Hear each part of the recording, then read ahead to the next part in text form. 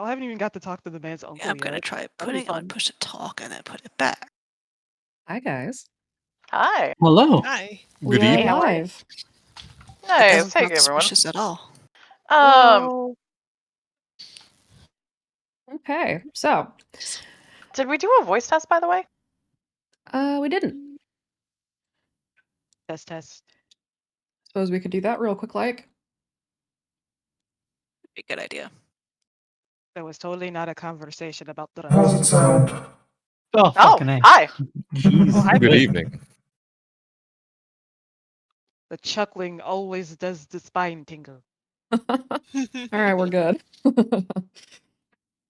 Okay, so welcome back to All the Stars in the Sky. This is episode 2 of the second season.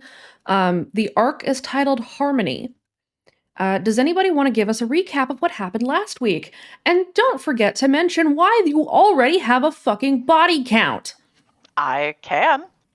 By all means. Rookie So, numbers. we began the session in opening up after time has passed from the end of the first one. We were in the house of someone named Martha, and Martha was giving us shelter. We had moved there out from where we had initially been because something had seemed to get people a little bit worried who were trying to, keep watch, make sure we were safe, things like that. When we got there, we were starting to talk. Someone came to the door, and um, when the door ended up being answered, what it was is it was a bunch of folks that we were able to recognize were from Redacre. And there was a van, but there were 4 at the door. And Martha was keeping them distracted, trying to give us time to be able to get out of the house, to get away. And then the presumption was that Martha and one of her friends who would join us, Devin, would be there and we'd continue on probably getting away. As we were getting through the argument that Martha was having, the terse argument with the group of recovery agents from Chorus and Redacre, a body hit the floor, and Martha had ended up being stabbed by one, which is where the first body count came from. The first body count was followed by the second one as we, as a group, got to and started to get to the cars. When we got to the cars were getting searched by a bunch of the recovery team Lucids. Lincoln spotted that one of the Lucids was going through things and had pulled out something that was very important to him because it was something that was for Lillian, who, for the folks who, if there's anybody new here, did not survive the last season, and Lillian and Lincoln were together. He put on a pair of brass knuckles, got a shift of 10, and killed the Lucid. So that was where body count number 2 came from.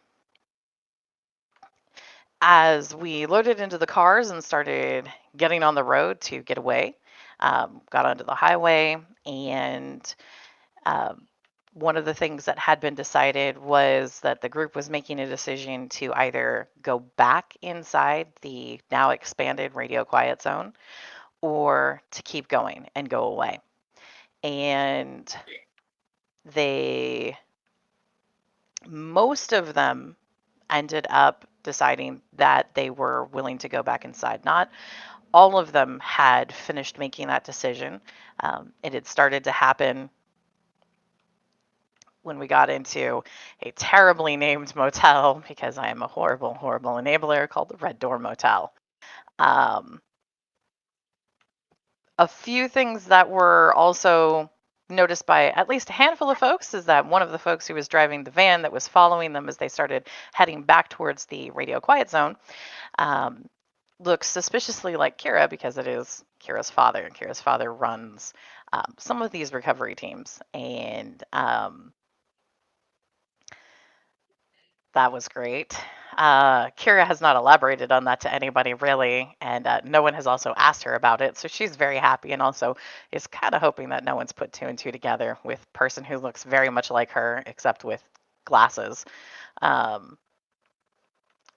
they were able to do a number of things once they got into the motel too. A few of them managed to get in contact with a couple of people, get some information updates. For example, getting in contact with Adam and getting confirmation that Izzy is okay and that Adam is okay. They even got an update related to Benji, and that Benji is kind of in and out of being coherent and helpful and sometimes very much not. But they don't exactly know where they are inside of that radio quiet zone. They also don't know the status of the hosts that were in the lodge, and those were RTD's hosts.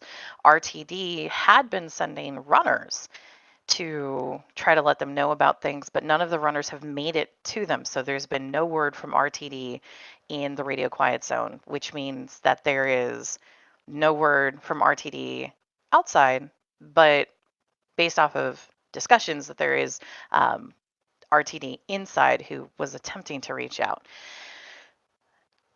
One thing that also happened is Kaede had sent off a prayer, and her prayer was interrupted. And her prayer was interrupted by the voice. The voice responding back instead, the voice of Redacre responding back instead of the voice that Kaede had sent a message and attempted to contact. A few things that are kind of pending into the morning. Some folks ended up getting some text messages, and those text messages were disturbing or unsettling in nature. Some folks still have the discussions about whether or not they're going back in. And I believe Chance is also passed out in a bathroom. All right. Slightly you. rambling, but what did I miss? I think I got most of everything. You mentioned Devin's house in the mall, right? Sorry, I was doing setup. Yes, I did. Okay, cool. Yes, yes. All right, so let me real quick turn off my fucking sound alerts. Welcome, I just caught that. I totally did not. Okay. Like I could just not tell her and let her let everybody get scared, but I'm gonna say something. It's in your best interest to not have to listen to the sound alerts. My blood pressure thanks you. Okay. I want the sound alerts.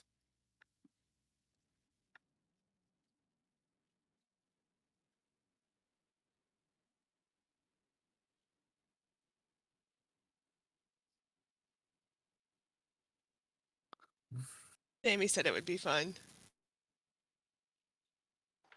Wraith doesn't know Kira's last name, so he'd probably call her dad, "Hello, Mr. Older, not Benji." Oh my god. Hello, sir.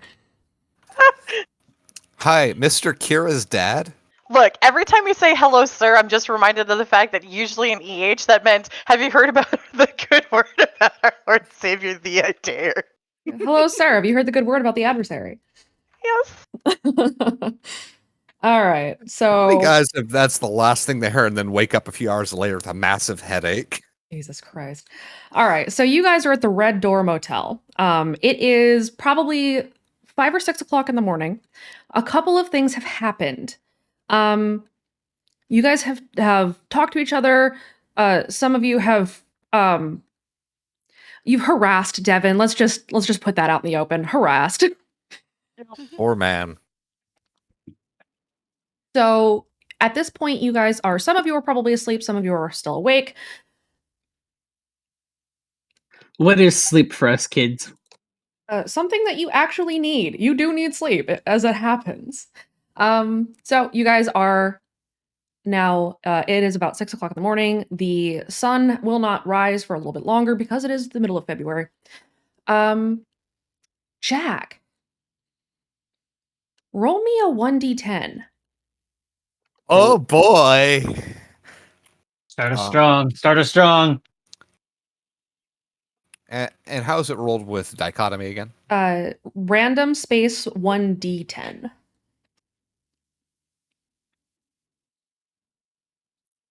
Uh-oh. Oh. That's not what you want to hear. Come on. Come on. So Jack, you wanna tell everybody what you were doing last night? What with, All right, so with your cigarette?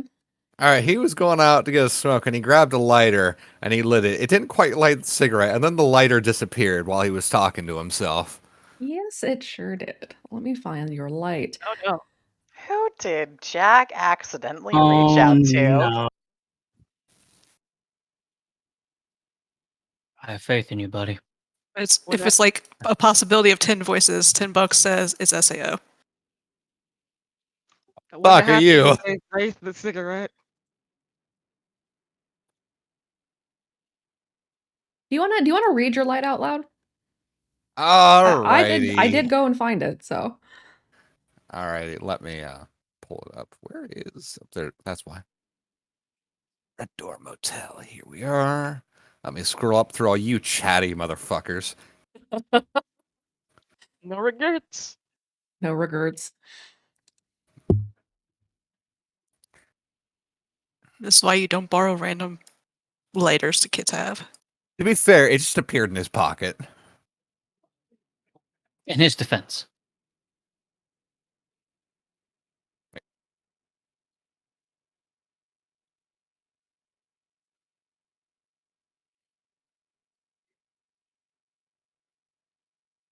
One of the kids is like, anyone see my light?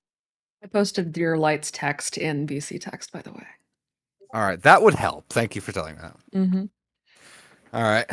So the lie says, geez, Jack, someone really decided Virginia would be hell for you, wouldn't they? He sighed. But do I regret it? He looked in the window, looking at his own reflection. Nudge, nudge, hint, hint. I guess not. After all, these kids need all the help they can get, and maybe I'm the guy for that after all. I mean, look at Ghosty, and Allie, and Red, and... Shit, there's a lot of them.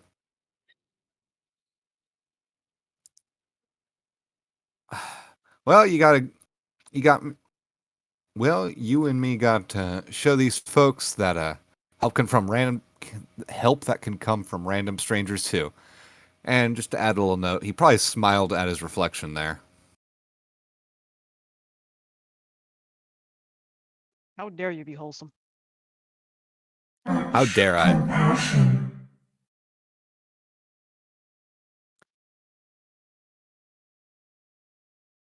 Real quick, out of character note. Son of a bitch. Told you. Now, in character note, what the fuck? We hear your prayer.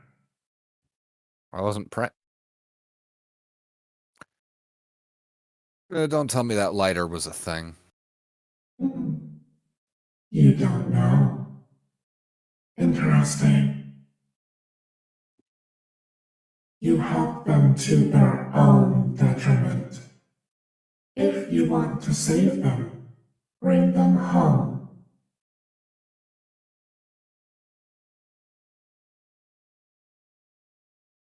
Like the way you said that. Sounds really weird. Like those weird people I met in Louisiana that one time. Oh, that was wild. Fascinating. We will be watching you.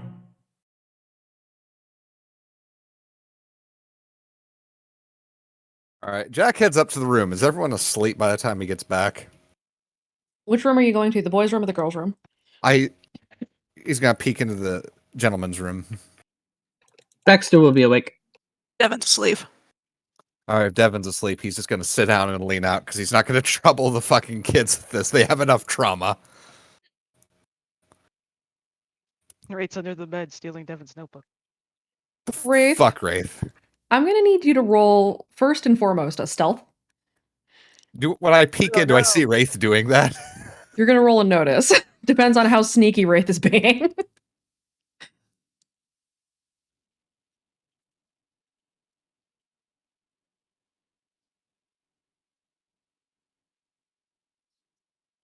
Go ahead and roll a notice, Jack. Not very. Yeah, you see him.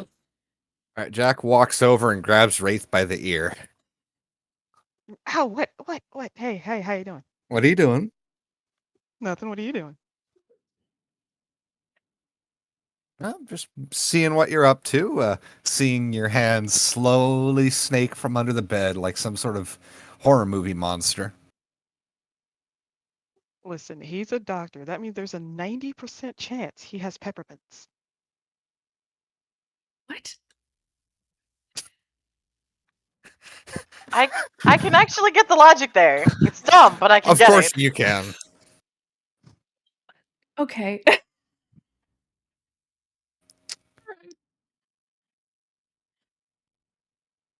Really? So you decided your best plan was to hide under a bed till everyone was asleep, and then sneak your hand into someone's private belongings. No, in my defense, I was sleeping under the bed, remembered the bag was there, and then decided to invade his privacy.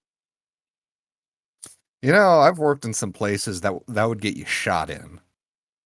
That's a typical Wraith, though. And lucky for you, Wraith, I'm not the kind to shoot people. Well, not shoot you at least. Yeah, just yeet me over a fence, I mean, I could yeet you off this balcony. You could, but I'd land on my feet. I'm half cat. You want to put that to all right, let's put that test. He starts to pull him from out under the bed. Does He's going- Devin hear this? I'm going to spaz and grab Devin's leg. I mean, now you do. Devin jumps That's- awake with a shout, grabs a pillow from behind him, and smacks who is grabbing him. Wraith, let go! You're not a cat! Just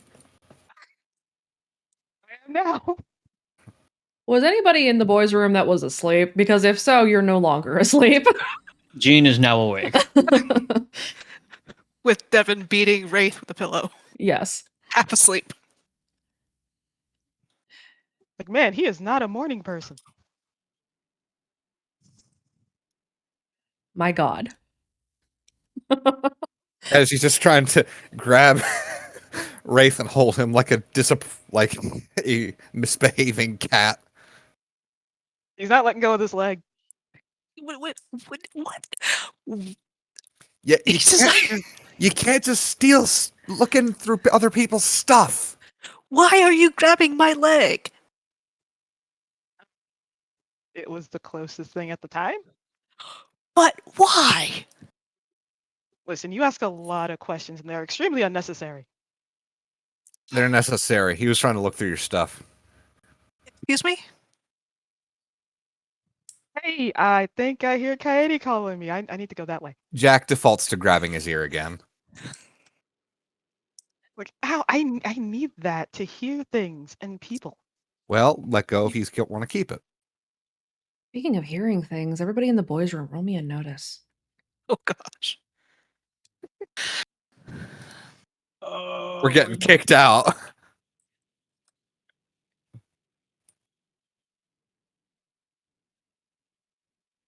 My Discord is dying. Hang on. Okay.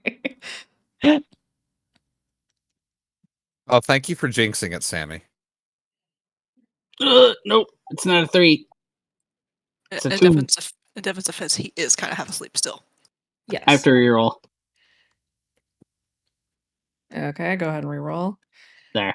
It's decidedly lower. Okay, let's I see. know.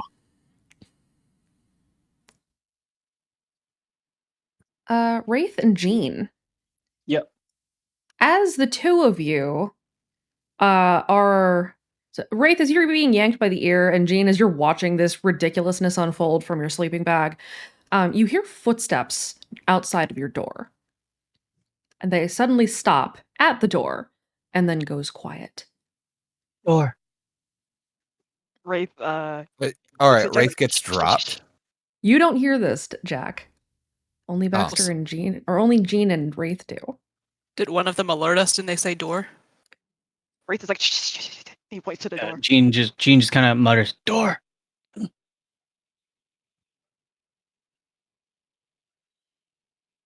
Devin's gonna reach in his bag for one of his weapons. Gonna put Wraith down, and Jack's gonna pace over the door and put his foot against it so it can't get open so easily, and he's gonna peer through the peephole. There is nobody there.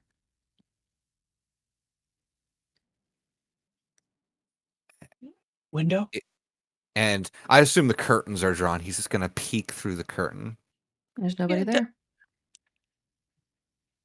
There's no one there. Footsteps. Are invisible monsters a thing with this cult? Yes. I was just referencing horror movies, but oh great. On that note, let me have everybody roll a random. Okay. So for both my characters, Mm-hmm. I'm about to go for two for That's- two for dead characters. let's see, that's Devin was the first one, and that's Alex the second one. Is it just who's around right now? Everybody. Can I not? No. I You- rolled a 50. Yeah. I'm asking, do I need to roll twice? Can- No. Don't worry, Raven. Oh, thanks. Thanks, I Skylar. overbid you there. Thanks. Hey, Suma got lower, so Suma. everything's fine. It's fine.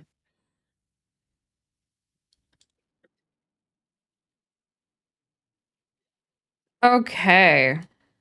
So let's see. We've got some high rolls. Some is the operative word. We have a lot of low rolls. Okay. In the girls' room, what are you guys doing? Or more pointedly, are all of the girls in the girls' room, or is anybody outside? Is this after sunrise? It is a little bit after sunrise. The sun is starting to rise. It is very, very early in the morning. Sunrise is on the horizon, so it is starting to lighten a little bit in the east. Kira's probably back outside. Okay, where are you outside?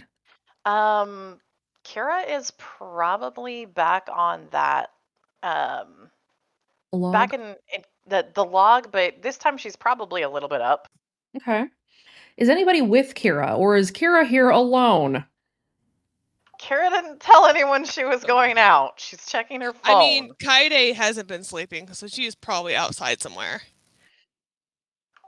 No, you said that Kaede was going to have to sleep, and Kira would make sure that Kira would have been making sure that Kaede wouldn't sleep too deeply, but then she would have headed out. Okay, but she did sleep for like a couple of hours. Like 2. Yeah, Alex- it's totally fine. Alex did have a bad nightmare that woke her up, and she didn't sleep too well afterwards, but I don't know if, like, she would probably not go all the way over with Kara. She's like, want to, like, keep it, like, sit outside to get some fresh air, but, like, not get into her personal space. Like, let her. Okay. So Kira's Just down by the any- log in the forest. Alex is probably near-ish, but not quite there. Kaede, you might be wandering around somewhere. Alex is definitely still shaking from the nightmare. Everyone just left the other small bean back in the room. So is the sky bean in the room alone? Is It my is. next question. It sounds like it apparently. now. Yes. Poor bean. Okay. Good to know. This very Wakes quickly up went to from most seeing of the girls everyone are being probably gone. sleeping in their room to most of them are gone and Skylar is in there alone. Wakes up and is like, wait a second, where did everyone go? Oh my. So, Here we go again. Boys at this point. So Aurelia, you're asleep. She would probably just start waking up slowly. Okay. All right. Sorry, I keep getting interrupted. No problem. So Kaede, are you in the room or are you outside? Well, Kira's gonna make her sleep. She'll probably at least try to fucking sleep. Okay. So Skylar's asleep. You're trying to sleep. Alex is kind of outside nearish Kira. Kira is alone at the log. Is what it sounds like everybody is. Yeah. Okay. Good to She's know. not really like asleep, but she's attempting to sleep. Okay. Resting in a bed is still better in terms of rest than not doing it at all. Yeah, laying down with your closed eyes or your eyes closed is still resting, even if you're not getting sleep. So the 2 rooms are right next to each other. So Kaede, if you're awake, go ahead and roll me a notice. Okay. Aurelia, you may also roll a notice at disadvantage because you are asleep. So roll twice, take the lower.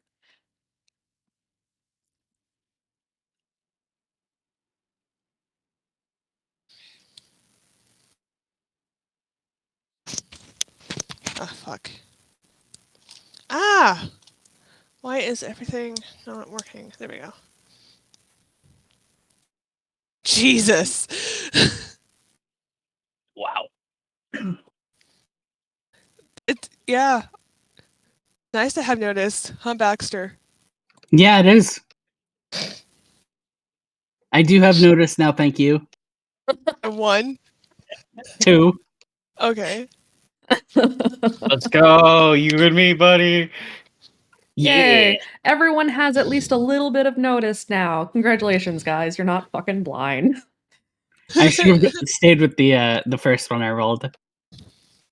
All right. So, Kaede, you hear footsteps pass in front of your door and stop at the next door over, which you know to be the boys' room. Aurelia, you kind of hear something. You're still mostly asleep. It doesn't really register to you that anything is happening, and so you don't really pay it much attention. And- Kaede, you do hear the footsteps. You hear them stop, and then you hear a little bit of movement in the next room over as the boys try to figure out what the fuck's going on. Is there like a window in this hotel room?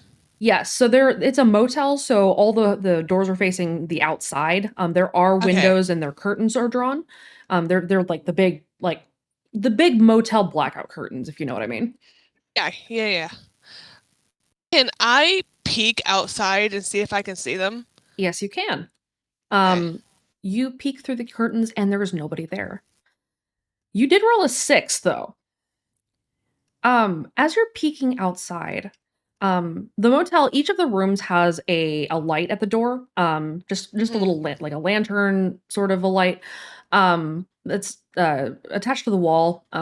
And you see as the light above your door flickers, and then the next light over flickers, and then goes back to normal. That's kind of weird. And there's nobody outside that I can see? There's nobody there. Okay. And I can assume the boys know what's going on. You can hear that they're shuffling around, so they probably heard what's going on. Okay. Go fire over a text to Wraith and ask him if he heard footsteps.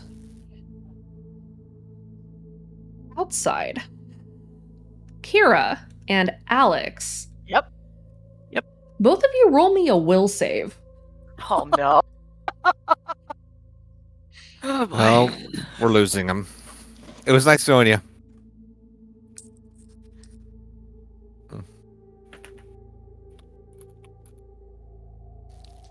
Uma, don't call it mama. Oh, He just wants to nibble. I mean, it could be worse. I know one friend who actually referred to a friend's parent as Mima. And I'm just like, oh. Mima. yeah, my Mima. And I'm just sitting here like, that's an unfortunate thing for my brain to just be like, look, Ma. Mima moo moo moo.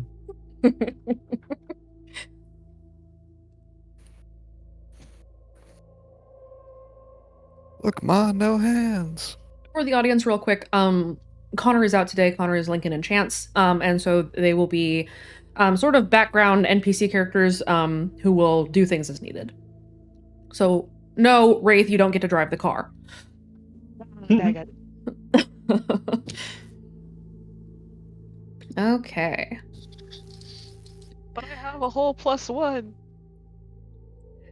Alex, you don't feel much, but a sort of a shiver kind of goes up your spine, apropos of nothing.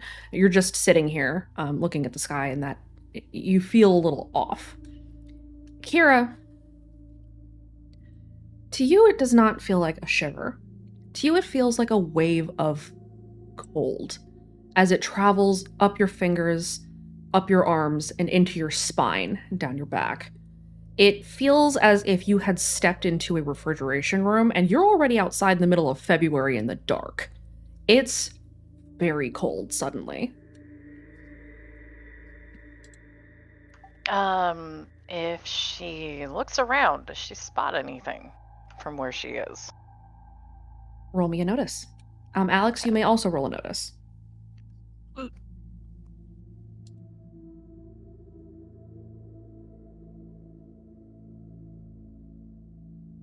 God, I think that was the highest I could get almost. Just about. Okay. Both of you hear footsteps over about the rooms. They kind of echo off of the stonemason walls, and If you turn to look, you don't see anything there. If I close my eyes, do I see anything? You see an outline. She goes rigid and like reaches vaguely in the direction of Kira and like starts signing trouble. Please tell me Kira knows sign. Kind of vaguely. She's trying to sign trouble so that way she doesn't give away to that thing she's seeing with her eyes closed that she notices it.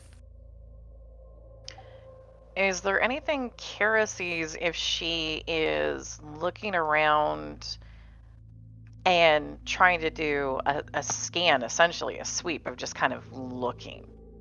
You don't see anything unless you close your eyes, in which case you can closing her eyes. You can see the outline as it moves past the door to the bedroom that you're sharing with Kaede and Aurelia, and then stops in front of the boys' room, and then the outline fades away, and there's nothing there. Does the outline look like a particular size? Like if she had to guess, does it look like it's a size close to, the shape? Does it For look like example, the shape? For example, the shape? It does look about the same size as the shape. However, it is not the same form as the shape. It's as tall and as broad, very muscular, but this one seems a little bit feminine by comparison. And as it stops in front of the door to the boys' room, it fades away.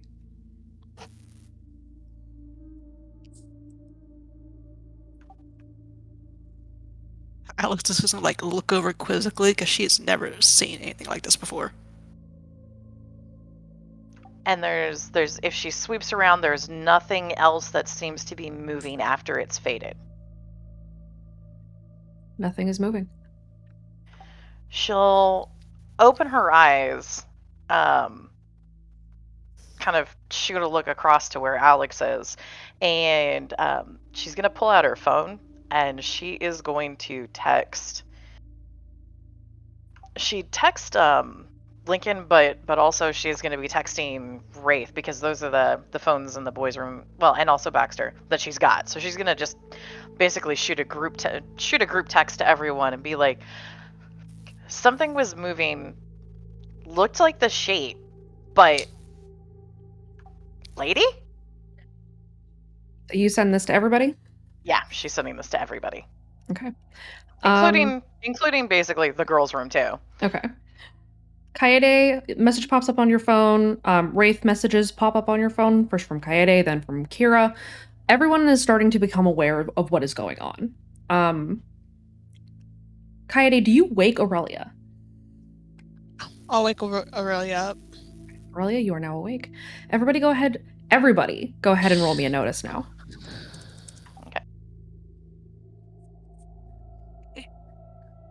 So wait, are Kira and I rolling notice again? Yes. Okay. First one is Alex. And second one is going to be Devin. Okay.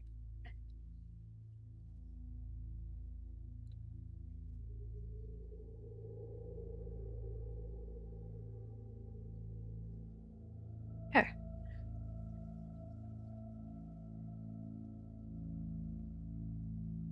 Let's see. Wait, is everyone rolling? Yes. Okay. What are we Everyone. rolling? You're rolling a notice. Okay, sorry, I spaced out for a minute. You didn't notice the notice check. No, Baxter failed a notice IRL. I did. That's rough. That's rough, buddy. Okay.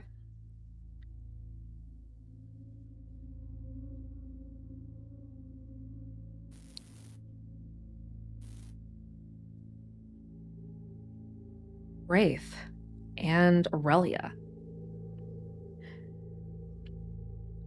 The two of you hear the faintest creaking of the ceiling as it sounds like something is walking on the roof overhead. You are the only two who notice this. Are they ninjas? Maybe. Holy shit. Wraith is gonna frown and look to Jack and point upwards like, it's on the roof.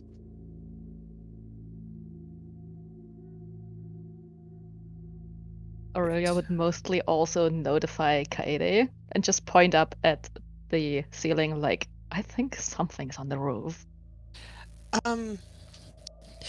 Kaede is going to send a message back to Kira and say, Aurelia thinks it's on the roof. Kira's gonna close her eyes and see if there's anything that she can see there. Same for Alex. Okay.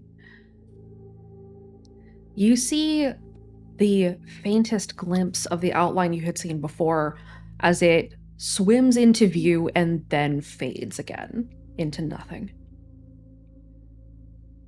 I do not like this.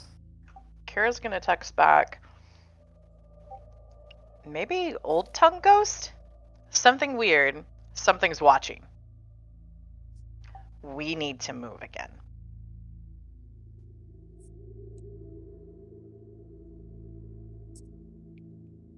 And I get any kind of sense of what this might be if I close my eyes and focus. Roll me an insight.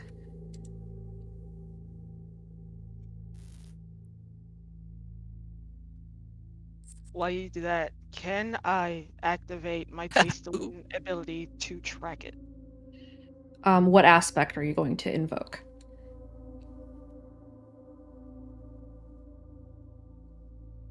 Actually, that would just be using Call of the Wild, wouldn't it? Yes, you still have to invoke an aspect to do so, though. I don't think I have one for that. I didn't know I needed one to activate an ability. Your chosen abilities require that you invoke an aspect in order to use it. So you can create new aspects on the fly if you choose to. You will still need to burn fate. So an aspect that would be something in line with you aligning with Taste the Wind. So if you have an aspect, something about following clues or tracking or anything like that, you can use that to activate that ability. All right, so I'm gonna use something called the Something's Not Right to Okay. see if he can track it. Okay. Go ahead and burn fate. You can activate level 1. And I will have you go ahead and roll me an investigate.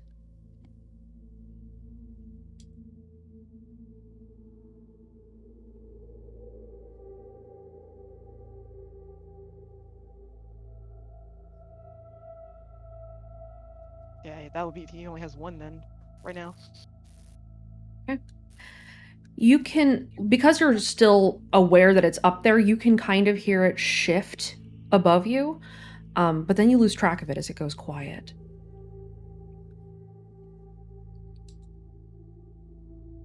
He's gonna look at the others and say, like, we gotta go. It's still up there, I think. The moves to help everyone pack up their things.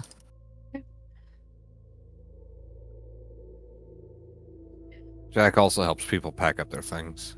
Everybody who's in the rooms, roll me a will save. Oh, fuck. Thank God that's a 3. Ooh. Or Dev.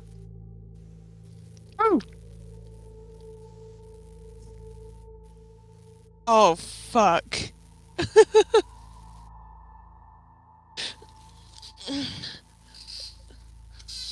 Okay, Wraith, calm down. There's something watching me. Which is this again? Which roll? You're rolling a will save. Okay, thank you.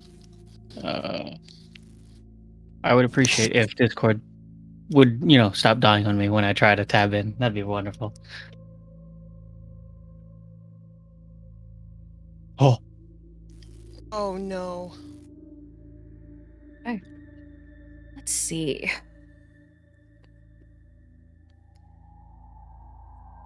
Jack and Wraith, the two of you feel a shiver just kind of go through you. And that's about it. Aurelia, Kaede, and Baxter, you feel suddenly cold. Like, it feels as if the AC had kicked on suddenly and you're standing under it. It is freezing suddenly as a shiver rips up your spine and then the feeling fades.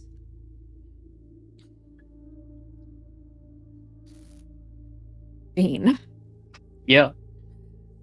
that feeling, you also experience the sudden cold. The feeling of the room's temperature plummeting out of nowhere. Like your fingers are suddenly frostbitten and you can't move very well because it's the kind of cold that reduces your dexterity and chills your joints. Okay. And you also hear a whisper. It's coming.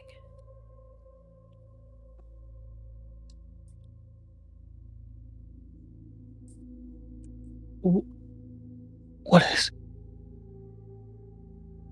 There's no answer. Gene kind of he's past the point of shivering and just flat out like dead cold. Kind of just wraps himself up in his sleeping bag and just tries to look for a possible exit. There's always the door, but there is only the one. Gene looks to the window. There are windows. The windows are latched shut. I mean, you could still go outside if you so chose. The window is right next to the door, though. So you guys are not on an end unit that has like a window on the right and then a window on the left. There's a window on either side of the door, and then there's the door itself, and then you're in. Each of you is in like a queen bedroom or a room with 2 queen beds. What about the bathroom? Devin, you feel exactly the same as Jane. The bathroom does not have any windows. Does he hear the same whisper or no? He does. Is he able to move at all, or is he kind of like just frozen in place? You're not frozen in place, but it feels like your hands are slow to move. It feels like your joints are fighting you for a moment because it is so cold. Okay, that's it. Don't like the ghost film we found ourselves in. Did any of you hear something saying it's coming?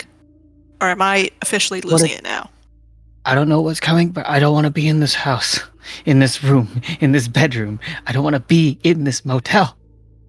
I'm getting out. That sounds like a good idea. Yep, that sounds like a really good idea. We all go together. Yeah, Devin goes back to packing up everything for them. Wraith is gonna get his crossbow out and load it, just in case. If we go together, they can't take us all at once. What do you think? Yeah. Well, Let me believe it. Jack helps people pack up. He keeps an eye on Gene in case he needs to tackle him to prevent him from running early. Okay.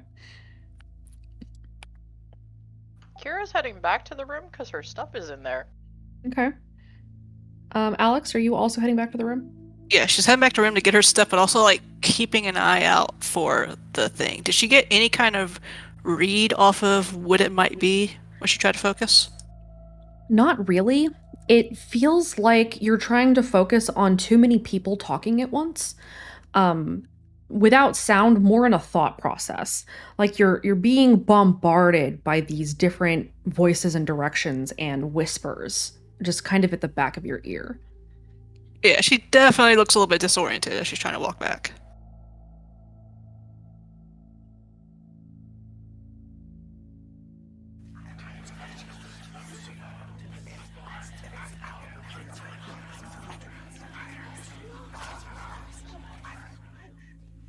So is it still there even when she doesn't focus? Is it like persistently there? It fades away. Kind of grabs her head and shakes it a bit, and that didn't feel great.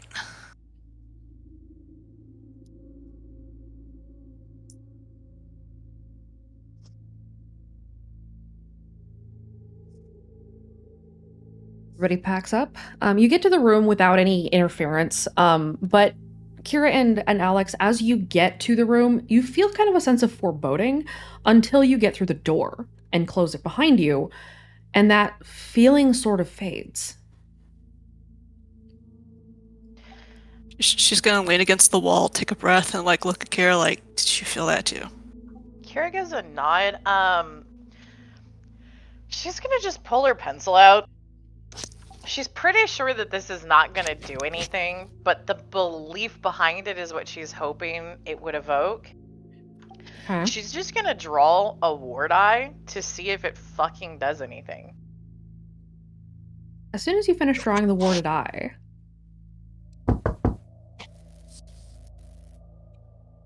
Alex stops. Kira just kind of like tries to jump up to see out the people. because She'll she's help. She'll just like reach behind and lift her up to look at the people. there is nothing there. Aurelia and Kaede, you are also present as this is happening. So you guys just see Kira trying to jump. It's like, I just put a ward on the door. Why did they knock? Should I say come in? No, just pack everything up. Let's go. Here, Well, we're gonna have to. We are not inviting in. Every story says don't invite in things. Well, when we open up the door, it's gonna be the equivalent of. I mean, okay, it's not gonna necessarily be an invitation because the intention behind it isn't gonna. She just What if you goes and close your grabs her eyes? bag. What if you close your eyes, look into the people? You don't see anything. Yeah, she goes get her stuff too. Okay. And make sure everyone's got their stuff packed up. Question. Yes. Is there any, like, talcum powder in the bathroom? Why?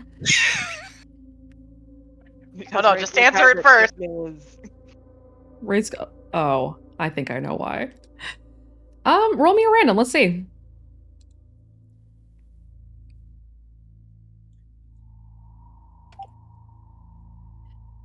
There is unfortunately not. The toiletries that the motel provides are pretty sparse. It's like there's a bar of soap in a package, that really shitty shampoo conditioner mix like in those tiny bottles, and like a roll of toilet paper, and that's pretty much all they give you. How much shampoo? Enough to get through the TSA, but not enough to do much more. He's gonna grab it anyway, and then look at Devin. He's like, "Do you have anything that can make a powder, or a cloud, or detect footprints?"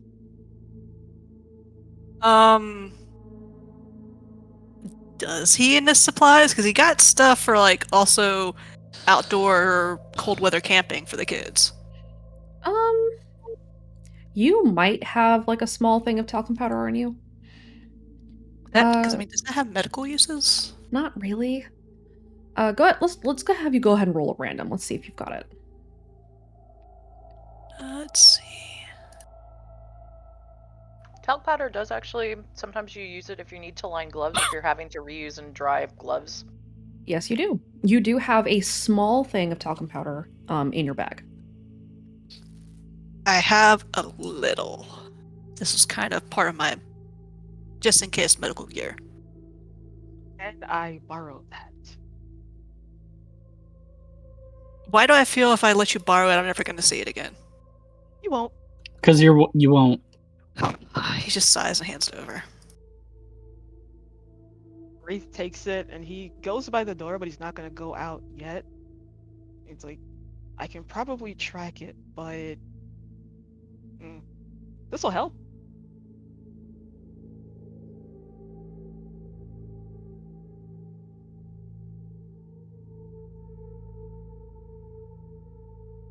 Okay. Do you do anything else? No, he's just waiting for them to say he can open the door.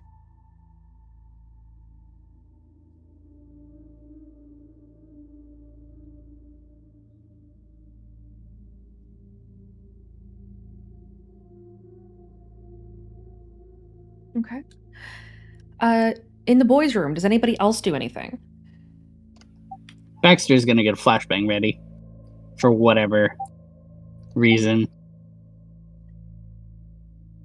Jack gets ready to usher him through the door, and if he needs to be the last guy behind, just in case. Gene's fully packed and he's just ready to go.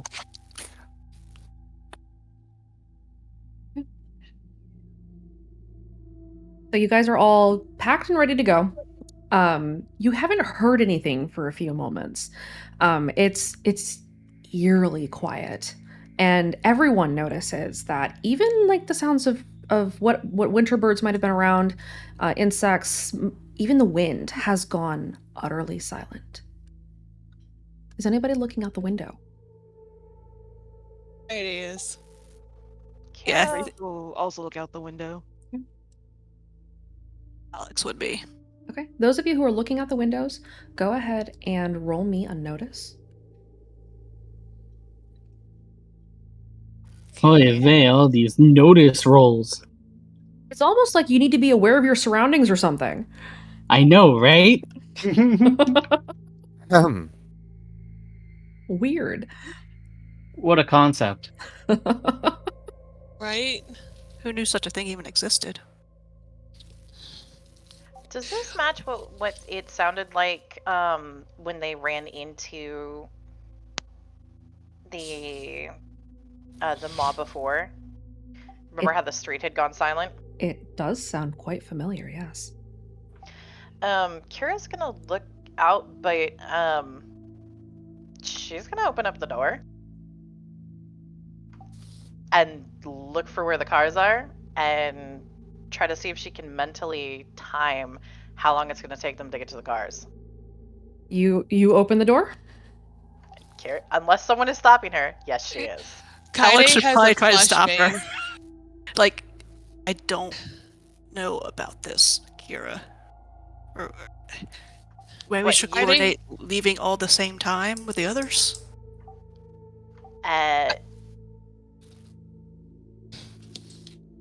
Ade ready's a flashbang. 100%. Okay. So, Alex, you pause Kira from opening the door. Kira, do you continue to try to open the door? Kira's got her hand on the door. Look, we need to be able to see the area a lot better than just only through a window. And we need to be able to get out of here, not wait, because it's just going to keep circling or getting closer to us. That's not what we need to do. We need to just start moving. Waiting is just going to end up getting us more problems. Being too cautious in this case might get us all dead. I agree with Kira. Need to go. Kira's gonna take out her phone and just be like, we need to make sure you are right. We need to make sure they're ready too. So she's gonna text and go to the group chat that she's got. We need to get out of here and we need to not wait. Are you guys packed? Group chat has been engaged. Everybody packed? Baxter texts Roger. Gene packed. Gene responds in all capitals. Packed. Devin doesn't get the text. Nope, but everyone else hopefully is. Wraith is looking out the window. Jack doesn't have- Kira's gonna go, okay, make sure everyone's ready. I'm opening the door on 5.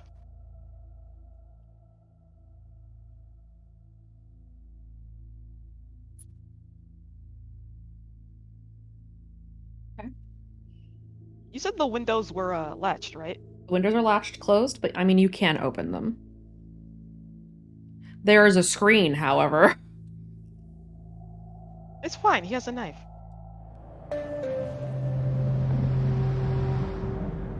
Oh no. Oh no. So, Kira's got her hand ready on the door. Everybody else is pretty much packed and ready to go. Okay. What do you guys do? So, Wraith is gonna open the window enough so that he can cut a hole in the screen and like sprinkle the powder outside of it along the walkway in front of the doors. You're gonna cut a hole in the screen? Yup. Okay. Devin, did you pay for these rooms on a credit card? Yeah, Say, is it not one of our credit cards at least? it's Devin's. Okay. Oh, Well, Poor man. you might get a bill later. Go ahead, Wraith. What are you doing? He's just gonna shake the talcum powder outside enough to at least try to see if anything's in front of the doors. Okay. As you do so, the talcum powder floats in the air for a moment before settling on the ground. And as it settles on the ground, there is a moment of silence before footsteps are left imprinted in the powder and then stop abruptly. Oh, Pacing between the rooms. It could be. he looks over. He's like, guys, I think we got a patrol outside. Then he's We gonna wait close for it his to eyes. open our. Oh. We wait for it to be in front of our door. We open the door. We hit it with the door. The If it's footsteps. a ghost, when it faces the door. It's not a ghost. Ghosts are stupid. I mean, one way or another, the door is opening. Okay, so you guys open the doors. Open the door to hit it. Okay. Just Wait. Wraith has an idea. Scares me. He's gonna dig through his bag and take out that box of bells. He's gonna reach through the hole in the screen and throw 2 of them in the opposite direction of the cars. What are you throwing? Bells, The bells. the sleigh bells he bought earlier. No, I know. I know. Only works in video games, kid. Wraith, go ahead and throw me a shoot or roll me a shoot. See how far this thing Hooray. goes.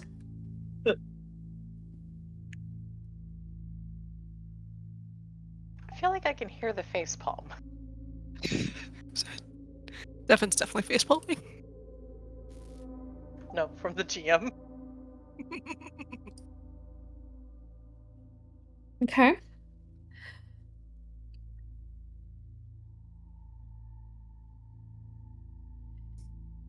So you throw the sleigh bells, and they jingle quite loudly as they clang and hit the ground in a loud clatter. Everybody in the boys' room, roll me a will save.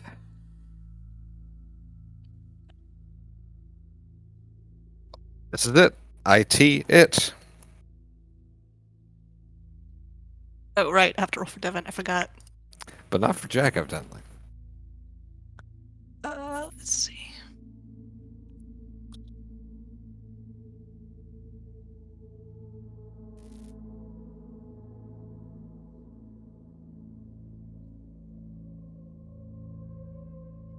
This time, the sensation of cold is accompanied by the sudden sense that something is hunting you. Like you're being observed and followed. It feels like there is something standing behind you, no matter where you are in the room or what you are doing. Wraith, that sensation circles around you pretty fucking hard. Like, I didn't like that.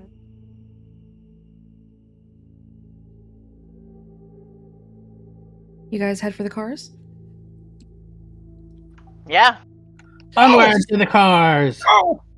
just want to make a note that Kaide is right beside Kira, so she can like get as soon as Kira opens the door, she can get in front, so the squishies are behind her, just in case.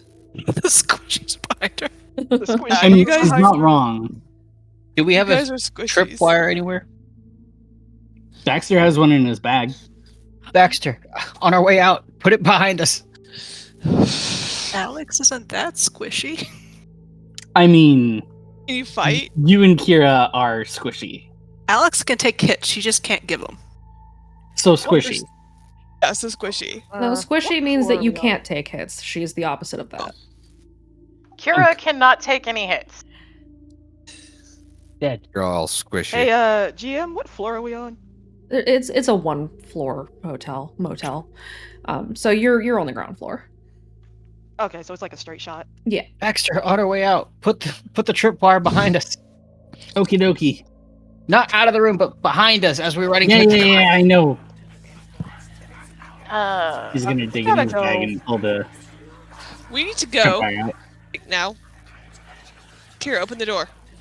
Kira's already got the door open. If we're ready to go, I said that yes, she would be leaving. All right, you guys are going? The Okay. boys The, are gir- running. the girls are running too. Everyone hauls ass to the vehicles. Yeah. Yeah. Did anybody grab Chance? Yes. If Yes. nobody is going to get left behind. Devin is carrying Chance, so Chance is passed out. Okay. He is totally passed out.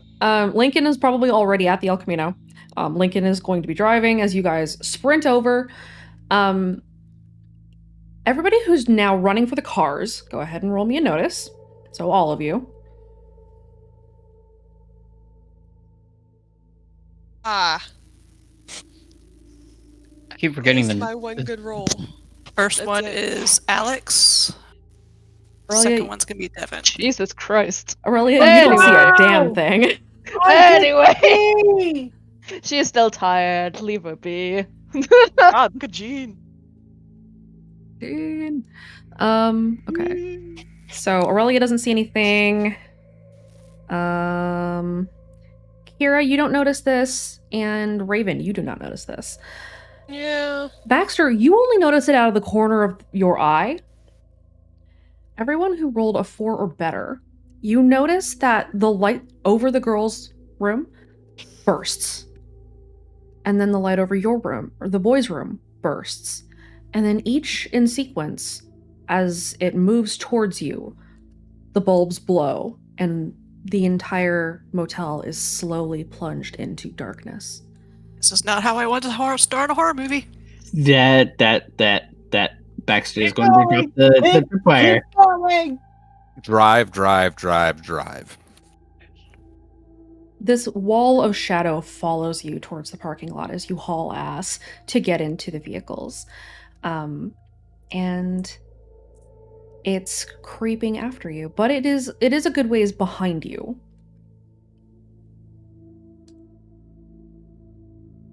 We're able to keep the pace in front of it.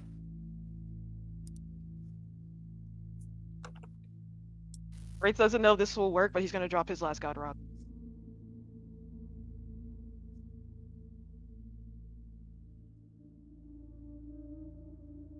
Okay. Wait, did you say you're dropping the God Rock? Yeah, he's gonna like drop it behind them as they're running. Okay. How much sin does a god rot cost again? Quite a lot, but it depends on whether or not Speak as One is around. Well, Squints did at they hang Kira. out? Did they hang out after they were chatting up Jack?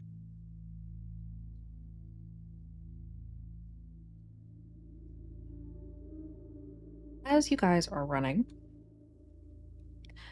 the wall of shadow creeps up behind you as it starts to speed up the pace. And then it abruptly stops as the sunlight breaks through the horizon and the clouds and illuminates the motel. The feeling of pursuit slowly fades, but it's still sort of lingering there, as if something is watching you with some level of annoyance.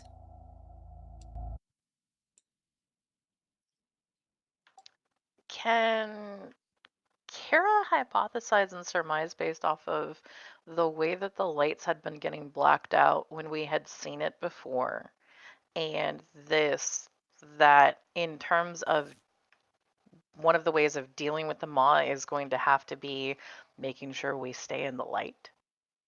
Roll me an insight.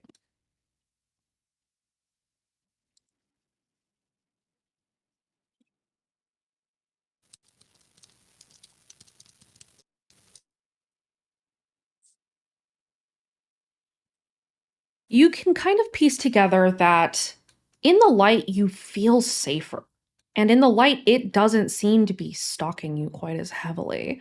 So you can make the assumption, or you have the assumption rather, that whatever it is that is behind you definitely doesn't want to be in the light. And that might save you. What do we know about the dead zone we're going into and how many streetlights it has on that roadway? Do you know that the dead zone is mostly unoccupied? Which means there are probably very few streetlights.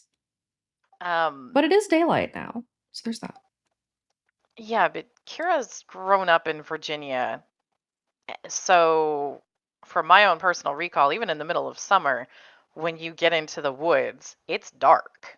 Sure is. It's very dark. Um,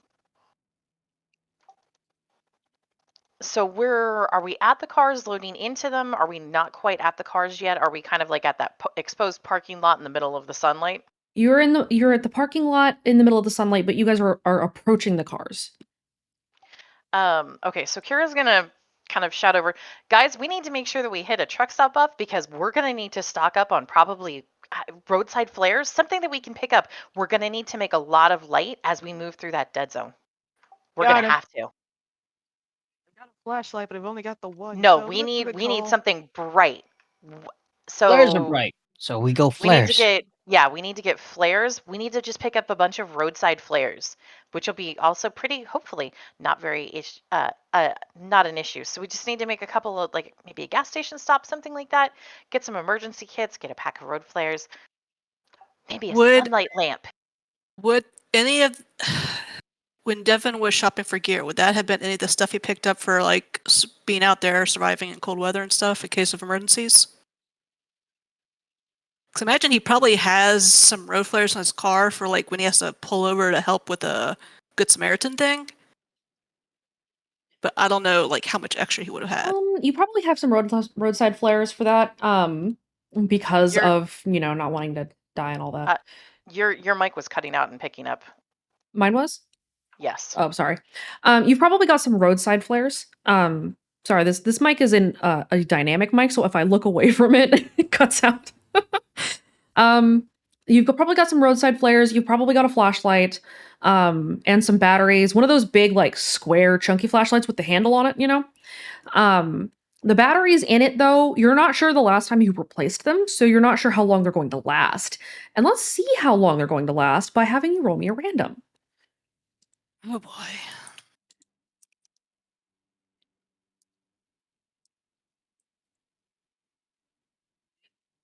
Okay. They're running. So you do have that. You don't have very many spare batteries, but you definitely don't for this because this takes like those big D batteries. And there's also one smaller flashlight in your kit, so you do have some light. Roll me a 1d10. Actually, no. Roll me a 1d5. Let's see how many roadside flares you have. So it's Random bang, space 1d5. random space 1d5. Mm-hmm. Okay. You have 2 flares. I've got 2 flares, but if we're gonna be going for a More. while, we need more. More. Yeah. The place that he bought from, does he know if they had like the equipment they're looking for there when he bought supplies?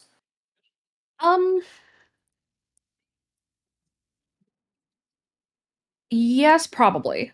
It would probably have had some things that you could use. You might find some more roadside equipment, like in the vehicle section or the sporting section. So you could go back there and probably purchase a few more. Yeah, he'll want to add that to where they go to get supplies. So you guys pack up and head out, and you go to get supplies. Yes. Okay. And Alex is gonna like look one last time at that darkness that's like hunting them before getting in. Okay. Is there like a way with the taste of wind ability for Wraith to like remember what this thing feels like in case he's tracking it again? Yes. I will allow you to take the aspect I've felt the darkness.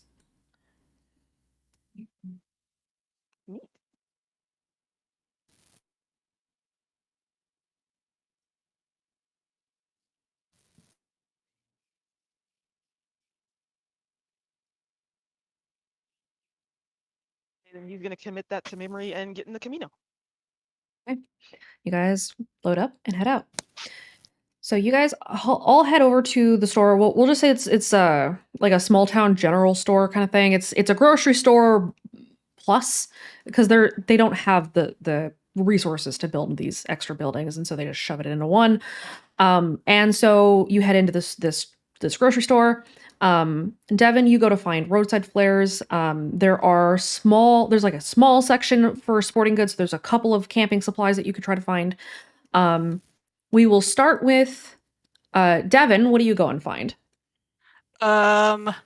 So he's looking for roadside flares, the heavy duty batteries he needs. Okay.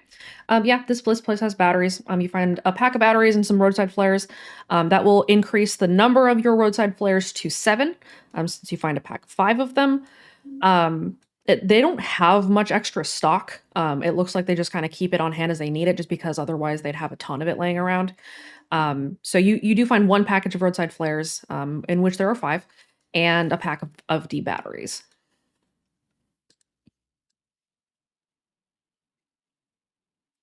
Okay.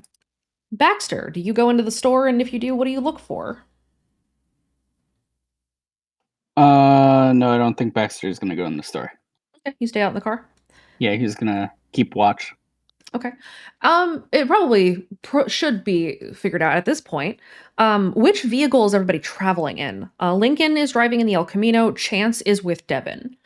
Baxter, are you in the El Camino, or are you with Devin? Probably in the El Camino. Okay. Wraith, you're probably in the Camino. Aurelia, you're in the El Camino.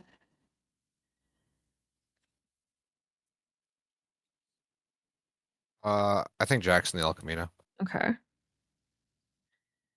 So there are 5 of you crammed in. Okay.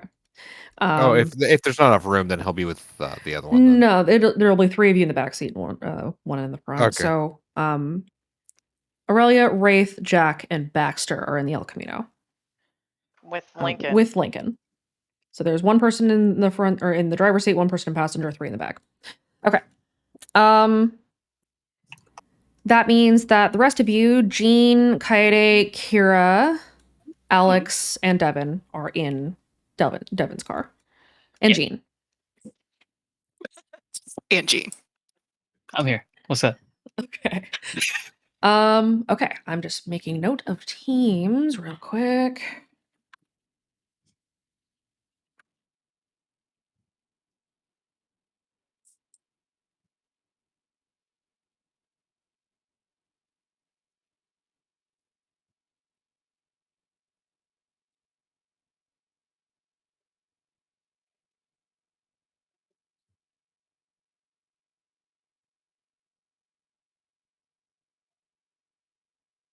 Okay, here we go.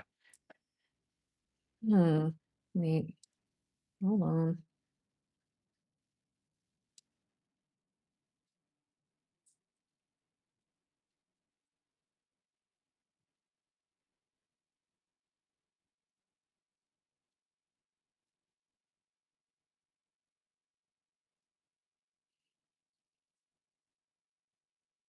Hmm.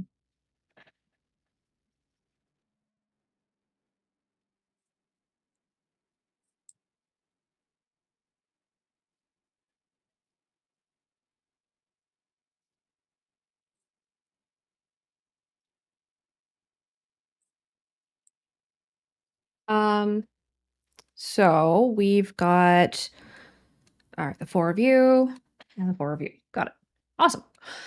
So let's start with the El Camino group. Devin's inside buying supplies. Is anybody else going inside to buy supplies? Just in general. Yeah, Wraith is going in. Okay.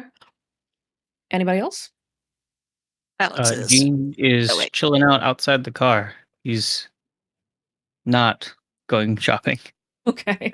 Jack's keeping watch outside and finishing off that pack of cigarettes.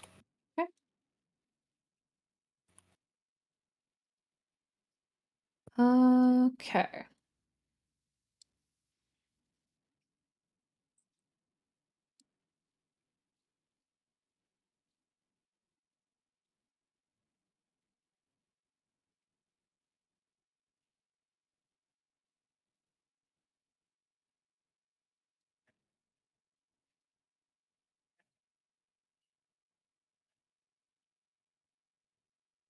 All right, there we go. So Jack, you go in to buy cigarettes. Is what? Oh, never mind. BRB. Anybody else go inside? So Alex goes in. Jean, you stay outside. Devin's inside. Wraith is going shopping. Are we doing the SUV group? Because you'd switched. No, to having I asked for everyone who is going into the store. Yes, Kira's going in too. Okay. Those of you who are in the store, we will come back to you in a moment. Those of you who are outside, we will start with the El Camino group. Who is at the El Camino? Baxter. Baxter is. Aura probably too. Aurelia, you are. Wraith, you went inside. Lincoln's at the staying in the car. Okay. So the three of you are hanging out at the car while Jack goes to get cigarettes, or whatever it is Jack is doing because I don't remember Jack immediately. was smoking the cigarettes. Jack is smoking. Okay. And the three of you are sitting at the El Camino. All three of you go ahead and roll me a notice.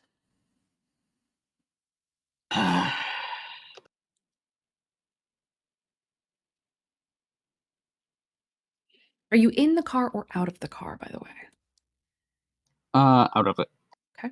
Also outside of it. He's like hanging out at the on one of the sides of the doors. Okay.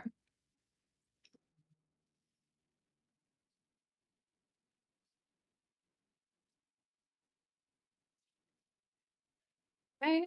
All right. The two of you, as you're kind of hanging out outside, hear a faint scraping sound and then nothing coming from behind the El Camino.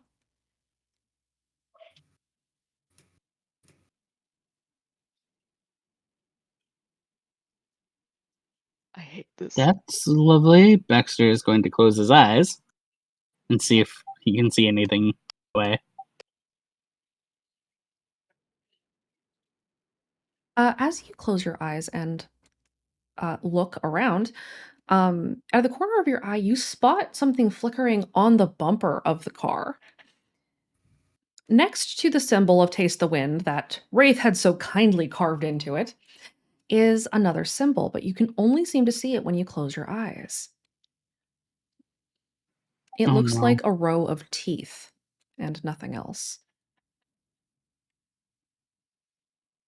Darkness, is that you? Darkness is in Redacre right now.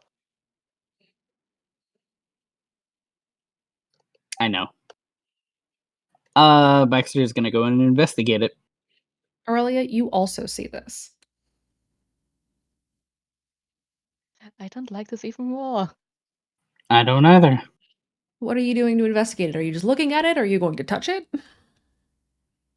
I don't know if touching it would be a good idea. So no, he's just gonna go look at it. You are a founding member of Team Bad Decisions. That's true. Okay, so you just look at it? Yep. Aurelia, what do you do? That You is know a good what? question. No, screw it. Baxter's gonna Oh my touch god. Nope. it. Cool. Oh boy. So Baxter, you gotta touch this thing. And as you do so, roll me a will save. Oh, Baxter.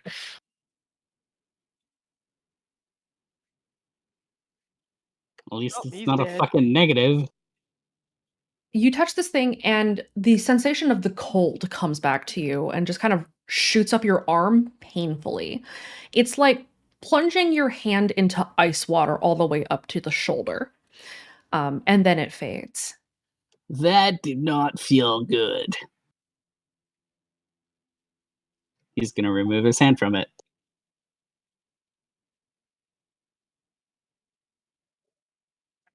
As you pull your hand back and away from it, roll me one more will save.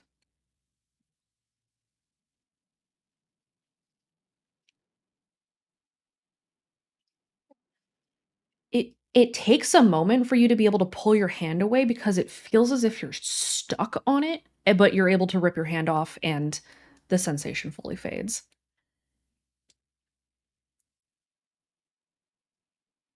Yeah, I have feeling in my arm again. Your arm feels tingly, like it had fallen asleep, and now it is awakening again. Now I have pins and needles. Exactly. Aurelia, what do you do with this stain of stupidity?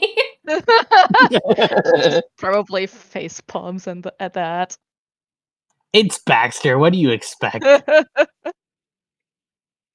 It doesn't make noises, so I'm fine. Okay. Baxter, you're gonna need to take a new aspect. Oh no. The aspect is it was so cold.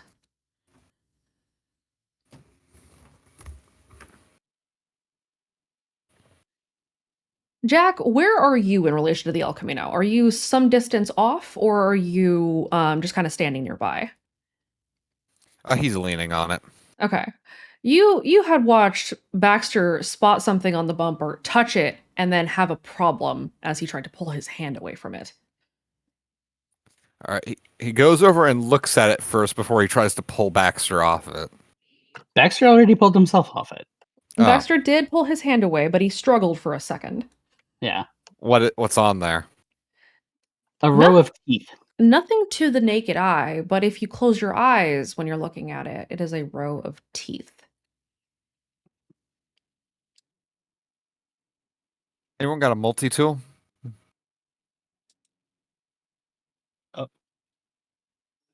I have 3 lockpicks. All right. I'll be right back. He looks at Baxter's hand, too. Baxter's Nothing on hand has a red mark on it where you had touched the symbol. I don't like that. All right, door kicker, you're going to want to go and probably put something on that. Baxter, your hand kind of feels like you touched a hot burner for a fraction of a second. Come on, let's go get you an ice pack. Yep. Let's go. He goes inside to get Baxter an ice pack and to see if they have pliers on the inside. Okay. So you two go into the store. Aurelia, do you go anywhere else? Do you do anything else? No, she's just staying around the car. Okay. Aurelia hangs back at the car. Mhm. Devin's SUV. Who is at the SUV? Who did not go inside? Jeannie, you're hanging out. Alex went inside. Kira went inside. Kaede, are you at the SUV or did you go inside to the store to buy things? Kaede went inside. Okay. So Jean, you're outside alone. Yep. Okay, roll me a notice. You got it.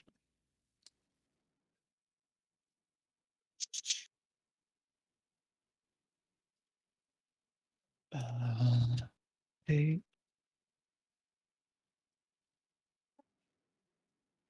You don't really hear much. You're just kind of vibing in the car, hanging out by yourself.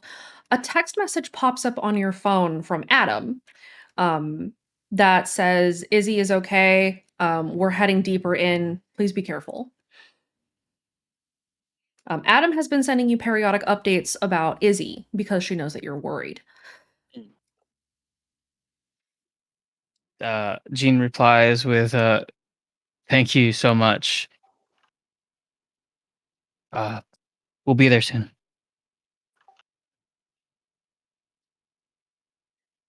Dean, roll me a will save. Got it.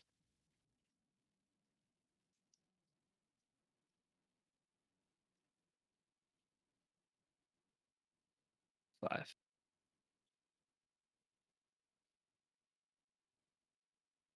Okay.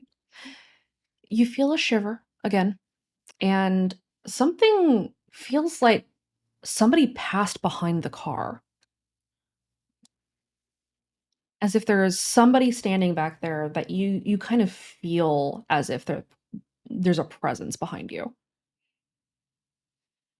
Do I see anything in the rearview mirror or the side mirrors? You don't see anything. Jean texts the group, asking those in the El Camino, "Can you see anything behind the car?" Aurelia, you get the text. You don't see anybody over there.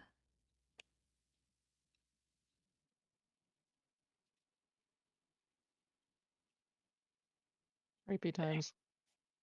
Do you respond?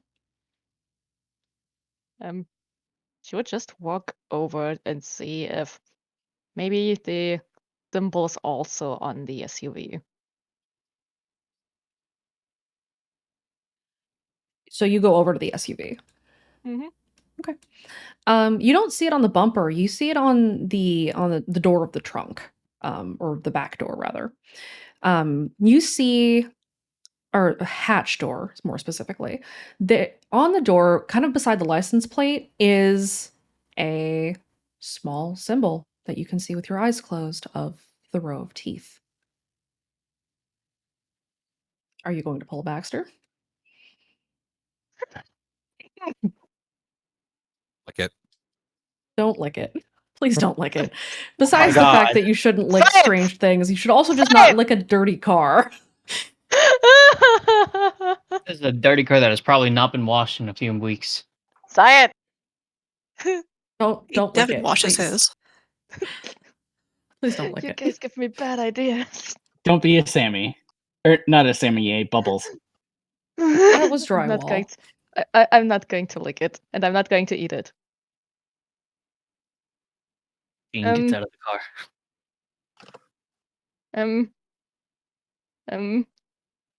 My brain cells say do a bad thing. It is your decision. What do you do?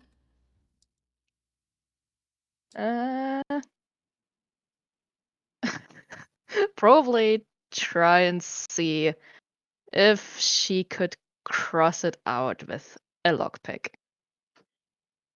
Okay. It will damage the car. She knows that. She will just have to explain it to Devin. As you try to mark this thing with lockpick, you feel the lockpick itself get cold, and then it travels up your arm. And before you can even get the lockpick into the paint, you can't move your arm anymore. Roll me a will save. Oh boy. Suma. Shush.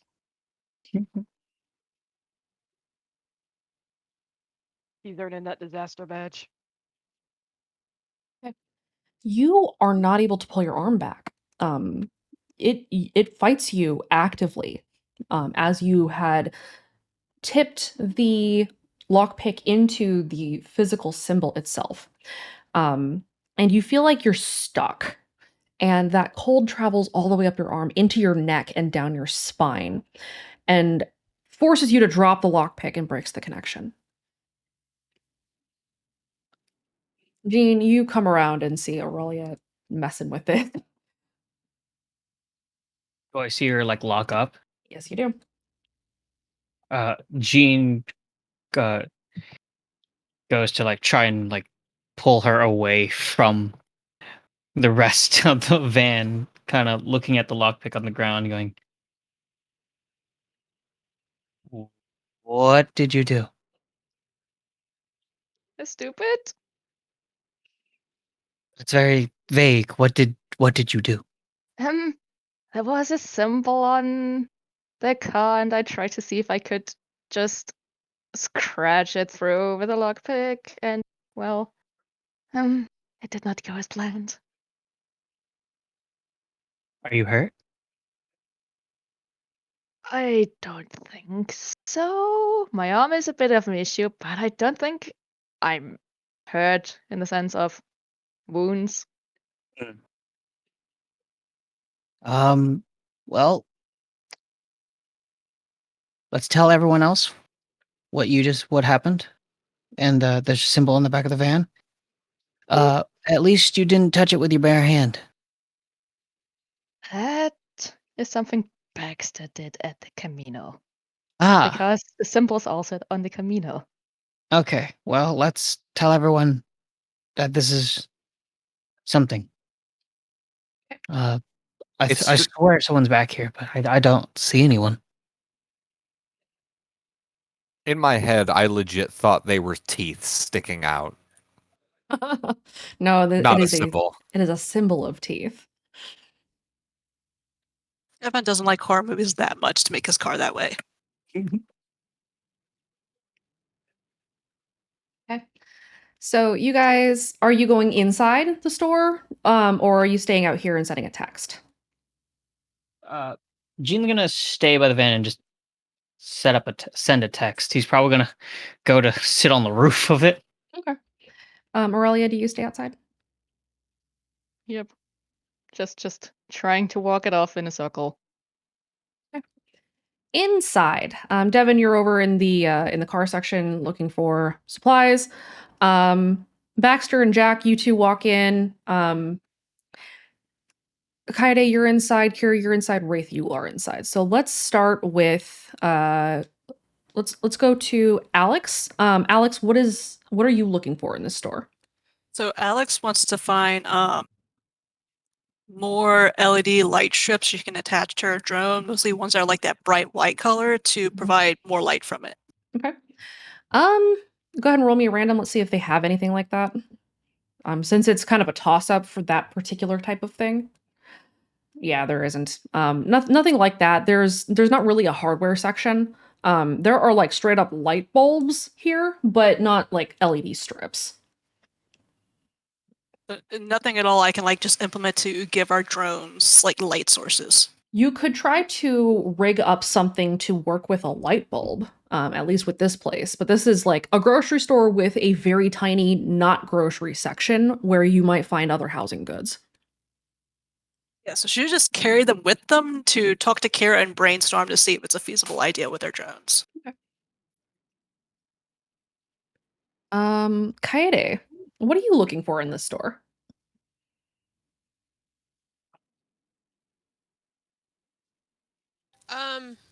So there's a camping section, right?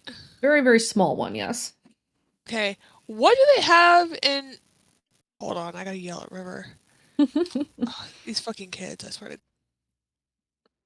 We'll come back to Raven. Kira, what are you looking for? Sorry. No worries. Are you back? Raven, are you ready? Sorry, fucking kids. Yep. Okay, go ahead. What do they have, like weapons wise? Not really anything. There's like a hunting, not even a knife. It's like a pocket knife that you would take fishing. So it's not very sharp. It's mainly for like cutting fishing line, but they don't really have any weapons here. That sucks. Okay. She'll probably just get some snacks and stuff for everybody. Okay.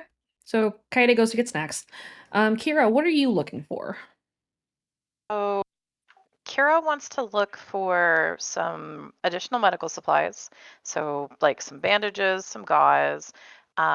She wants to pick up some snacks as well. And then she's looking to see if they've got a couple of just other almost knick-knack level things. She's looking for a deck of cards.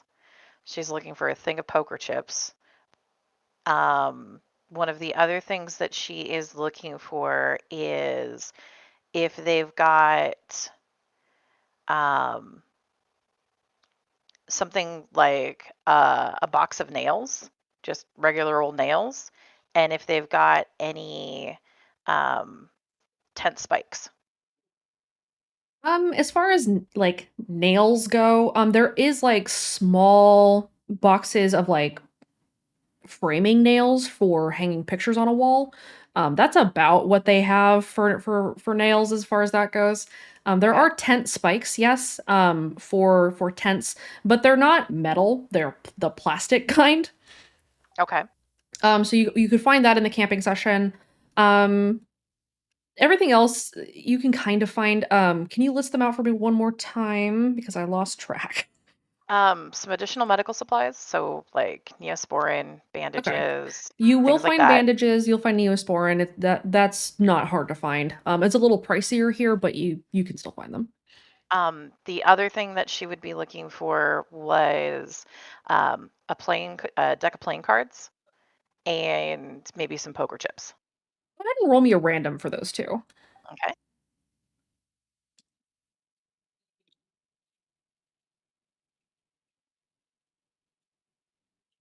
You find a really shitty deck of bicycle cards, but there's no poker chips.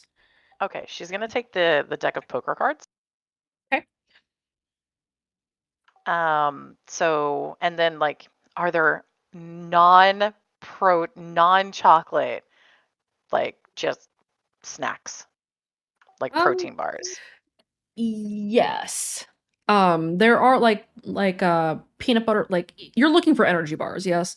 Yeah, Okay. she just wants to see what the world outside of Redacre has in terms of energy bars. Okay, got it. You find a Cliff Bar. There are Cliff Bars, there are regular, the usual chalky whey protein powder garbage bars, but you also find some other options, like there's peanut butter, there's vanilla ones, there's strawberry ones. There are some that come in the form of like granola bars with different things in them. So there are other options that are not horrible chocolate, quote unquote, whey protein. She's gonna get a couple, just one for basically each of them, hopefully, to have something that's not that protein bar, just as like a special treat. Okay. Yeah, you're able to find a bunch of those. You can grab them. Are there 2 playing card decks? Roll me one more random. Let's see if they keep more than one out at a time. No, it is just this bicycle deck. There's regular ass 52 card. If she goes up to the front, can she ask if they've got a second one? Sure. You go up to the front. There's only like one checkout stand because this is a grocery store and like on the edge of town, or like a small community. There's an older gentleman working it. It looks like he's been here since the building went up 100 years ago. Very old, very decrepit. I love these kind of places. Does it have those fucking roadside geese? Yes. Those ceramic geese. Yes, he's got them everywhere. He's got some wispy white hair. His eyes are kind of milky because he can't see very well anymore. Dude looks like he is pushing 100.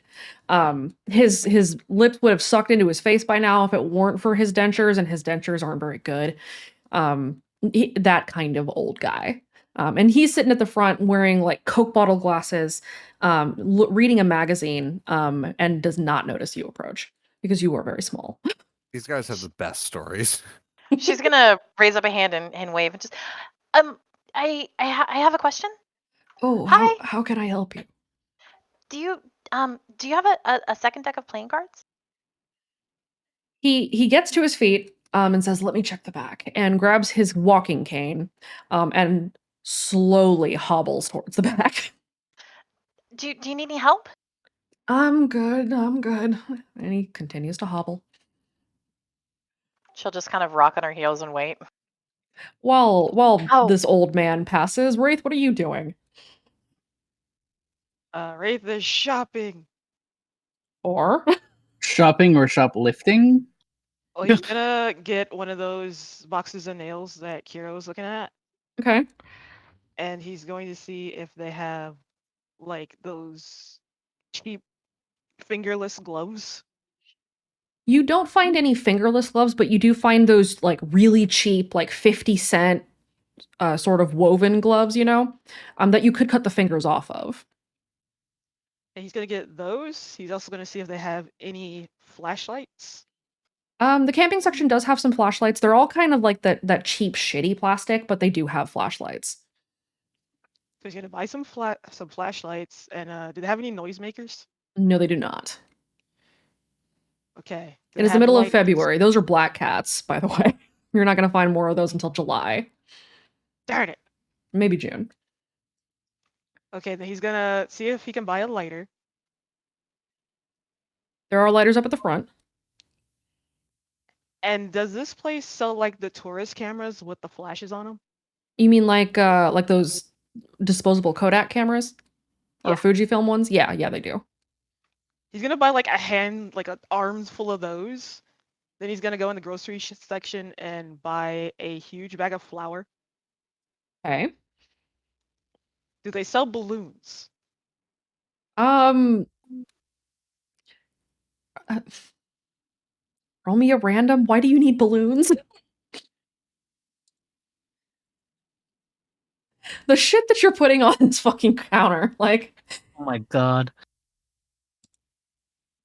Yep, they have a very tiny like cardstock section, where you can find like birthday cards, wrapping paper, and like very, very small packages of multicolored birthday balloons. And he's gonna buy 2 packs of balloons, and he's gonna get one of those cooking funnels and put them on the counter. Okay. So, Kira, you see Wraith approach with all this shit.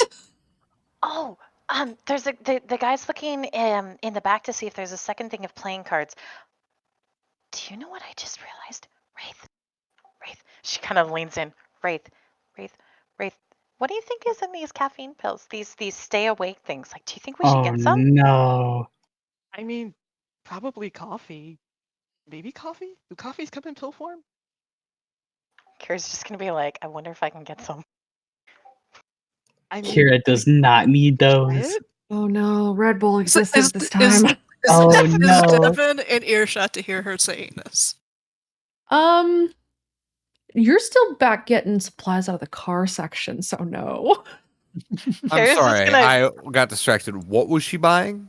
He Energy wants to pills. buy caffeine pills. The Let's trucker, it's the trucker Let's stay awake fucking ones that they go. always have at the front register. She's just gonna put a thing up there. Huh. You have to 5-hour be energy? 18. Oh Wait. no. What is a 5-hour energy? Oh no.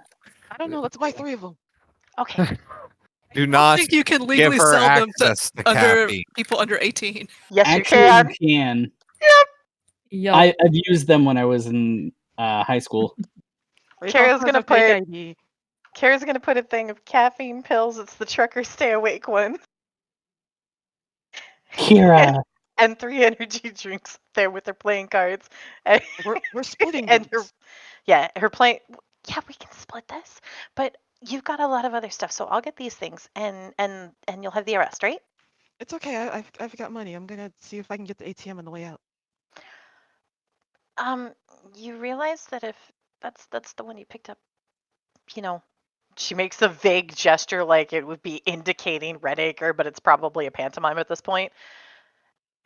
You do know that those things have like electronic tracking, right? At this point, what do I actually have to lose? The exact entry point where we're going. No, they do know that. Yeah, they do know that. Never mind. I guess really you don't have anything to lose. Exactly. And if he lets us buy these pills, I'm getting cigarettes. Right? No. Why not? Gee, Give me 3 good reasons. 3 good reasons. Okay. 1. Do you know how easy it is to track anybody who smokes? You are absolutely easy to track. 2. I've been smoking since I was 12. Next reason. Yeah, but do you need to make it easier for us to get hunted? I need to make it easier for me to stay sane. We need to work on coping skills. I've been looking up and researching them. I said another thing. Never mind. Okay, not on the next reason. Your breath smells horrible. That's why I'm gonna buy gum. That's not going to stop it. And the last reason is if you keep on smoking, I'm going to be able to outsprint you. I don't like that last one. Mhm. Why not pick up gum? Are there like stop smoking things you can get? We can try it at least, because otherwise you need to they have to do cigarette breaks like every 5 minutes or 15 minutes. I forget how often they have to do it, but either way, it's a lot of time that we could be spending running. And you're going to cough, and if you cough, I will definitely run faster than you. Fine, but I'm getting another one of these 5-hour energies. Okay, we'll have 4. We'll split them. Are we putting Wraith on nicotine patches? Purely because otherwise Kira will be able to outsprint him? Yes. That is, in fact, her argument. That's hilarious. If Wait, you he don't just quit cigarettes for smoking, I will caffeine. become a better athlete than you. He just That points out, would it's like, require a "Ooh, lot of yeah." degradation. You know, it doesn't matter. He believes it, and that's important. That's what's important. He's a simple boy. Oh my god. Wow. Oh my god. So, this happened. So as you two are whispering back and forth in front of the checkout, Coyote, at this time you are arriving with your snacks for everyone. Seeing the shit that these two have up on the counter.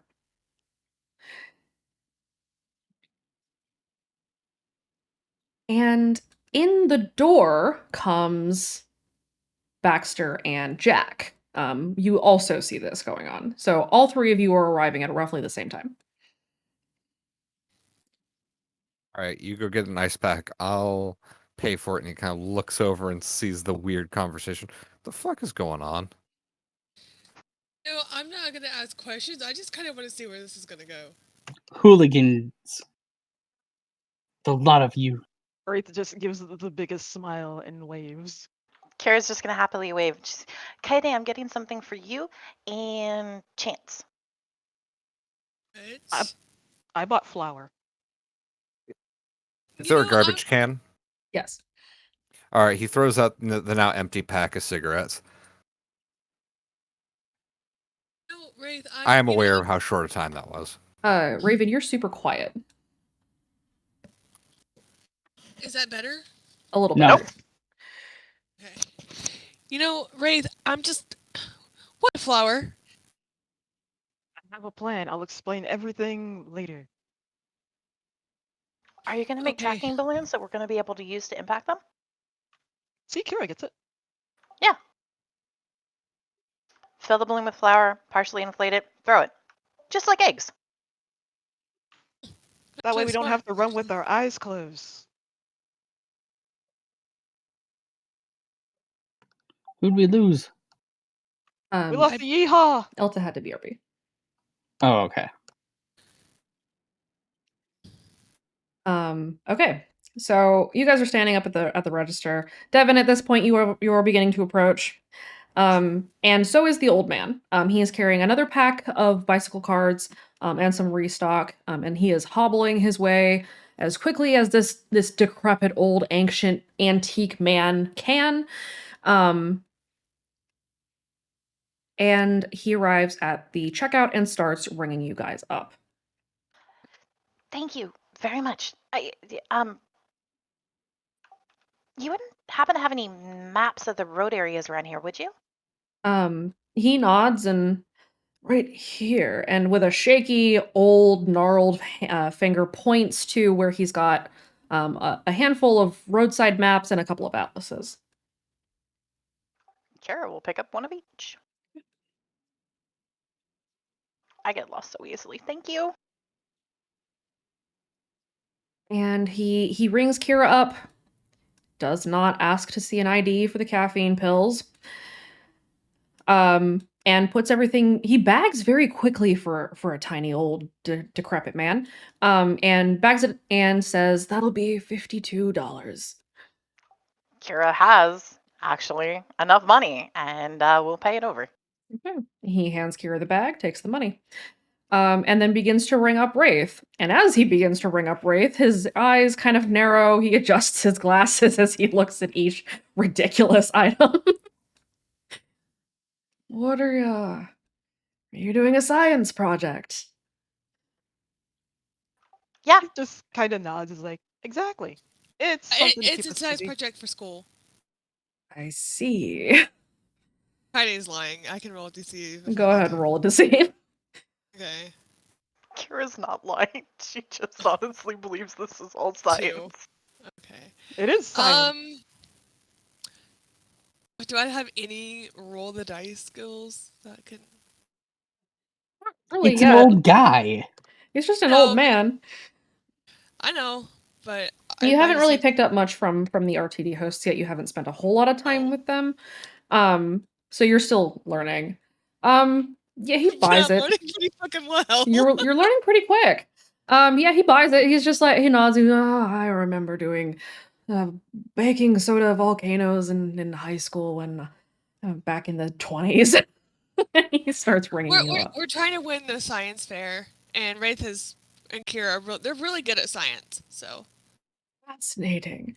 And he continues ringing you up. He's kind of asking you about your classes and where you go to school. But he completely buys Kaede's bullshit. And it is definitely bullshit. oh yeah, it's definitely bullshit.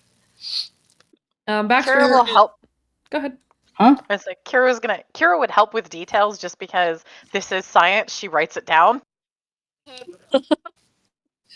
Baxter, Kira's you're just- arriving with an ice pack. You're just kind of filling in the bullshit that Kaide. Kira is probably honestly a little confused because she didn't think they were doing a science project, but now they obviously are. Devin, you arrive as the old man puts the flower in the bag for Wraith. Evan just looks so confused, like he has so many questions and doesn't even know where to start. Wraith For the points science project, Devin. Wraith points at Baxter. It's like, I'll pay for that too. His ice pack. The Kira's old just- man takes it from Baxter. Kira's just gonna look at Wraith and just kind of lean over. When are we doing the science project? I thought this was for something else. Everything's science, Kira. Everything is science. But what are we gonna do? Turn it into Mr. Heddery? I mean, we could. Do you really want to? Yeah, but I already wrote the Italian folklore paper. Oh my god. Baxter at this point is just gonna put his hand over Kira's mouth.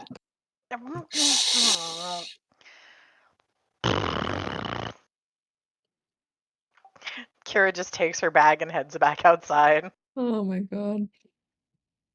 The man rings up Wraith, who puts decidedly a lot more shit on the counter.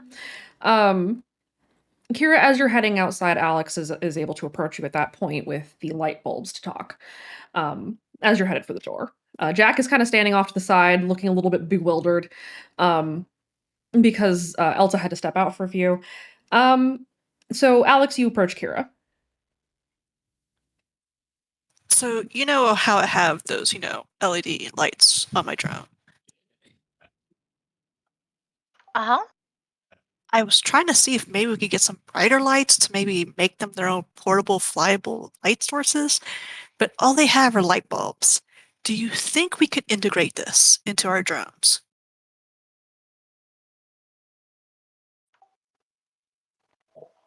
Kira's just gonna have this look and just kind of like, I might be able to help you something with yours. Not really what I do with Pringles, though. I'd have to sacrifice the carry capacity, but I mean, it should be possible. What you're going to want to do is we need to pick up. Oh, we should look to see if they have those really good those little tiny metal flashlights. If they've got one of those, then we could actually just take the parts from that instead. Kira's going to turn and see if they've got little mag lights. Yes, they do. They have several of those in the camping section. So why don't we just get a couple of these? And if we've got these, they're going to be small and compact enough we could put them into Dronington. And then you could actually do a crisscross. We could even put them on little rotors, and then you could do little mini searchlights with them. Well, okay, like mini searchlights, like, the ones that they do the little wee up in the sky. You could do the one of that, but also to the ground. She's staring at Kira, like eyebrows slowly raising. She's like has a rare little smile. She's like, "Your mind is terrifying, but I love it sometimes." Okay, so flashlights. She's just gonna clap her hands together and head back in. Let's go get some. She puts the light bulb somewhere just random and goes get the flashlights for her. How expensive are those little tiny mags? Can we actually get a couple of extras? I have a reason. I'm scared. So, one, parts for Journeyton, but two, flashlights on cell phones drain the battery a lot. So if we can actually have something that we could use lights without having to take out the cell phone, we'd be able to have light without risking the call in some cases. And it's a different battery so that we'd have to do less jury rigging to charge our cell phones up. You can find a few of them. You can find 4 or 5 of them. Kara is going to get all 5 because 2 of those are probably going to be parts for Dronington. That'll give us 3 tiny flashlights we can use. Okay, yeah, you find them. Awesome. Okay, so we just need to go back up and pay for these. All right, and then when I get a chance, just work on tinkering with the drones. Are you sure you don't want a light implemented in some way into yours? Do you think we could kind of manage it? So Pringles and all of the weight distribution I have for Pringles is designed to carry things. And then drop them. Makes sense. But I've got some ideas if we can find, like, not here, obviously, but maybe if we can find some other radios. I want to see if I can try making some God Rocks again. I have an idea. All we need to do, and I've got to record. She's just going to keep muttering as she heads back up. She just lets Kara talk. Okay. Just let her go. Yep, just let her go listening to her ideas. Probably better to just let her go and just smile and nod. She's talking like replicating the song that won the play. So she's saying it vaguely enough so that it sounds like she's trying to just make a hand-driven portable radio.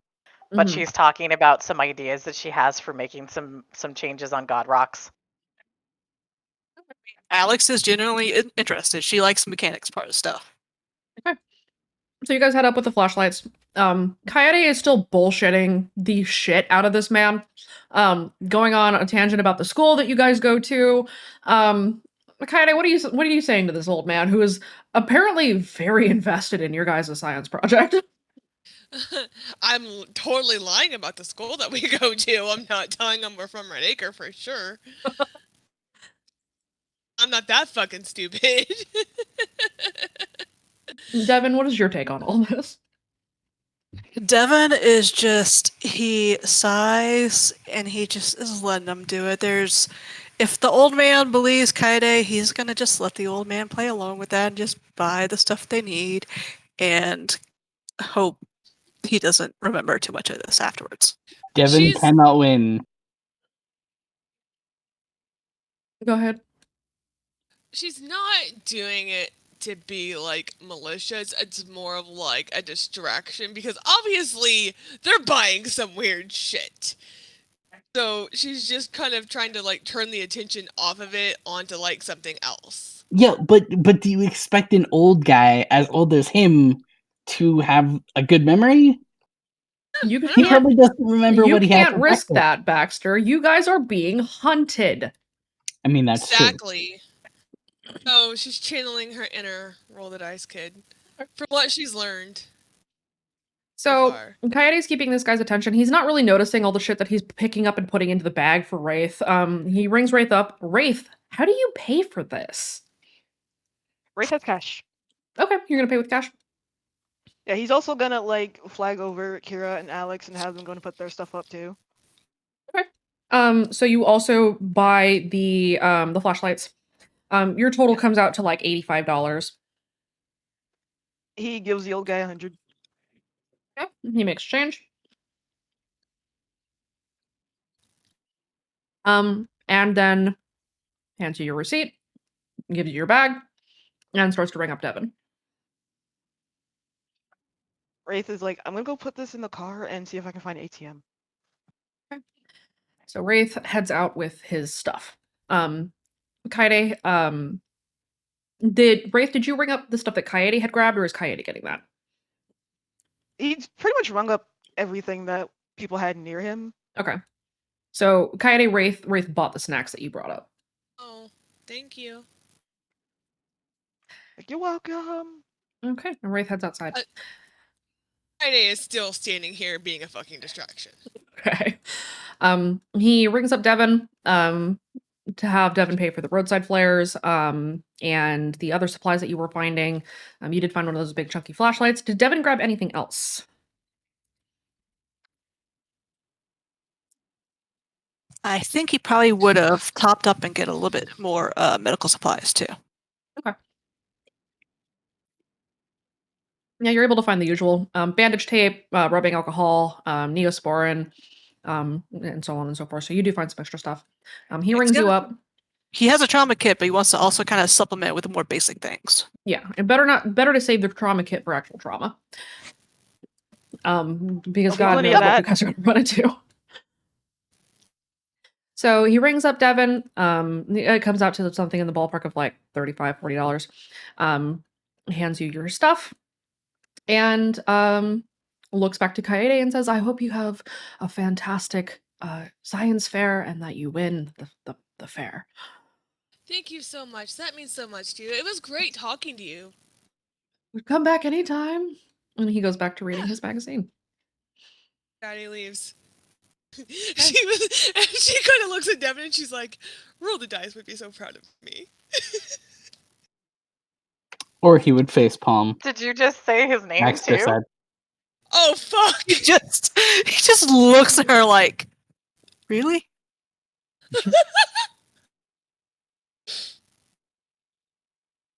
Ade, as you say his name, you feel as if something is trying to pull focus onto you, but can't. And the feeling fades after a couple of seconds. That was weird. Like, he was trying to break through, but he couldn't. You're not sure what it was. Roll me an insight.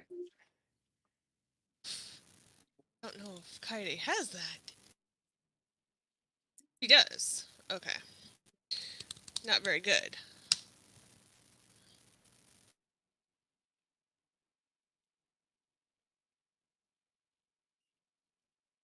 I got 3. Okay. So you feel as if something had tried to pull its attention to you as if it was running into a barrier, but you can't fully tell if that felt like roll the dice or something else. It could have been roll the dice, but there was interference, or it could have been something trying to listen in on roll the dice himself. You're not 100% sure which one of those it is, but you do know that something hurt you. I hate that. Are we in... Oops, sorry. Once they get back into the car and they're out of earshot, Kaede will tell everybody. Kara's going to give Kaede a serious look, and then she's going to pull out one of the card packs and hand it to Kaede like she's handing her some sort of secret important thing. I got one for you, and I got one for Chance. You didn't have to do that, Kira. Thank you. Yeah, but it's important to your voice, and right now that actually might be pretty important. Kara's just kind of like mentally thinking back because she just had the realization she didn't tell anybody else about her talk with the Watcher. She only told Lincoln. Yup. Baxter is also going to tell everyone about what he saw in the front of the car. Brace trying to get money. Should I try calling out to him again? When we're Not closer? right now. When we get back on the road, I need to tell you and Chance something. Oh, okay. Kind of scary. Kara just kind of she starts with the I will reassure, and then she pauses. I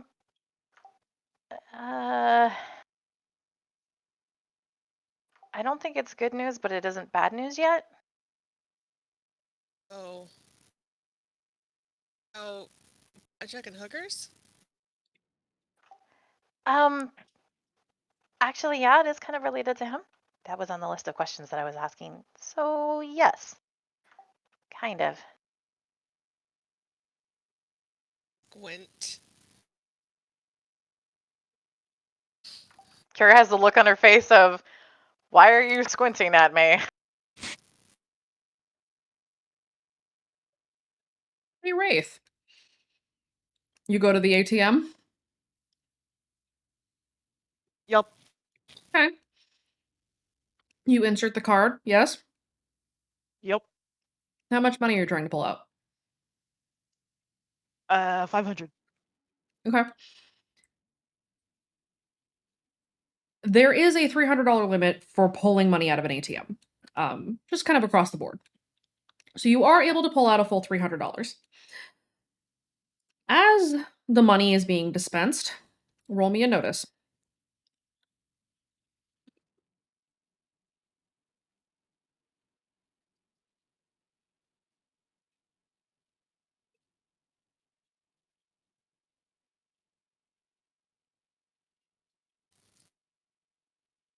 Okay. The ATM makes a low hum for a moment and then stops. And that's all.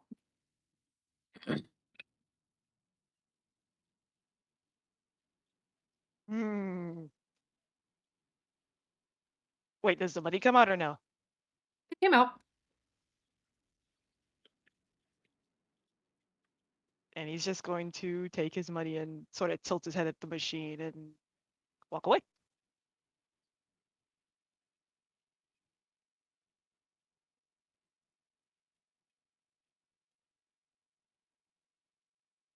You don't really see anything else of particular note. It seems normal. Until it bites us in the ass.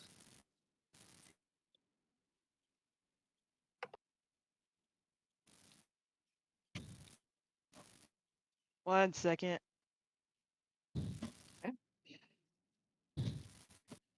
So everybody else is loading up their vehicles, yes? Yep. Okay. You guys start packing up. Baxter tells everyone about what happened with the car bumper. Aurelia, do you tell everybody about you trying to poke it? Yep. Okay. Oh, I thought I had a skill I could use, but now, so he's just gonna go back to the car. Okay. So Wraith, you go back to the car with your money. Aurelia, you're telling everybody about what happened.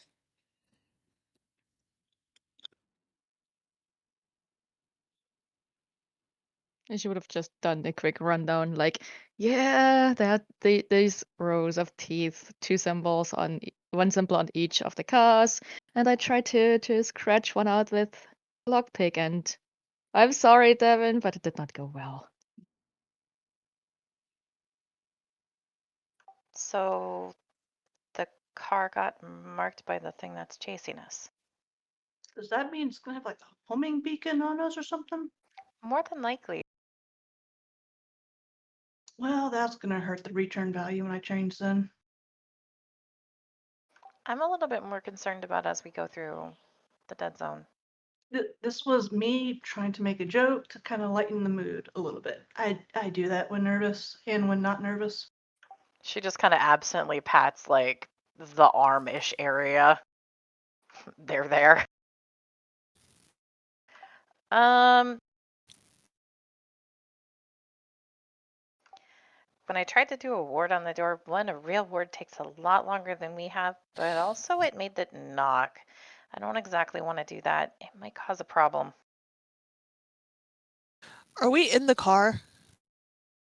I think we're outside the cars talking at the moment. Yeah, you're outside of the cars talking. Okay. Wraith is gonna join everybody. It's like, so we should go soon. Yeah, okay. Did you get some flares? She looks up at Devin. That I did, and we should now have about 7 of them. Okay, we've got 2 different cars, so we'll need to split that to the Camino. I also got a couple of flashlights, so they're the little tiny maglite ones. Anybody like want to have a little tiny flashlight? I got a I bought 3. some inside. Huh? I bought my own inside, and I have one left over from, our whole barn adventure. Okay.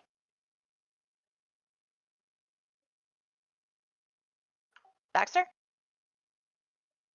You had to BRB. Oh, okay. Carol will give one to Lincoln for it's just a normal flashlight. So if he needs to not use his phone or doesn't want to use his phone, that should also help out too for him. Okay. She'll offer one to Aurelia. If Aurelia wants a flashlight. She would accept it. Thank you. Yeah. And she'll keep the third for their other, and then they can just split it up with whoever wants it in the car. Okay. While you Wraith is guys are gonna talking, go ahead. Wraith is gonna give Devin $50. He's like, you might get a bill about the hotel room, maybe. So yeah, this is my yeah, okay. And then he goes get in the car.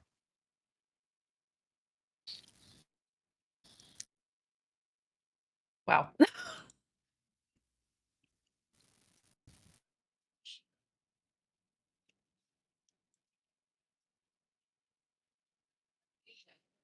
While you guys are packing up, everybody go ahead and roll me a notice.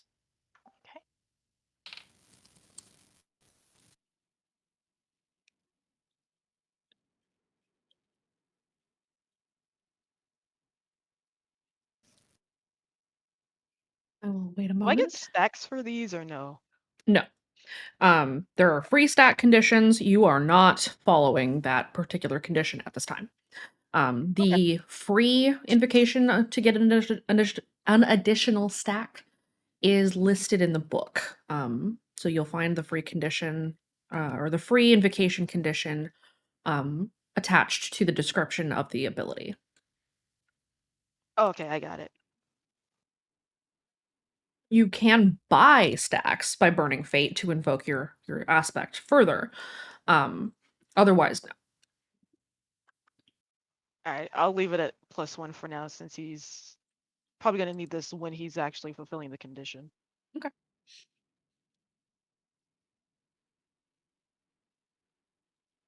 Everybody got their stacks or their rolls in? Yes, it looks like.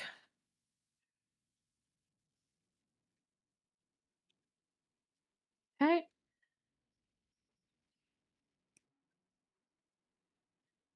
Kaede, Wraith, Kira, Jean, everybody but Aurelia for this one. Baby, no.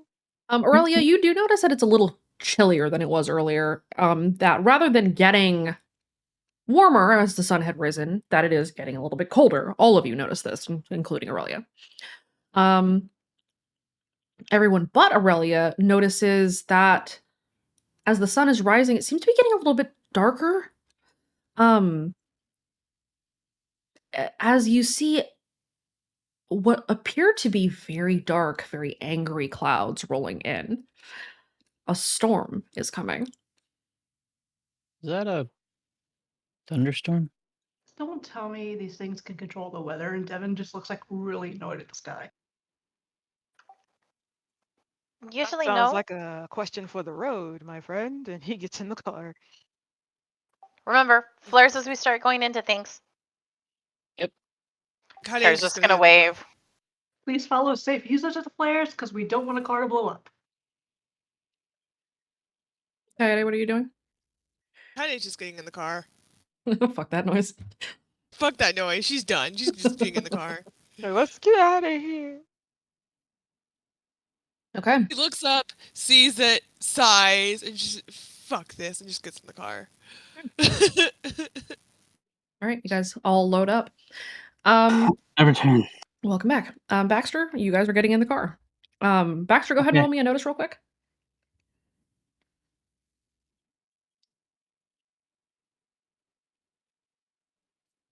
You notice that it's a little bit colder out than it had been.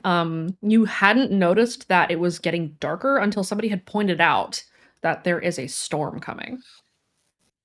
Oh, lovely. All right, you guys load up your vehicles and you head out.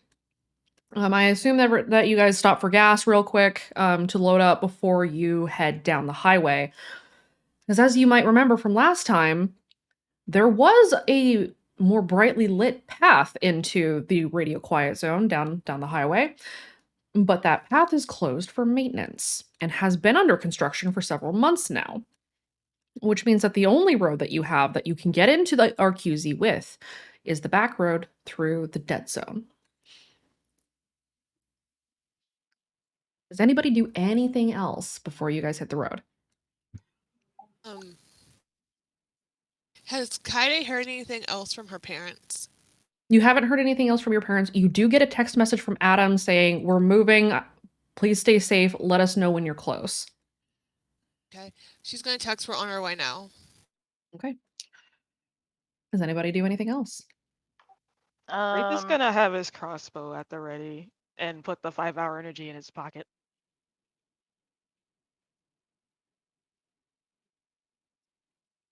Okay. Anyone else? No. All right. Nope. So you guys load up into your... Go ahead. Never mind. No, go ahead. The only thing Kira would be doing is just checking if she's gotten anything back again from Benji after the last. You have not. Okay. Okay. So you guys load up into your vehicles and you hit the road.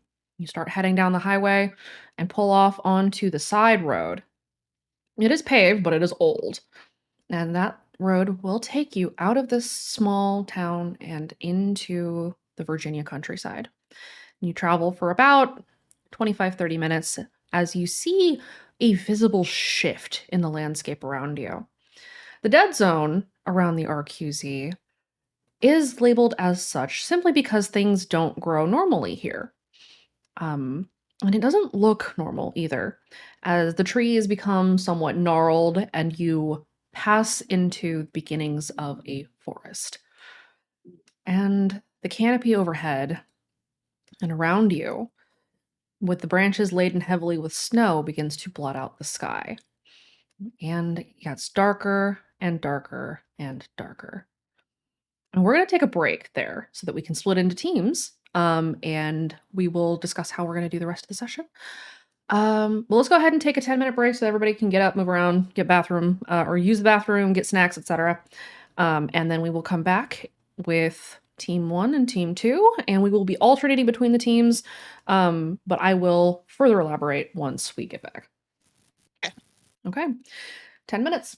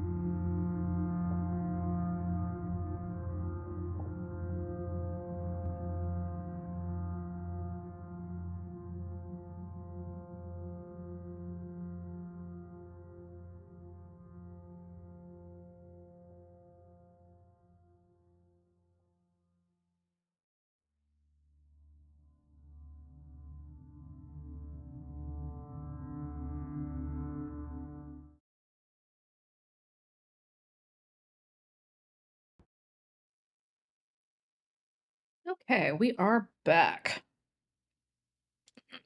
Let's just give everybody a sec to come back and get sat down again.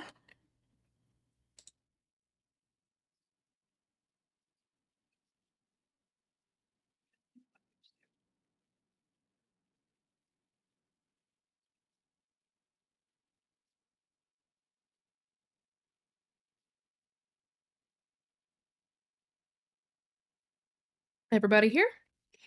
Yep. I am now. See. Yes. My mom was telling me about BTS. Of course. There's a concert happening around in maybe 30. So she's glued to the TV.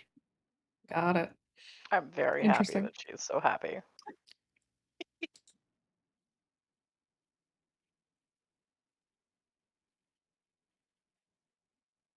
I'm just waiting on a couple more people. Gotcha.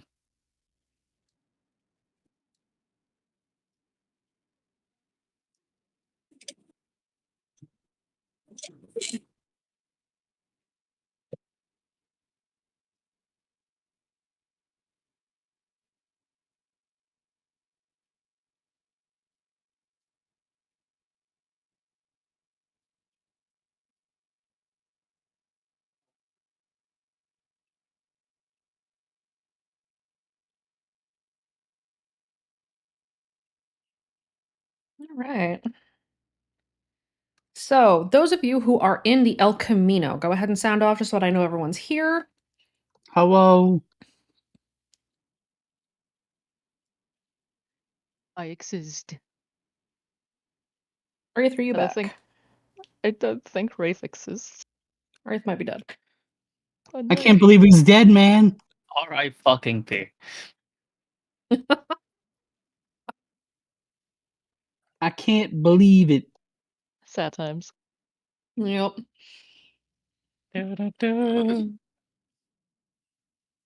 Super unfortunate. He was too young to die.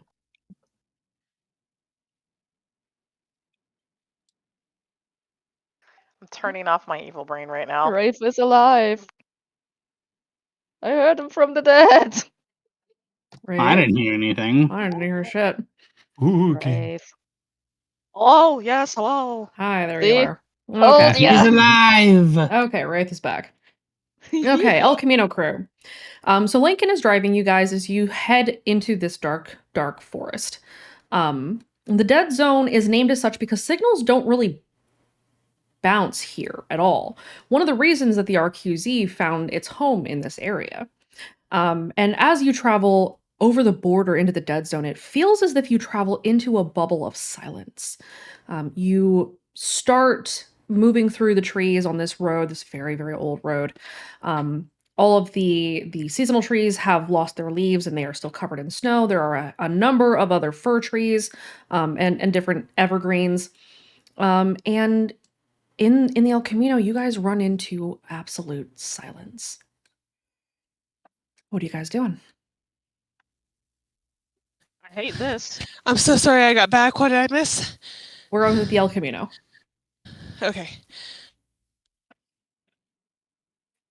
Wraith is going to sort of be on lookout, see if he has anything that would be similar to the shape that was chasing them.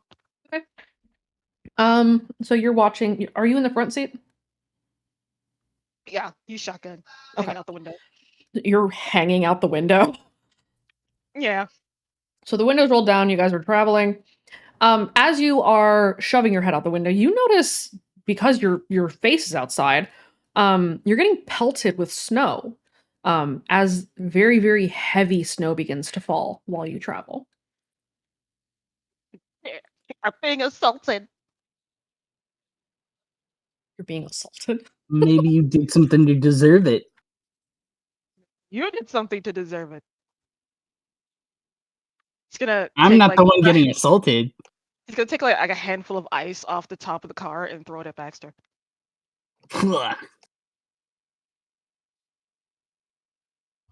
That.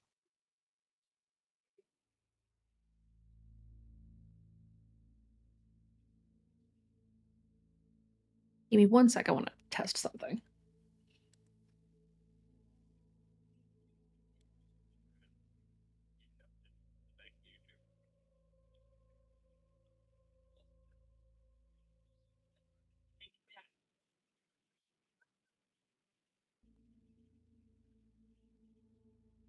He just squints his back, so it's like, I will have my revengeance. Come at me, bro. There we go. That's not terrifying at all. Oh, great. Now we have music too. There we go. Oh, yeah. Oh, I this don't is like great. that. It's fine. You guys haven't been hearing when I turn on the spooky music to add tension to the scene, so now you can. Oh, I hate Thanks. this. Yeah, no I problem. love it. Okay. So Baxter and Wraith are bickering. Aurelia, what are you doing? Just looking out of the window. I'm pretty sure she's also sitting on someone's lap because space saving. You are actually in the middle of the back seat. You're between Jack Oh. and Baxter. Oh, because God. you are the small, you get the middle seat. Yeah. Because they needed the legroom. I'm Yep, right we are the next to talls. I'm right next to the bickering people. Let's go. At least one of them. But yes, Aurelia would be looking out of the window. She gets Or at least trying to. tiny ice flecks on her lap. It's fine. Outside, the temperature continues to plummet as another winter storm is rolling into this particular area, into the RQZ. You seem to be driving into it, and the clouds are hanging very, very heavily. The temperature had dropped very quickly, and so the road is also blanketed in a layer of fog. And Lincoln slows down a little bit because the road is very winding, and for a moment, all of you notice that the console and the headlights of the El Camino flicker very briefly, very faintly.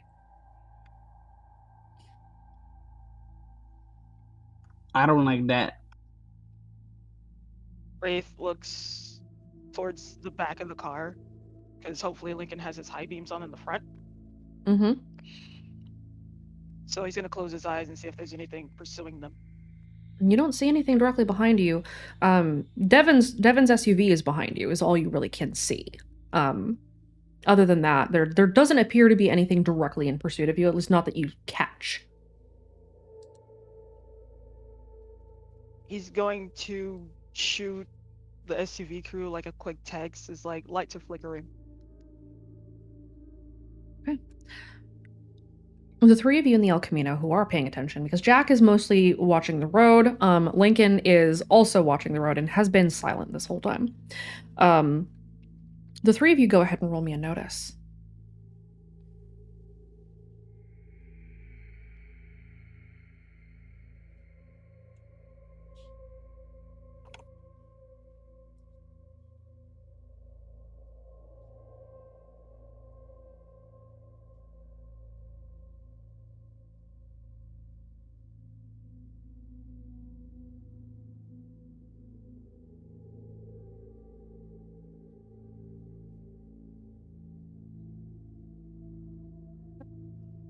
Baxter, you don't notice much, mainly because Wraith is kind of in the way. You're sitting behind Wraith, Jack is behind Lincoln.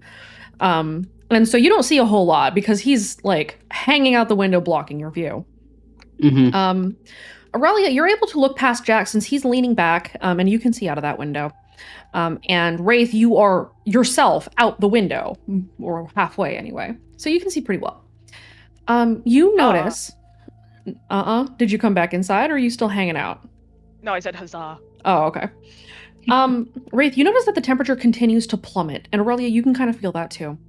Baxter, you're more or less insulated from it because Wraith is taking the brunt of the wind that would otherwise be coming in that window. And the rest of it is blowing at Aurelia and Jack. Thank God. So the aspect isn't going to kick in, is it? Not at this time, no. Okay. You Stupid aspect. The two of you hear a low roll of thunder.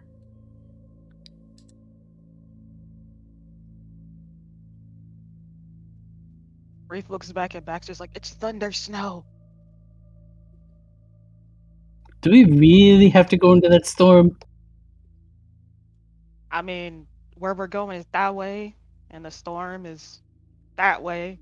So probably. Damn it.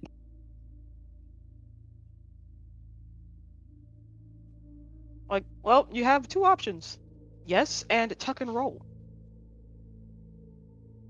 How about these other two options? No and no. Glad to see you're aboard.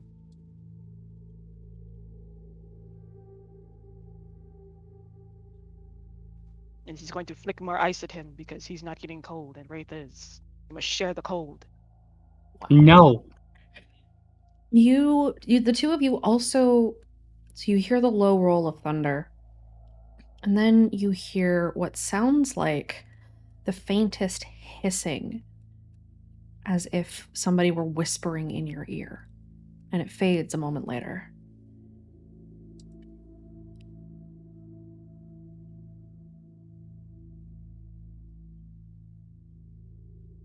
I hate that. Uh-huh. Can say that again?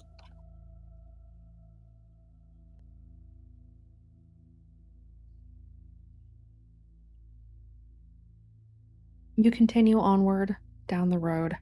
It becomes almost like night with how dark it is in here. The clouds overhead are obscuring any sunlight. There is no light coming from beyond the trees. It is very, very dark. And as you traveled further and further into the darkness, the faintest feeling of something watching you creeps up your spine.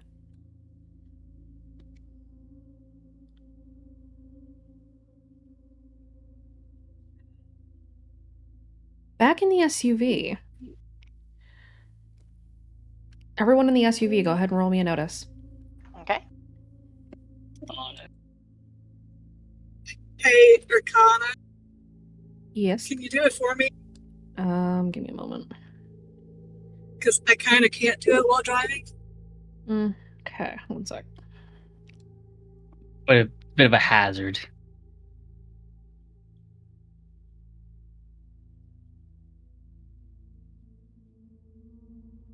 Alex first.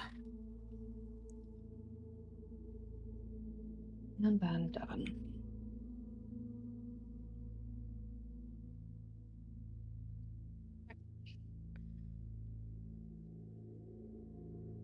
Let's see. Kira, you notice that the temperature is dropping. All of you really do. Kaede, can you roll your notice for me?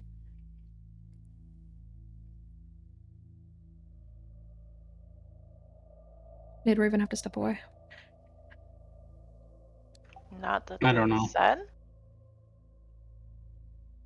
Okay, we will come back to Kaede. Kira, you do notice that the temperature is kind of dropping. It's getting much colder in the SUV. Devin as well takes note of this. It is definitely a little bit colder. You may want to boost the heat. And you also notice that it is getting much, much darker. Jean, you can detect this as well. But further than that, Jean and Alex, the two of you hear the roll of thunder in the distance, and you notice how dark it is ahead of you. And after seeing the headlights ahead of you flicker very, very faintly, you also see your own headlights and the console of the SUV flicker faintly. Oh. That can't be good. What? Alex wraps her jacket around herself and it's like, this is apparently can affect even the vehicles. What do we do if the vehicles go dead? And Devin just like hunched over his wheel, like leaning and peering straight out the road and focusing on it since it's so much harder to see. Well, if the vehicles go dead, guess we're gonna be running in. But let's try to keep them going first. Kira's gonna start digging through the backseat of the car. Okay, what are you looking for? She's looking for if Devin has a roadside emergency kit. He does. Okay. And she's going to pull up and out the kit. That way it is a lot easier to find. She's also got the flashlight out. One of the little tiny one that she'd gotten. And she's going to see about with sweatshirt on, you know, to bundle up a little bit on the cold, rolling one of the windows down and flashing, basically trying to beam the mag light behind them. Raven is back. Raven, go ahead and roll me a notice for Kaede.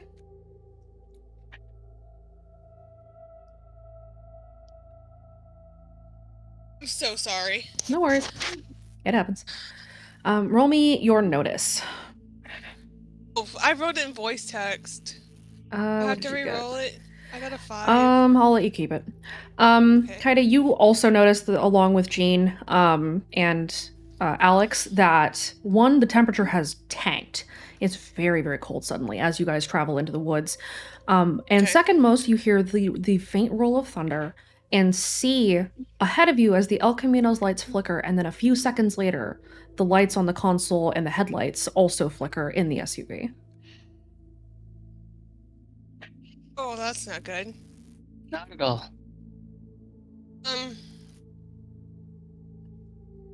Okay, so what are we going to do about that?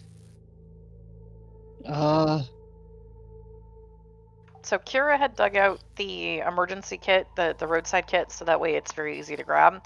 She's also got that mag light, and she's kind of flashing it around. Go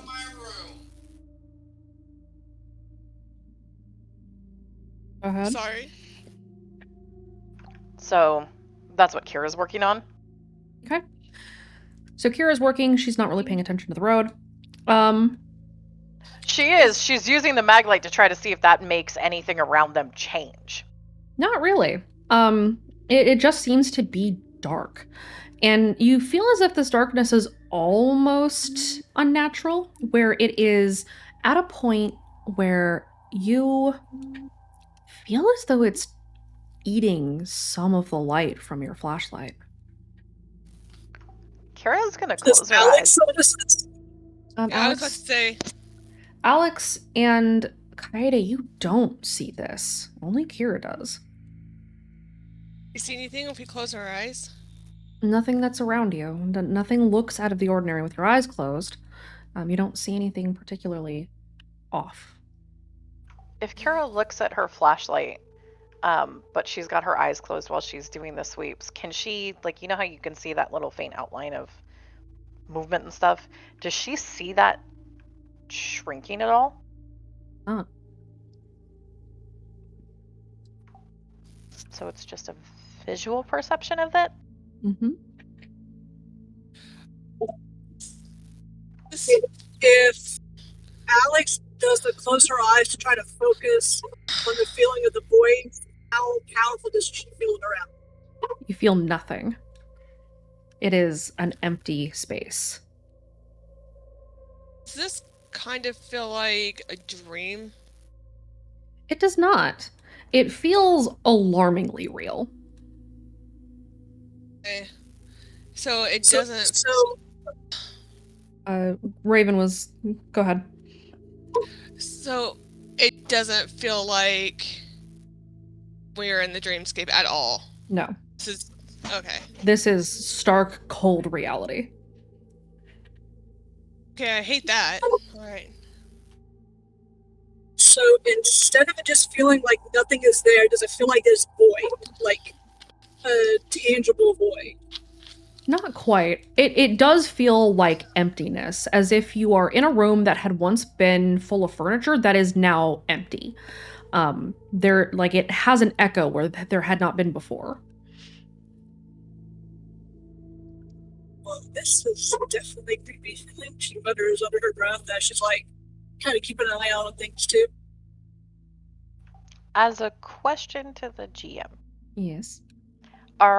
It is not possible to perform Old Tongue while in a car, is it? No. You need to be able to move your entire body. Okay. Kira has a few ideas. You're not in like a minivan or anything. Okay, she's got some ideas and she's scribbling them down, but at the moment, other than just kind of lining up things to be able to make more light, she's not gonna really, she's listening and is gonna kind of look around, but she's making sure that they have all of the lightable things at hand soon. Our phones don't work, do they? They do not. You know that you have officially crossed into the dead zone as you lose all signal. You're disconnected from both the Chorus network and the networks beyond that it might have piggybacked on otherwise. And my burner phone doesn't work either? It does not. Well, that's unfortunate. So we have no way to communicate with the other car. Not at the moment, you don't. Not without hand signals. I was about to say, hand signals in a window. But they're ahead of you. Morse code through light. Morse code with the headlights. I mean, we have flashlights. As you guys travel deeper into the darkness, everybody roll me a notice. I'll roll for Devin and Alex last. While you're rolling notice, I'm going to grab the food that just got delivered because it was here a lot faster than I thought it would be. I'll be right back. Good tonight, lads. It's Outback Steakhouse. Oh yeah. I got a 4! Finally, something above a 2! I got a 1. I got a 1. Let's go, high five. Oh There. yeah, high five.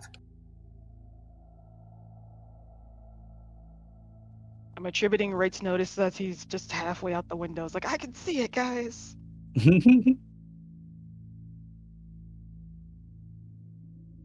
Wow. Just imagining Wraith is just, I can see clearly now that rain is gone, as he's just smacking into everything. Pretty much. It's like that first scene from Scary Movie when they're running into all the trees and stuff.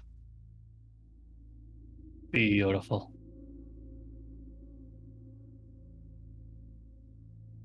If only the Camino had a sunroof.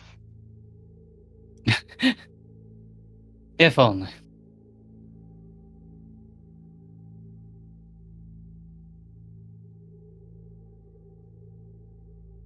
She just leaves us here with the spooky music. Oh, I got art from Sophie I need to post. Art. I can't hear the spooky music at all. You're not in the stream. It's very Not- low. And spoopy.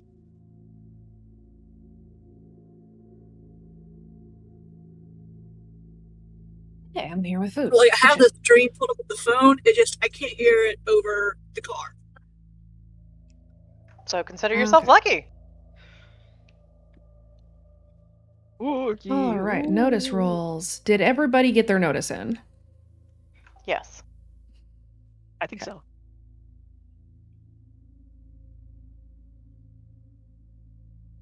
So Alex and Devin. Okay. Oh, I hope they rolled well. A 3 and a 4. Not bad. Okay. Let's see. Kaede, Wraith, Yes. and Devin. The three of you, as you're traveling, spot a shadow of a human figure, standing on the side of the road as you pass, that hadn't been there a few seconds before. It flickered into existence. It reached its arm out as you passed and then faded away in a matter of seconds. Devin like grips the wheel really tightly. He's like, I have seen too many horror movies. Just keep driving, keep driving, keep driving. Wraith just blinks like, was that a person? I know where this is going. I have a feeling where it's going to. I hate where this might be going. Where do you think it's going? I think darkness and this have something in common. Hard to say. Hello, darkness, my old friend. Do you guys do anything? Panic, but that's a free action. Panicking is a free action. Crying is also a free action. Devin is currently cursing the fact he's way too genre savvy with horror films. Do we have any extra flashlights on hand that I can use? You have several. Uh, Kira grabbed a couple. Devin's got one of those big chunky square flashlights that take the big batteries. And you've got your phones as well. Oh, that's right. As we pass the silhouette of a man, Jean flashes the flashlight in the guy's face, hoping to, give more features than a silhouette. Okay. Jean's No. like, who is this person? As we Jean? pass. Yes. As you pass it and as you flash it in the face with your flashlight, roll me a will save. Oh no. I believe in a 4. Okay. As you do this, you catch a glimpse of an open mouth and a row of sharp, dagger-like teeth that are a little too long and sort of circled around this mouth. And it would feel a little bit like the symbol of in her teeth if the teeth weren't so long and sharp.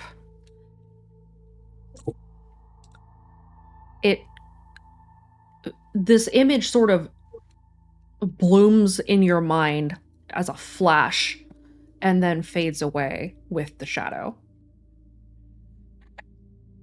Does it kind of look like the Sugar Plum Fairy from Cabin in the Woods, where she had no eyes, just the giant ball? Kind of. Jean just kind of sinks in his chair. If the chair has the ability to, lean back, he would absolutely lean back and just cover his face. Yes, it does. So Jean leans back. Jean is not happy. I wish I didn't do that. I wish I never saw that. Devin plays this way, like, you don't look at the creepy things. I had to. It had to happen. It had to happen. I just wish I was not the one who did it. What did it look like? In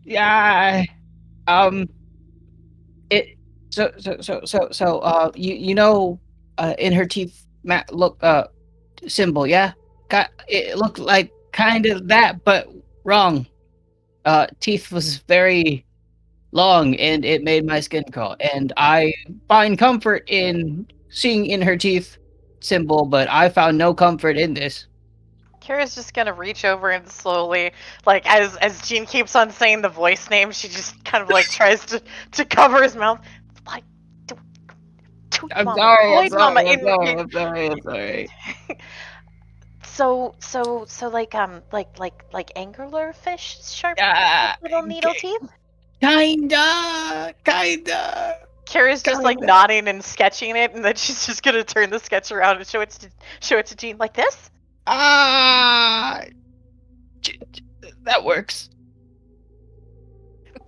Okay. So Devin's like, so on the level of 1 to nightmare fuel, how bad? We're approaching nightmare. Kira's Like fast approaching, faster than speed of light. It doesn't help that there's a thunderstorm, so we're on the expressway. Are we back in the RQZ, or like where are You're in the dead zone beyond the RQZ. So you guys are in a small forest section beyond the RQZ that stretches for about 60 miles before you get in. Oh, Jesus Christ. Okay. So you are still outside. It's called the dead zone because signals just don't travel here. It's not technically part of the RQZ, but it is itself, for reasons, a quiet zone. I have a really bad idea, but I'm going to think about it. What's the bad idea? Go on. I think I might think about it for a second, because I think it's a really, really really bad idea, and I don't think I should do it. So. Oh, see, tell us. Because I want to know. Well, Kira did give me a deck of cards. We're not in the place that we need to be able to get to call any voice right now. I was gonna try, but it seems like a really bad idea anyway, so I'm not going to do it. At the moment, we need to get through the area, would be especially the argument, because trying to call or contact a voice, we need to keep going. It would be advisable to continue to move.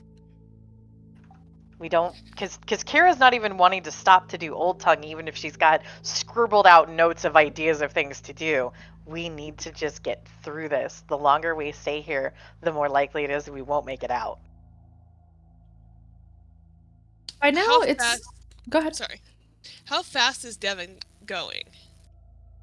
He's keeping up with the El Camino, and the whole time is singing "Just Keep Driving" under his breath to the tune of "Just Keep Swimming." And this, you said this stretches out for 60 miles? Mm-hmm. Does Well, the dead zone does. The road that you are on, however, is very winding, and so this road will stretch on for quite a bit longer than 60 miles. does the van have a CD player, and do we have any CDs? He technically has. So unfortunately for kids who don't like musicals, his current playlist is on Phantom of the Opera. Oh, thank God. It's better than nothing. I don't know if that's on the course approved list of things, so Kira might never have heard it.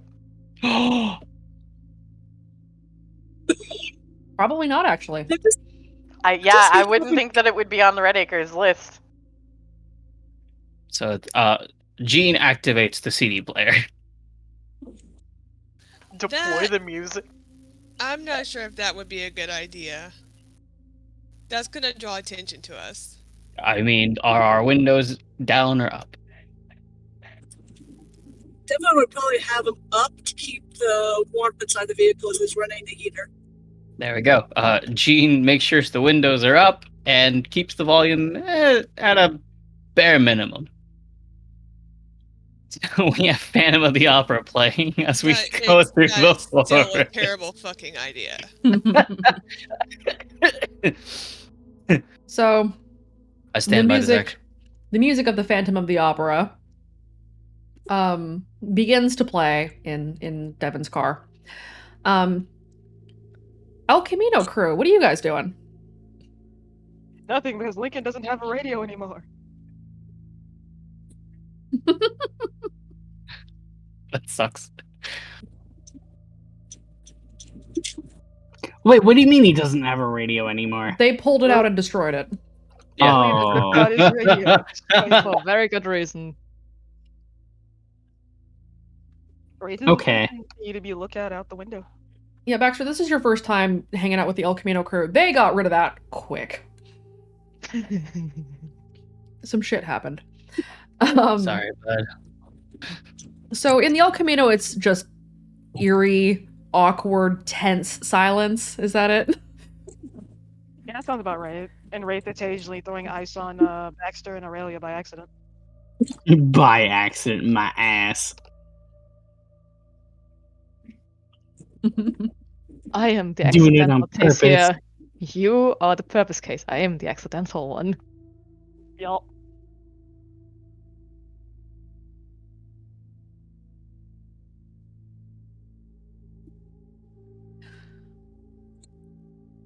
Okay. Wraith, did you communicate that you saw this shadow creature? Yes, he would have communicated it. So crew in the El Camino, you guys are traveling along. Lincoln had to slow down a little bit because one, it's very, very, very cold, and therefore there is ice on the roads. As any of the previously melted snow has suddenly frozen again and is now a sheet of ice. So you're not able to travel much faster than maybe 40, 45 miles an hour. Which is probably going to slow down as you notice that the road is getting windier and windier as it travels through this forest skirting around massive old oak trees, and large, like towering fir trees. And as you're traveling, Lincoln is forced to slow down even further as the road comes to a fork. Oh no. There are no signs around you. Lincoln slows down, and therefore Devin is also going to have to slow down. Those of you in the SUV, you also take notice of this as Lincoln comes upon a fork in the road. Was anybody... Devin played at Kira's like, do you have the map?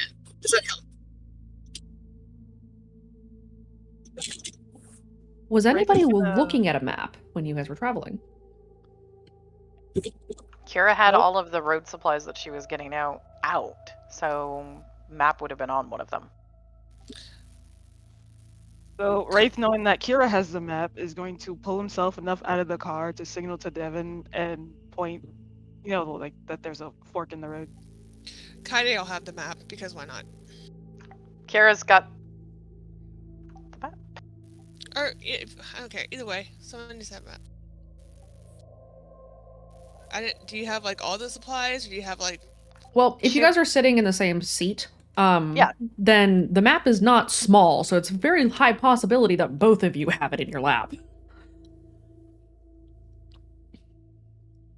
Yeah, and Alex will do what she can to help them like track where they were and where they would be on the map. Okay. Is the split on the map? As you are looking at the map, finding your path, you see the road that you had taken to come in, but this road that you're on had wound around to the north and then further west. On the map, it turns south and heads straight. The place that you are in is not on this map, or any map that you possess. Alex just curses under her breath. I feel like we just stepped into the Twilight Zone. So Twilight Zone.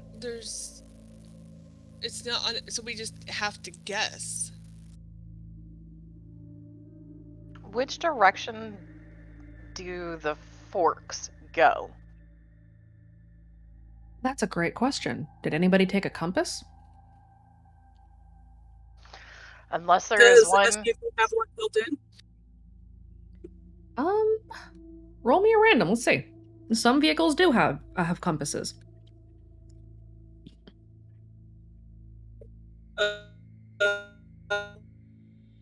I will go ahead and roll for you. Oh no.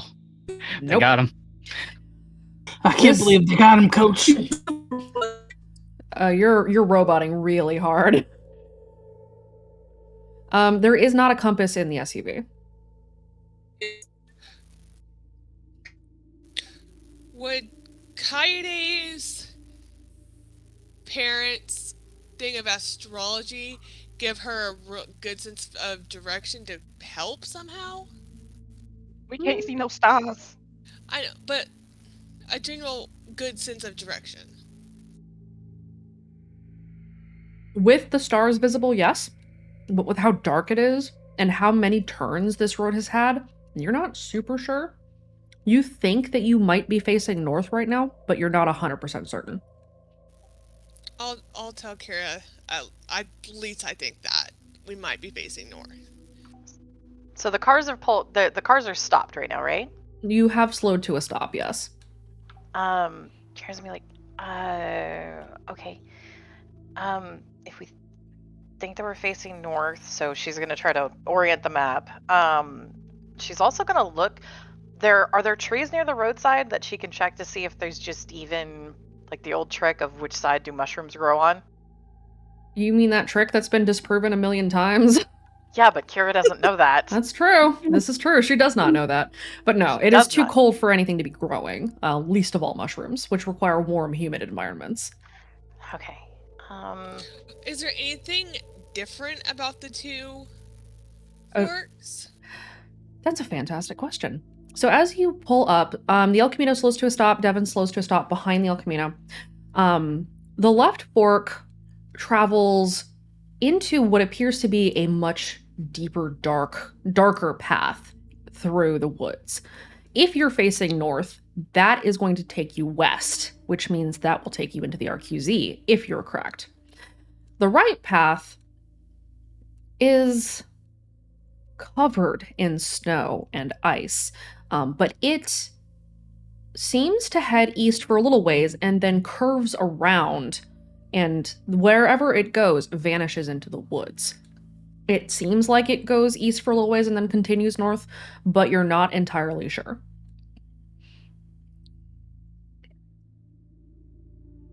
If you are facing north, as you guess, then the left fork will take you hopefully to the RQZ. Question. Was there a Yes. compass in the road kit? There was not. Okay. Do our phones have working, or do our phones have working compasses? No. Okay. You're in the dead zone. If I close my eyes, do I see anything? You do not. I'm going to relay all that information to Kira. Okay, so probably best guess is left. I say we take the left one. Okay. If I'm right, I could be wrong. There's not stars for me to judge what's right, but if I am right, left is still north. Okay. Well, if we're all in agreement, Devin kind of speaks up. I can signal to the others that we decided on left.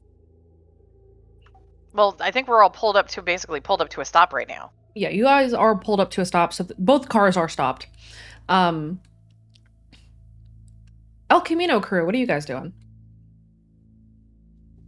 Wraith is just waiting to see what the others say in the back. Yeah, Baxter's waiting as well. Devin, do you get out of the car to go tell the others? He's gonna flash. Would they be able to see his signal light for left? if he Yeah, turns they on? can see the left turn signal. Yeah, he's like, okay, I've seen too many episodes of X-Files. He's gonna just turn on the left blinker and knock it out the car. Okay. What's the X-Files? There's a whole thing about people who die in the forest when they're out of their vehicles. I'm not doing that. Is that what the X-Files are about? Not all. Look, I think he's just a little. How you know, many road flares do we have in the Camino? Oh, You I guys, hear that, Kira. if we split the road flares, I think possibly because the SUV's got more flashlights, you might have the 4 and we've got the 3. That works. Oh, Wraith So- is gonna look at the others. It's like, should we mark the way we go, just in case we get turned around?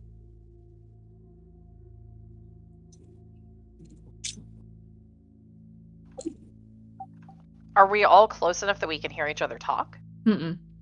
Okay. They're in the El Camino. You guys are in the SUV. So Baxter and Aurelia, that question has been posed to you two.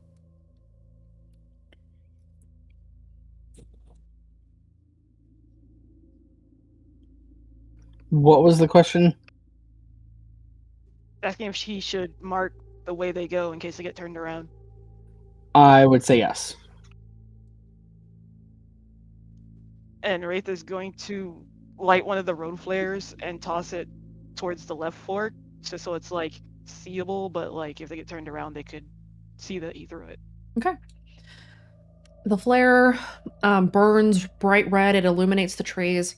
And as the flare rolls to settle at the corner here, it illuminates something in the dark as the glimpse of long, glowing white teeth comes into view and then dissolves and fades back into the dark. Did it leave any footprints in the snow? It did not. Does it trigger his I felt the darkness aspect? Yes, it does.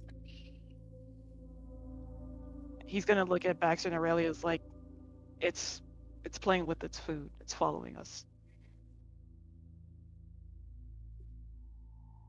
First off, I'm too young to be eaten.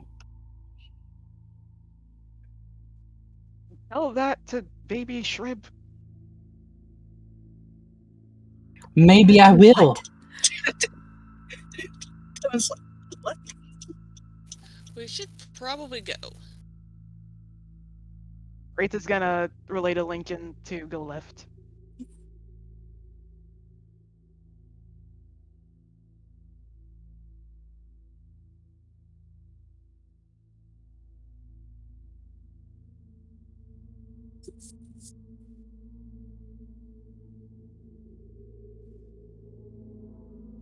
He's gonna stay. Okay, he's also gonna stay like halfway out the window with the crossbow. Okay, we are rolling notice. It would help if I was doing it in the right channel, in the right Discord, for that matter. You know. It would help if you were in the correct Discord. Everyone else in the other Discord is like, "What is that? What is that command?" Don't worry about it, please. Wraith, I also need you to roll me a physique. Okay. Because it's fucking cold.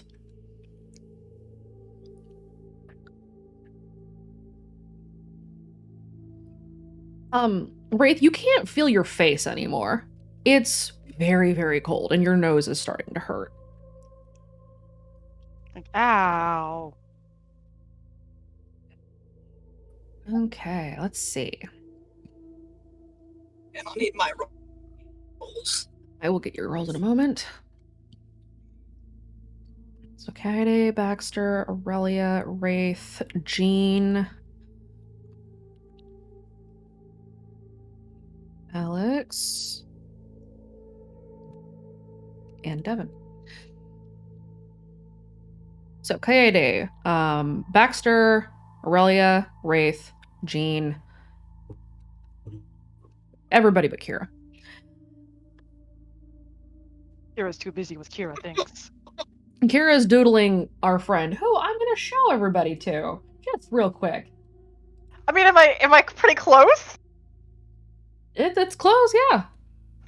Oh, Do you like the little smiley face? It sure is a smiley face. it's a nice touch. It's a nice touch. It's a nice touch. Kira wanted to make it look friendly. Jean does is not. Jean something. appreciates the attempt. However, Is this the man who assaulted you? He's just a little smiley face in there.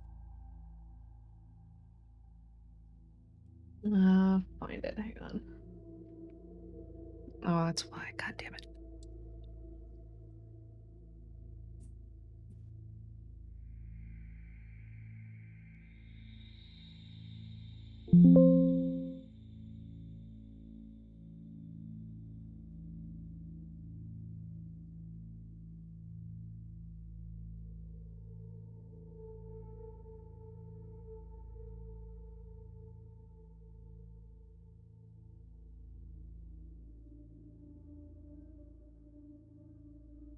It's not downloading, damn it.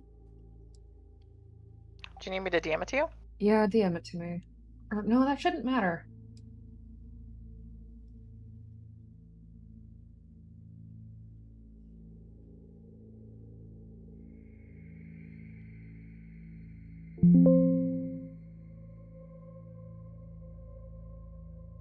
It's saying that it's saving as a PNG, but it's not.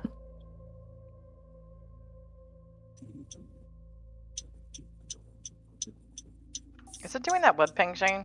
I don't know. It's doing something. There we go. Here's our friend. no, The smile makes it friendly. nah. With a friendly smile. Well, I mean, if you don't think Oh, about I it, don't because otherwise it's eyes inside of a mouth inside of Can another you- mouth. Can you enlarge just a little bit? I can't really see it. It's also in It's voice in text voice too. text as well. Oh, I hate that. I just like the little happy smile. Jean I like appreciates it. Hi. No, Yes, please. that doesn't help, Kira. Yeah, it does. Jean says it helps. Just focus on little baby eyes. Baxter says it helps. Wraith is going to also pull himself in the car to warm up a little bit. Kira's trying to track and see if anything was matching any side roads on the map is what she's mostly doing. Okay. That's why I'm having her not do the notice very well. Yes. So, Kira, you're kind of busy poring over the map, trying to figure out what the hell is going on, where you are. Everybody else, as you guys are traveling along the road, you see shadows moving between the trees, but when you look, they're not there. You can only seem to catch a glimpse of them on the periphery of your vision. And Jean, you see the glint of teeth again for a moment before it's gone. Jean just kind of like instinctively just throws his right arm forward to point, and it's gone. He's like,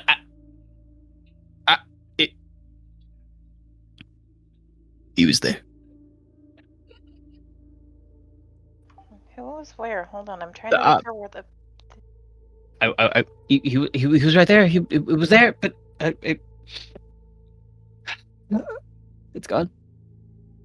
It's gone. I'm gonna just recline. Don't recline. I'm reclining. Can't stop me. As he just reclines. Can't stop me. Nope. Sorry. Can't do it. Does anything on the map match where we are right now? Nothing does.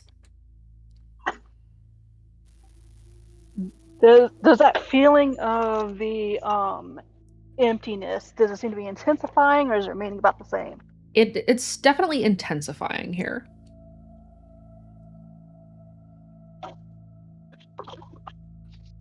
Maybe I was wrong. And does it feel a lot like whenever she was hearing those like whispered voices in her mind at the hotel? It does feel a little bit like that. But not quite the same. It definitely feels like whatever it is that's around you, and you feel something around you. Everyone does. It definitely feels like whatever this thing is isn't hostile yet, but is moving in that direction. Maybe we need to go faster. So it's just waiting for an ambush? Feels like it. Let me just have everyone be careful not to talk over others, just because it's difficult with this many people. Kaede, you were saying to everyone? Never mind. Nope, go ahead. She's going to tell Kira, maybe I was wrong. Nothing matches on the map. Nothing matched on the map for the fork either. I don't necessarily think you were wrong. I mean, roads around here changed a lot, and the map is probably a couple of years out of date, and that's probably the reason. Or it's not on the map for a reason. Yeah, well, there's that too. Kira wants to close her eyes looking at the map and seeing if there is any chance that there's a different path outlined on the map. Not where you are. At least in the location where you were pretty sure you would have gone to based on where you had turned and everything. There are no roads in that area. At least not on this map. And you don't see anything when you close your eyes. Okay. It's just it's a map-ass map. She's trying to ensure that. Yeah, it's a very basic map. Nothing unusual about it. If she cross-references with the Road Atlas, are either of them more up-to-date than the other? The map is more recent than the Road Atlas. The map has a date of 1990, which is still a while back. And the Atlas appears to be from some point in the 80s. Like, the early 80s. So this guy probably hasn't stalked much since then. These are fairly old, but from the look of this road, this should have been here by then. She's going to compare where they are on the Atlas versus where they are on the map to see if this is on the Atlas. There are no roads listed on the Atlas either. The Atlas and the map are very, very similar.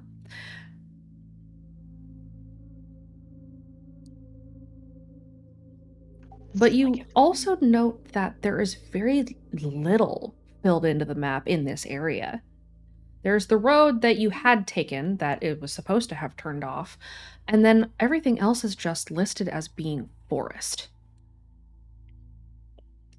So it's possible that these roads are either maybe park roads, which are not being documented because they're not intended for most folks, or worse would be if they're something like chorus roads. Either one is a possibility, it's hard to say. If she starts looking around, can she start trying to get either looking for things that would be familiar for the way that projects and things get built back in Redacre, or any of the symbols for like the National Forest Ranger Association, like for national park markings? Can she start looking to see if she can find any of those to indicate who might be responsible for this particular road? It doesn't look like anything that we would have seen in Redacre, so if it were the work of the voice, you wouldn't really be able to tell. Because things on the outside are very different from things on the inside. And you don't see any markers or road signs, no mile markers either. So you don't see anything like that. But the road is very old. It is not so much paved as it is that the gravel has been packed in so deeply and so densely that it's kind of a natural paving. Okay. It looks like this road was well used at some point. There are grooves in the road kind of where tires had been traveling over it frequently. For whatever reason, someone thought it best to leave this road off the map. Would it be possible from your description when you were talking about the other one where it had unbroken snow and ice, would it seem fairly logical to deduce that this might have been one of the pathways that people being recalled by the voice might have been using if it's off of the maps, but potentially is heading towards the radio quiet zone? It is certainly better plowed than the other road was. You're not driving on ice, which means that somebody at some point had to have cleared the snow off of this road. Kara's gonna... I think you were right. The other one hadn't been touched, but if the voice was making people go back to Redacre, of those two splits, this is the one that somebody's been using. I think you were right. That would actually make more sense. Because, yeah, the other one was icy, but this one's... Someone had to pave this with something. I don't think it's paved, but people have been traveling it often enough. Yeah. I still don't like it. Something still doesn't feel right. El Camino crew, let me have you guys roll me a notice.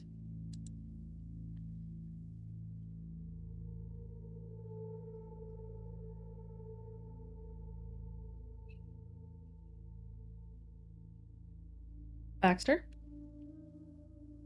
Okay. Aurelia and Baxter, you don't see this. You guys are in the back seat, so you don't have as good a view.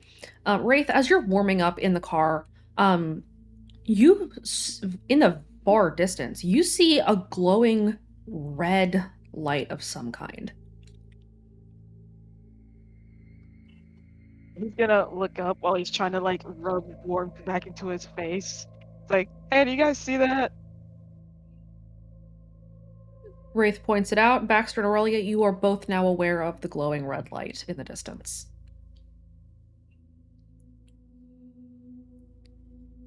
As you travel closer, a second glowing red light appears, almost like a pair of eyes in the dark.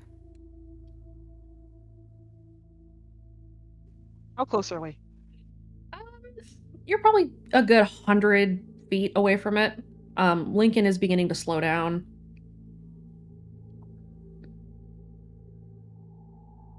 Wraith looks back like, hey Bax, you still got that flashbang? Of course, always. Can I borrow one? I suppose. I'll He's gonna- return it. How are you going to return it when it's used up? I never said in the same condition. Hmm. He's gonna dig in his bag and give the flashbang to Wraith. Okay. As you get closer, you notice that it's not a pair of eyes, it's taillights. As you get closer to it and the headlights of the El Camino begin to illuminate it, you see the back end of a car in the ditch next to the road. And it is kind of leaning as one of the tires got stuck on a stump, and the back end is kind of shoved up into the air. The windows and doors are all open, and there is nobody in that car, but it is still running. Deja vu, anyone? Are there any, like, markings that they can see on the outside of the car? Just scratches from where the car must have brushed past either a tree or a bush, but that's about it. And there are no footprints in the snow around it either.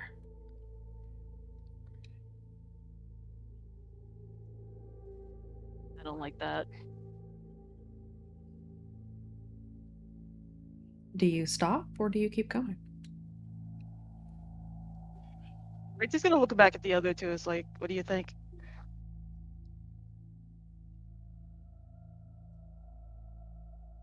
Well, for one, could be a bad person. It could. Two, I think we should keep going. Couldn't you just have started with 2?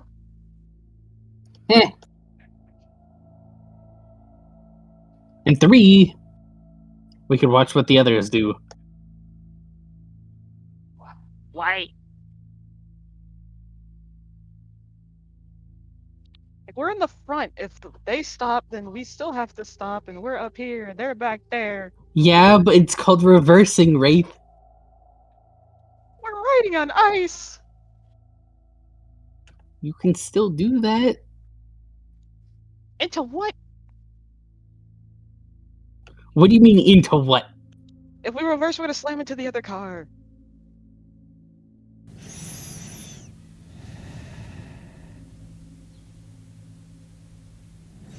I don't like that.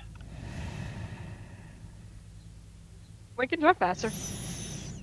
Yep, drive faster.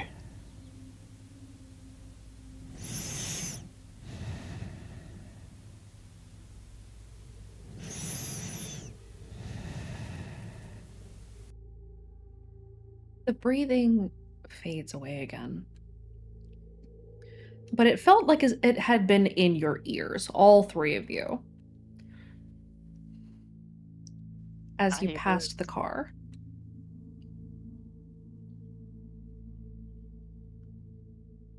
Yep, drive faster. Those in the SUV. You notice that this isn't hard to see, so all of you can see it. You notice that the El Camino slows down significantly, but you don't really see why until after it starts to speed up again very quickly, and you come upon a pair of taillights owned by a car sticking out of the ditch.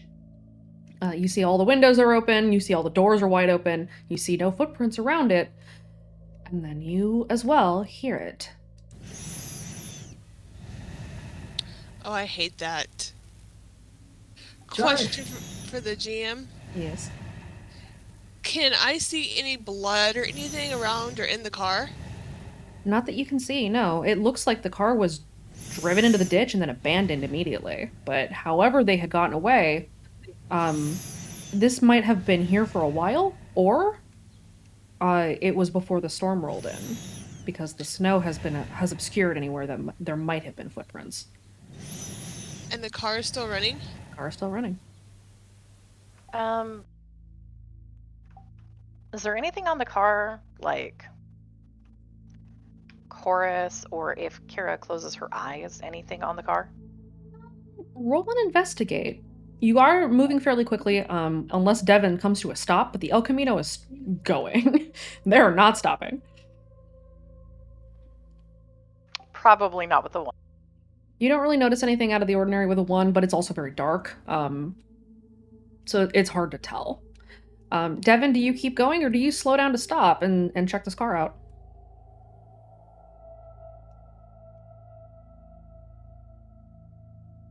You are muted, by the way.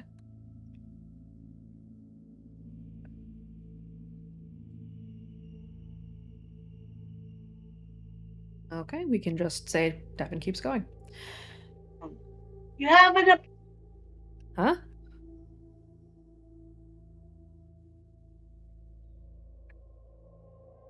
Drive, Devin, drive. Okay. So you guys move past the car as you keep going. If anybody else is trying to take a look at the car, go ahead and roll a notice and see if you see anything unusual about it as you pass. Not with a 2. Not with a 2.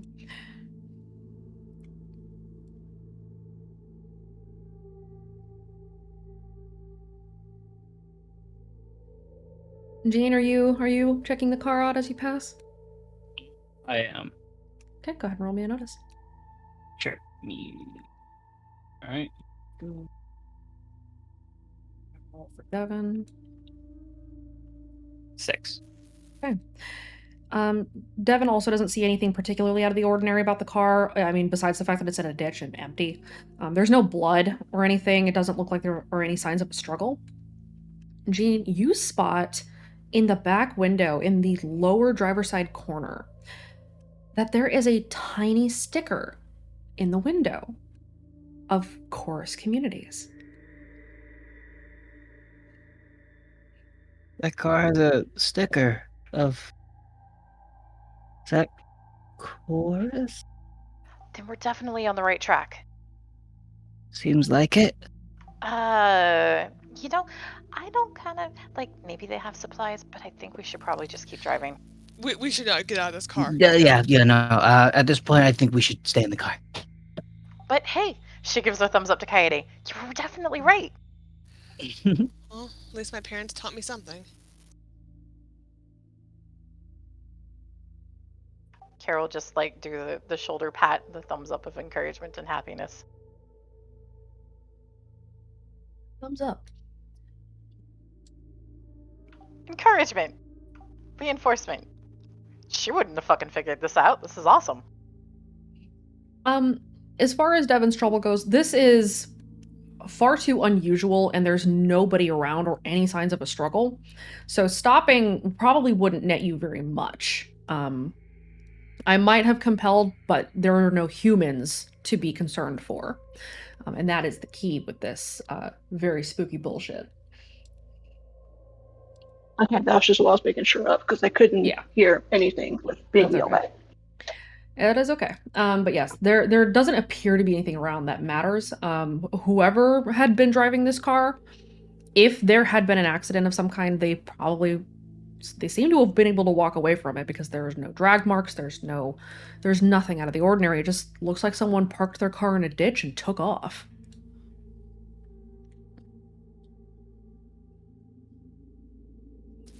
And we should just keep going. The road continues on for a little while longer, but it feels like you've been traveling for far longer than you should have normally been. It is very eerily quiet. There's no sound in here. You can't even hear the wind. And the feeling that you got on the street at Devin's house before you guys had left kind of creeps back in. Of being pursued, of something watching your back and following you.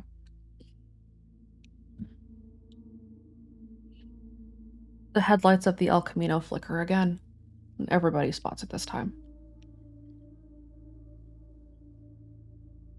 On a scale of 1 to 10, how bad of an idea do you think it would be to try just, drawing a warded eye again? I don't think that would be a very good idea, Kara.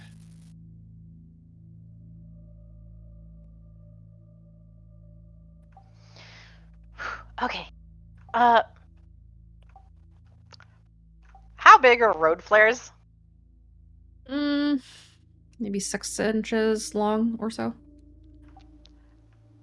How wide are they?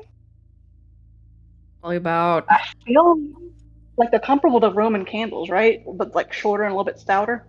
No, roadside flares are usually not that big.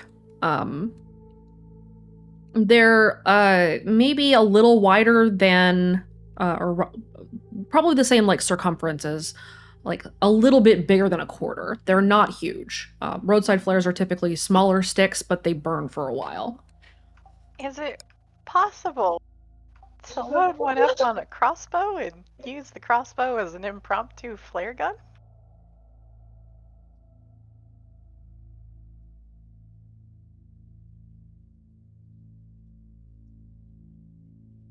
Kira, they're like that. Yeah, they're Those not are that road big. flares from back in 2000. Okay. No. The crossbow is designed to take something that is thin, long and thin, like a dart or an arrow or a bolt. They are way too big to be put into a crossbow. Okay. I mean, width, yes. That's the point. Yeah. They're way too big to put into a crossbow. But she could tie it to a crossbow bolt. No. No. Kira doesn't have a. So, crossbow bolts are really, really hard to come by, so she's not going to waste one just to fire a flare. But also, I mean, you could fashion yourself a slingshot. Yeah. Devin's car is getting ransacked. Sorry, Devin. So you do have road flares. Go ahead.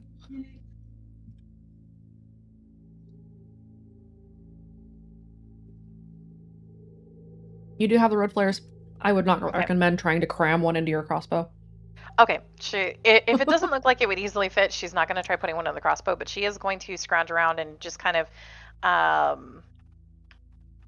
try to put together a rough slingshot, especially if Devin has any bungee cords, then she can just really do that. Okay. Devin, your car gets raided. One of the bungee cords from your roadside kit gets pilfered. It's okay. Kira's just going to rig up a slingshot in the back passenger side window that she's near.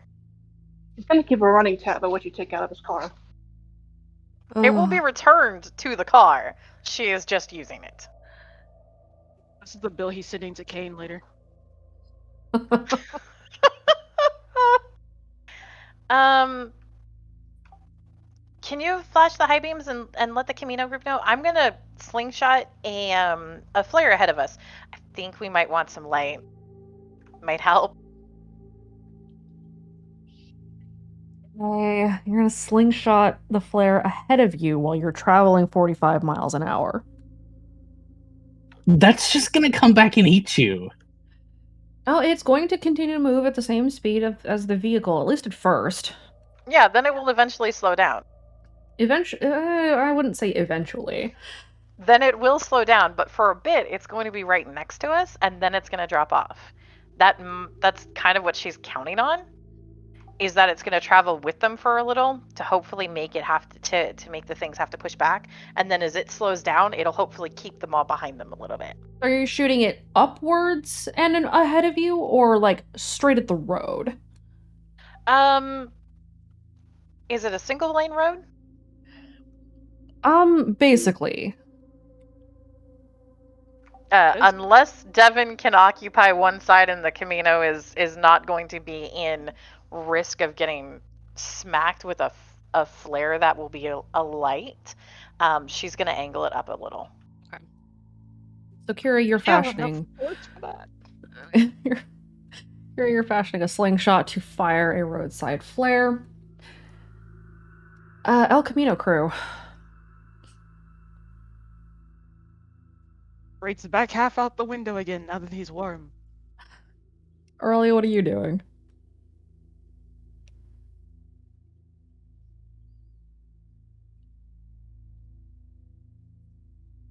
You're muted, by the way.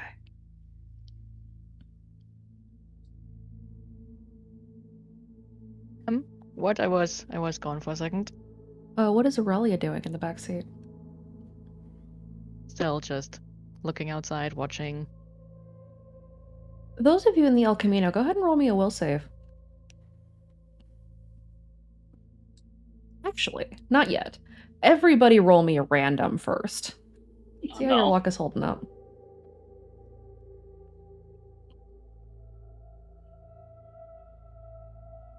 Oof. That's unfortunate. Oh shit!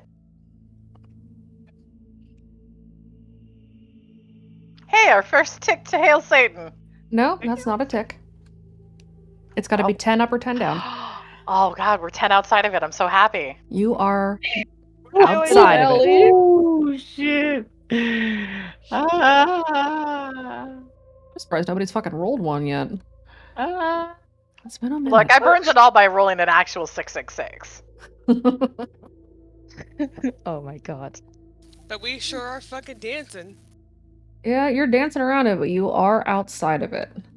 You guys rolled decent for luck for the most part. Okay. Yeah, we're actually doing well right now. For a moment. Only this Baxter, Wraith, and Aurelia, go ahead and give me your will saves now. Baxter, you get to roll me a will save with disadvantage. What's the disadvantage? You roll twice and I take the lower of the two. Alright.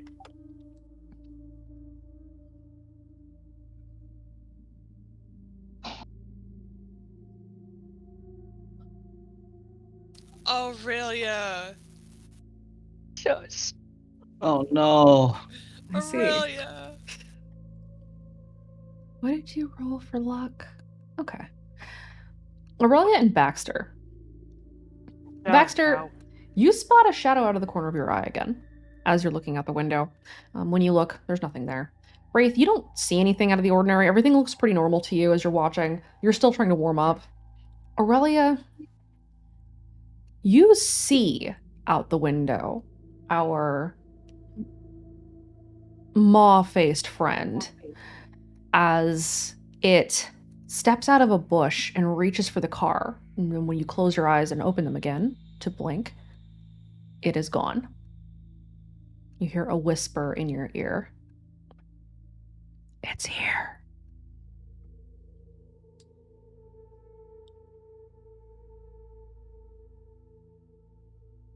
Aurelia would just instantly tense up upon seeing this. It would just be like, guys, I think we should move a bit quicker if it's possible. I saw something and I did not like it.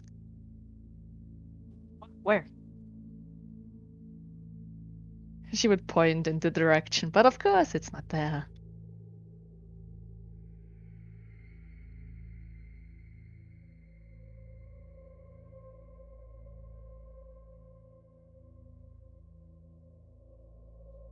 Baxter, what do you do? I don't know what he's doing. Oh, okay. Just sitting there twiddling your thumbs. Possibly. Okay. Lincoln slows down a little bit, just to make sure everybody is okay, and then continues onward down the road. SUV crew. Go ahead and roll me a will save. Okay. Saving my will. Oh, my character sheet closed out. Hold on. 4. Look at that, Kira. You're doing well. I know! I can get rid of my will, it seems. I wouldn't. Alex and Devin both got Jesus 4s. Christ.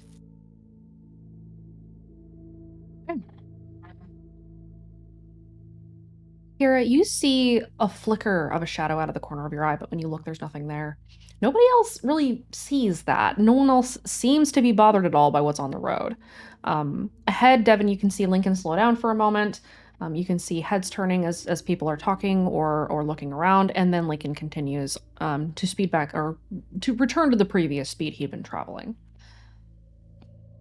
Kara's definitely going to fire that flare. Okay, you're gonna fire it now. Yes. You tell Devin you're doing that. She's just gonna kind of like roll down the window. I'm using one of the flares. What? Yep. And then fire. Okay. Nice. So the first thing I'm going to do is I'm going to have you roll mechanics to see how well you constructed this Yep. makeshift bullshit. So go ahead and roll your mechanics first. Can I?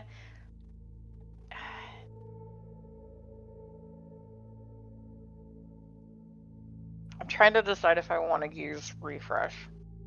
Wait, is it refresh or fate to invoke a stunt? It is fate to invoke a stunt. Well, it depends on the text of the stunt. It can be fate. You do not need to spend refresh to invoke a stunt. Otherwise, you would never have any refresh. So can I use possibly tools on hand, for especially emphasis on the making useful things? Yes, that will reduce the difficulty. Okay. By the way, did I get like an extra fate point for the recap? Yes, you did. I'm using that then. Okay. Okay. Fuck. It's not a great slingshot, but it will fire a thing. I'll go ahead and give you a +1 to your shoot. Go ahead and roll it. Okay. So you've given yourself a boost with that.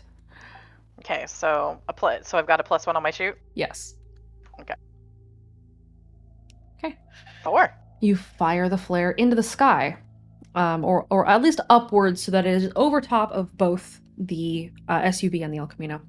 As the flare crackles to life and illuminates the immediate area, bathing everything in a violently red glow, you see that the shadows withdraw and curl away, as something in the dark is illuminated suddenly, as they slink back away from the halo of light that is cast down from this flare as it travels through the air. Everyone sees the shadows withdraw. And there are dozens, scores of them around you. That's less happy. Less happy, but good idea, Kira. She's gonna see whether or not. Kira's gonna look and just see whether or not the improvised window slingshot is possible to reuse, or if she needs to work on it. She's gonna need to fix it again. Okay, improvement time. Kaede, your mic is stuck open. There we go. Okay. Those of you in the El Camino, you guys see the immediate area suddenly lit up in deep red as the flare goes off overhead, and you watch as the shadows slither back into the dark beyond the headlights and the flare light. Huh.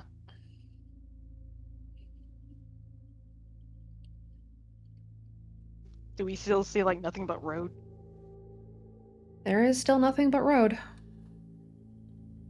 That's unfortunate. Does anybody do anything? Or do you keep moving? I'm gonna run and keep moving. Devin just keeps on driving, being careful to make sure creepy shadow people don't try to kill them. Yep. All Kira's gonna work on is making sure that she can get it ready to refire again. Kaide's kind of taken over the map, even though it's seemingly useless. She's still gonna try. Okay. There are a couple of landmarks that are outlined on the map. Like there are points that are like there's a ranger station, you know, X number of miles north. But other than that, you're not really sure how you're going to use this map. She's also kind of keeping watch around her too. Okay. We should totally go to the ranger station. Yeah, totally. Nothing bad'll happen there. Or we could get the fuck out of this creepy ass woods. That too.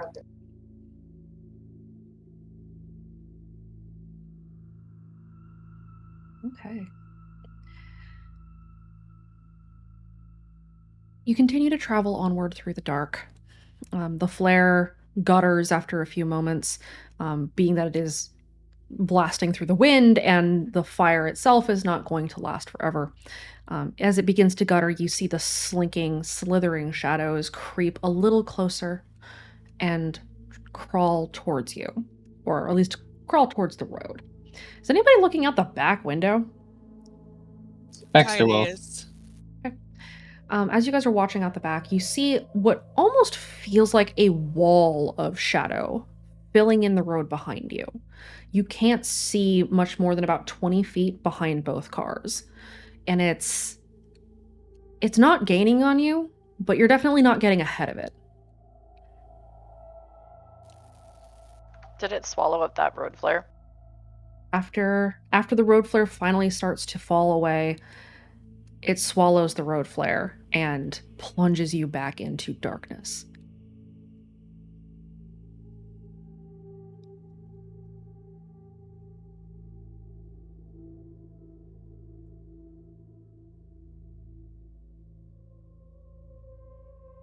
So about how long have we been driving by now?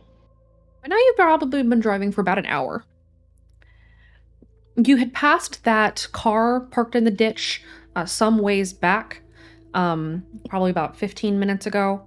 You have continued to drive, and you still haven't seen much. The road is continuing to wind through the woods, and even though the turns feel like you should be able to see the rest of the road, as you come around bends and between trees, you still can't see that far ahead of you either. Even with the El Camino's high beams on, it's still very, very dark. Around what time of day is it? It should be around 1 p.m., but you wouldn't know it from looking outside.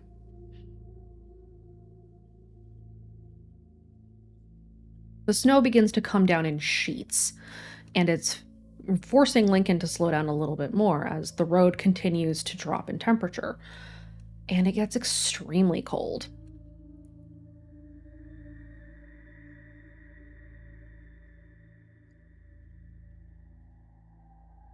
I don't like this.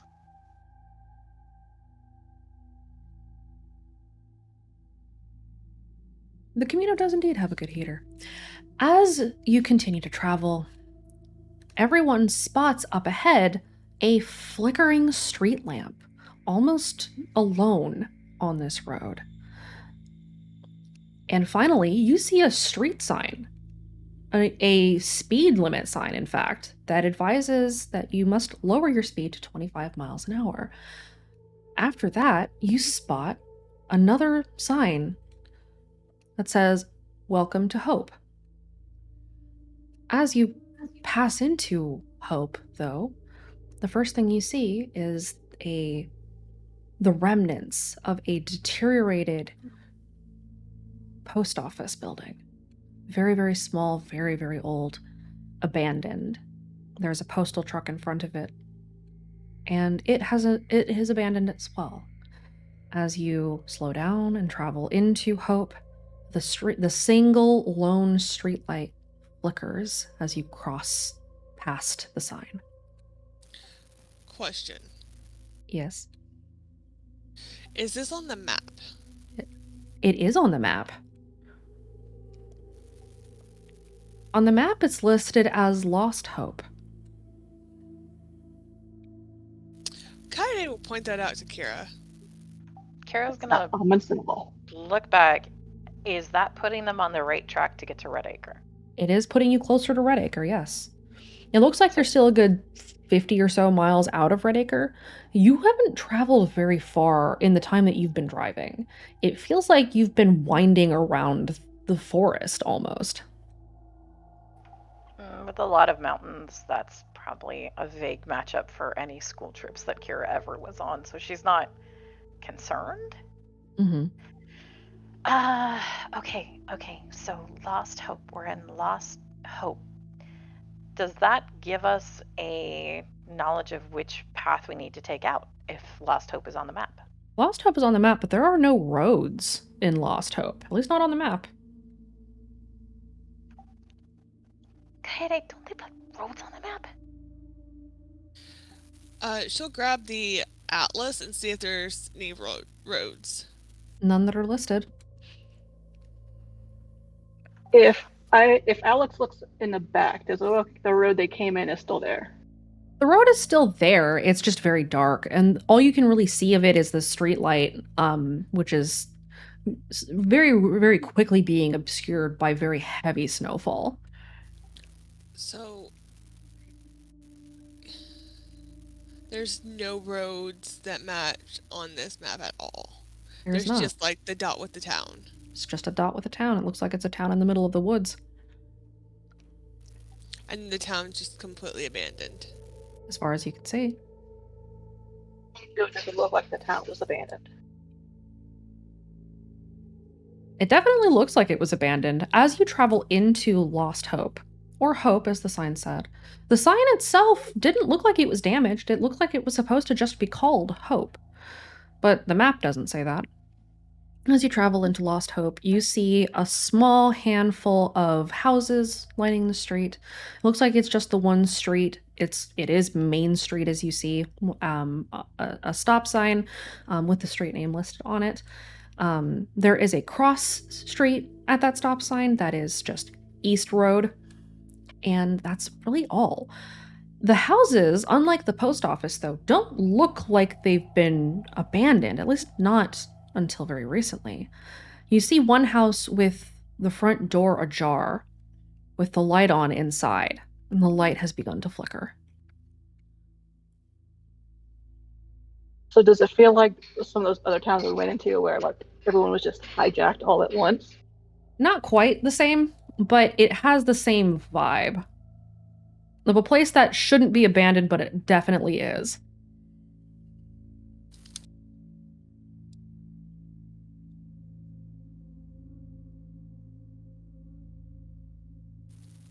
So the lights on in the house and the lights flickering in the house. Can I see in the house? Can I see like anything in the house? You can't really see anything past the door from where you are. You can see that the lights are on because the windows don't have curtains on them, and you can see the light spilling out of the door flickering. But the door isn't open enough for you to see much, and the windows, the house is sort of raised up, so you can't see very far in. You can just kind of see the ceiling. Okay.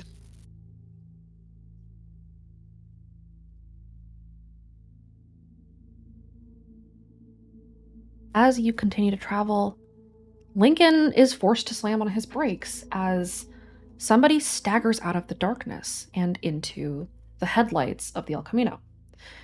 Lincoln comes to a stop as a young woman with her clothing tattered and torn rushes up to the road and then collapses to her knees. Can Devin see this? Devin can see this.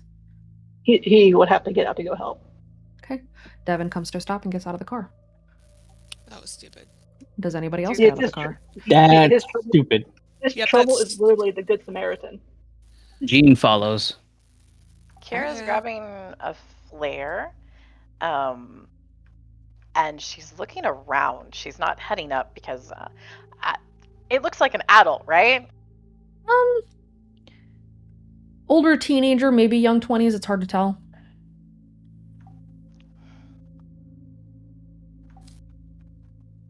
Wraith is gonna get out of the car and help. Kira's got a flare and she's got the flashlight. Katie.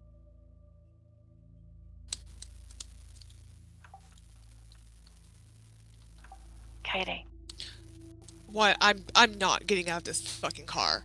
I don't The- want you to. I don't want you to. That's not what I was going to ask you. If you start to see stuff, if you're watching around, if you start to see stuff, there's one more flare, and I think the bungee cord is ready to be used again. Could Kaede use this slingshot that she made? You can try to. Kira, you gotta roll another mechanics to see if you can make this thing not suck. Okay, let's try. Alex, help her with that. Sure, go ahead and also roll mechanics. A 4 this time. Okay.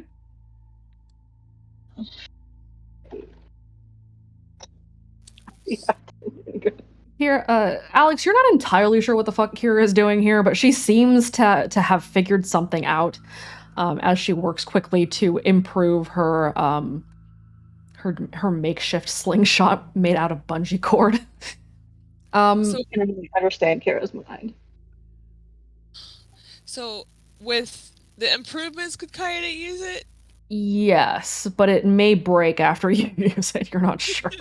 Okay. There's not like a flare gun, is there? There is not. Okay.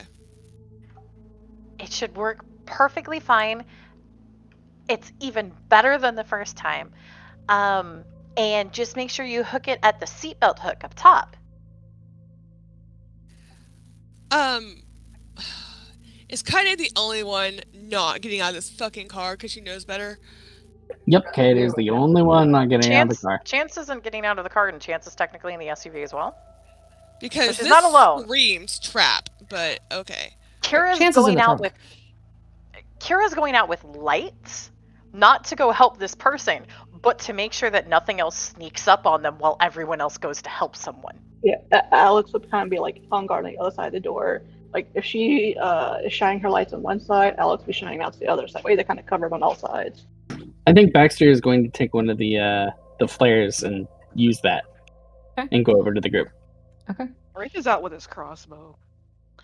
So who's going over to the girl and who is outside standing watch? Jean is helping Devon go to the girl. Okay. help Devon's the over girl. there. Yeah, and Alex is standing watch. Okay. Kira is Wraith is standing going watch. where the girl is, but he's not going to help. Okay. He's like guarding them with the crossbow. Okay. Baxter's going over with the flare.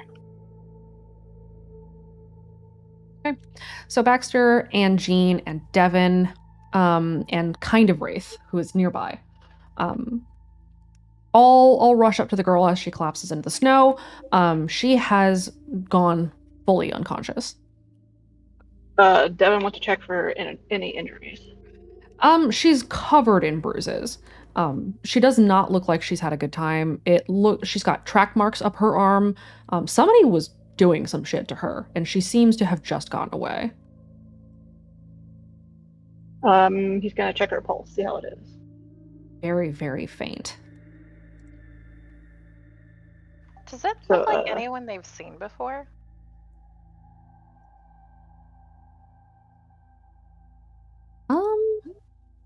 Not entirely. There's the faintest hint of familiarity, but you're not sure why.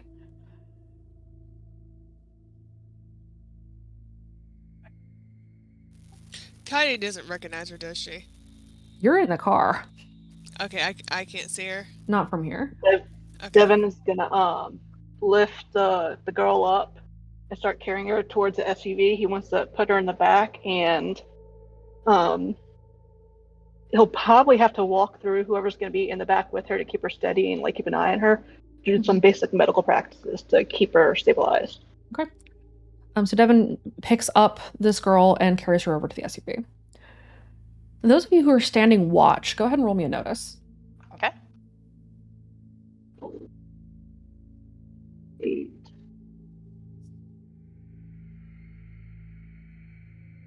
I have a terrible feeling. Kira, Alex. Kira and Alex, you two are keeping watch. You see where the girl came from. The tracks that she had left in the snow. But you don't see much more than that. You see that she had been at a point on the side of the road, kind of in the ditch, and then suddenly the footprints had started and led to where you are now. If you had to take a guess as to why that is, it almost looks like she had just been standing there waiting for a very long time. I was just gonna look over at It's a Kira. tarp. Yeah, that's what I said. From the side of the road, she's giving a nod to Alex. From the side of the road, Can Kira take her light and head over to it? She's looking to see if there are anything like car or van tracks. You're heading over to where the footprints had started. Yes. Okay. You don't see any car or van tracks, but you do see kind of a lump in the snow. She's gonna kneel down and try to uncover it. It's a blanket. So someone set her on and to wait for us. That would be a guess.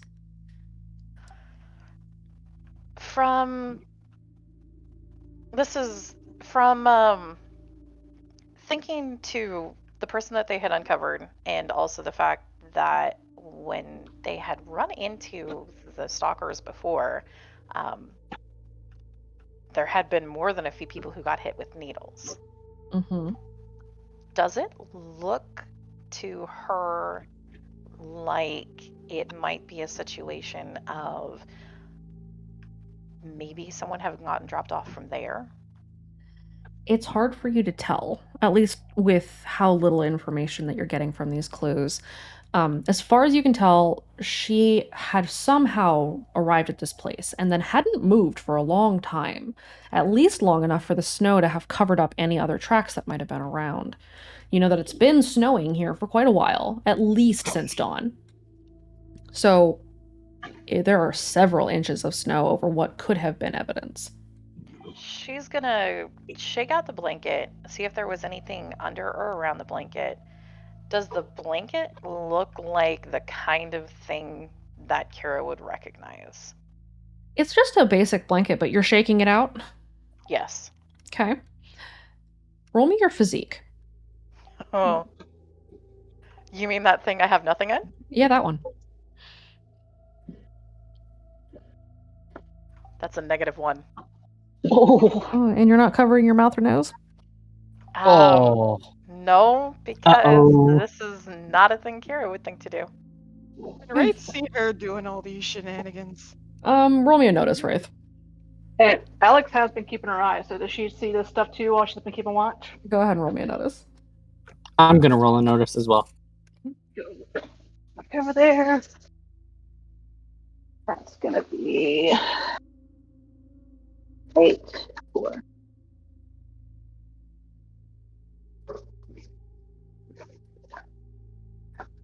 Okay. Yeah, all three of you see this. Kira picks up this blanket out of the snow, brushes it off, and then shakes it out. And as she does so, from the distance that you guys are standing in, you see a faint puff of something faintly white burst out of the fabric of this blanket. Kira, you're very, very close to it, and you inhale it and promptly hit the ground. Alex runs over to her So does Baxter. and shouts her name. Wraith is going to follow, but he's gonna still be on guard. Okay. Devin, as you're carrying the girl towards the back of the SUV, you feel a sudden and noticeable shift as you move away from where Kira is laying, now on the ground, as the girl in your arms no longer has a temperature, and she no longer has a pulse, but she feels like she probably shouldn't have for a long time. He stops and looks down. There is a slit cut across her throat. He definitely curses and drops her and backs away really quickly and tries not to trip over his own feet. And we're going to pause there and take a quick break. We've been about 2 hours in, or 4 hours in, so we're at our 2-hour marker. This will probably be the last break that we'll need before you guys come to the end of the session, but we are going to take a quick break. I am just going to put us in BRB, but I'm not going to mute you guys. I'm going to run to the bathroom. Okay. Okay. I too shall do this bathroom thing. Poor Devin. You just try to be a good Samaritan. Poor Kira. Well, good Samaritan is literally his trouble. If he sees someone in danger or hurt, he has to go and help. Gene just can't stay, knows for trouble, and can't stay in his lane. So this is part of it.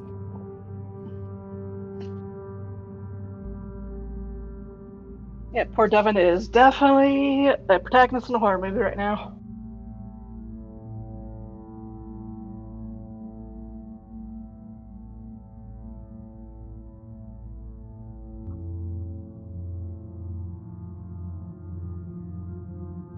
I managed to revive my laptop. Jesus You have Christ. darts too? That thing got But you killed by still- one YouTube video. But you still don't have your pictures.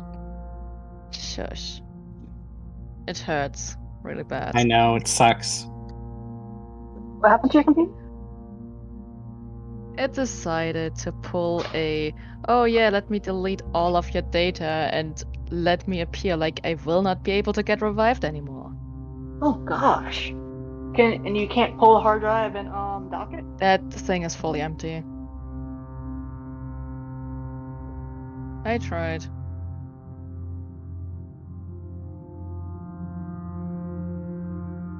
It probably was an update error, and then You need a Cyberlink washing Speed Recovery jumped in and wouldn't let me out of it anymore. I did press on the option to save data, but it did not, so of course it all just fucking died. And that thing kept on repeating for 3 days straight, or 2 days straight, something along the lines. 2 days. It was taken 2. Because I was constantly whining about it to dark. Jade. I was like, Jade, I was trying to think if I could figure out something to help. You had plugged in your darts. It was a problem of the Cyberlink program, which I no longer have on my PC, thankfully. That's why it doesn't crash. But it pushed me into it constantly, and I had a Medion.exe on my laptop as well in the recovery folder. I deleted that thing too because it tried starting the shit again, and now it doesn't do that anymore ever since those files were gone. Man. But it deleted years of trying. Oh, I'm so sorry. I hate hearing that. I literally was able to put my stuff from my old laptop to this one, and then this thing died. So you can guess how many years of trying went down the drain. Even my pictures from my rats are gone. Mm-hmm. No, not flame. Have you been using like Cloud or Google or something to back them up now with your current one? With the current ones, yes. Okay. And I got some pictures saved again, thanks to the fact that I post those things over Discord usually to people.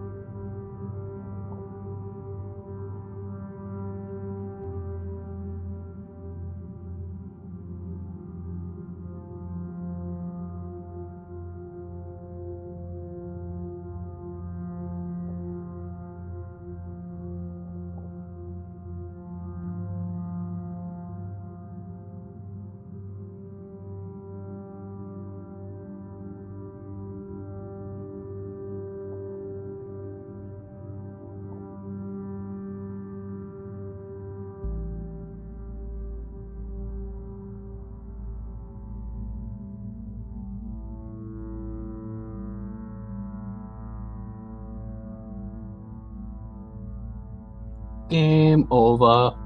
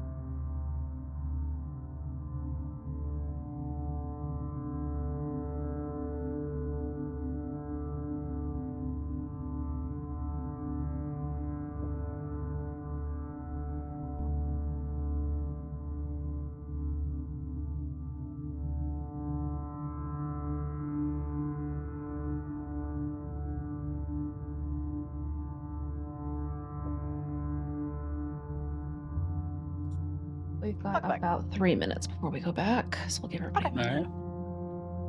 I'm gonna grab more coffee. Okay. Actually, I'm gonna refresh my alive drink as again well. too. I'm Yay. happy. God damn my laptop. It scared me.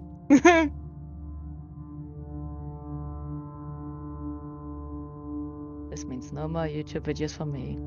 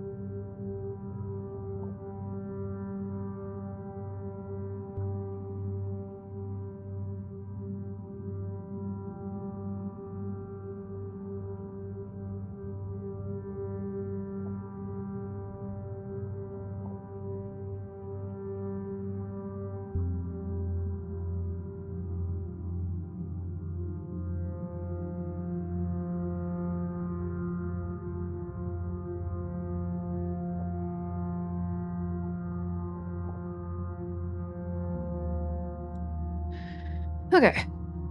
I got about a minute and then we will kick back off again. How's everybody doing? Oh Good. no, Peachy. Excited. You know, this is all fine. This is perfectly fine. Everything is fine. I'm fine. Everything's fine. How are you?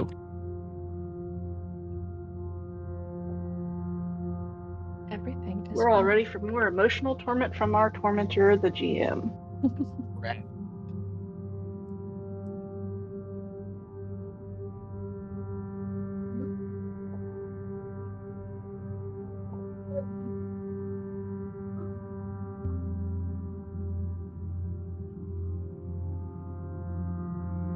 Don't worry. It will also be physical torment. Can't wait. Perfect.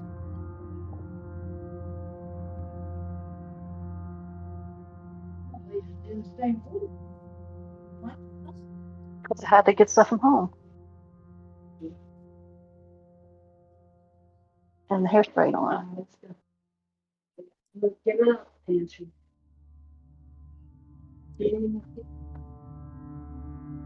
Not yet.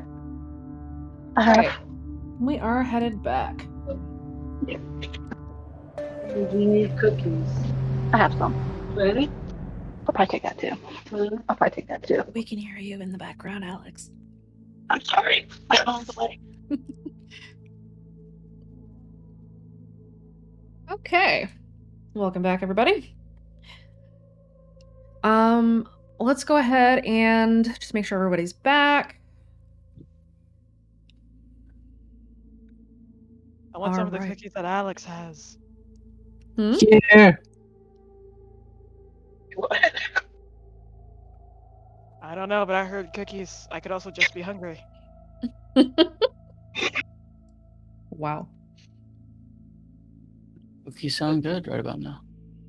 I don't have nearly enough gummy bears for this emotional torment. I see. Okay. Well, let's dive back into the spooky. I'll do it, but I'm bringing a Mountain Dew with me.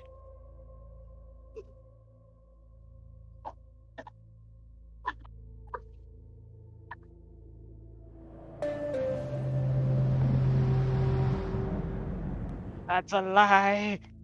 Everything is not fine. No, it's- Everything's fine. Don't everything worry. is fine, obviously. That's what the mission is.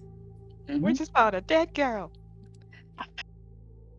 Did Zeke do this? That's a great question. So, Devin, you find that the girl that you had found, she should have been dead a long time ago.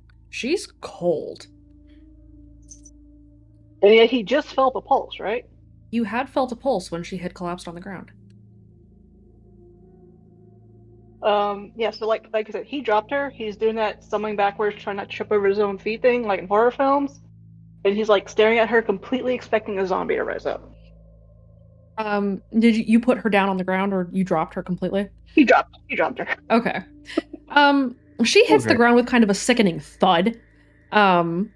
As Devin drops her and backs away. And the slit in her neck begins to pool blood on the snow beneath her.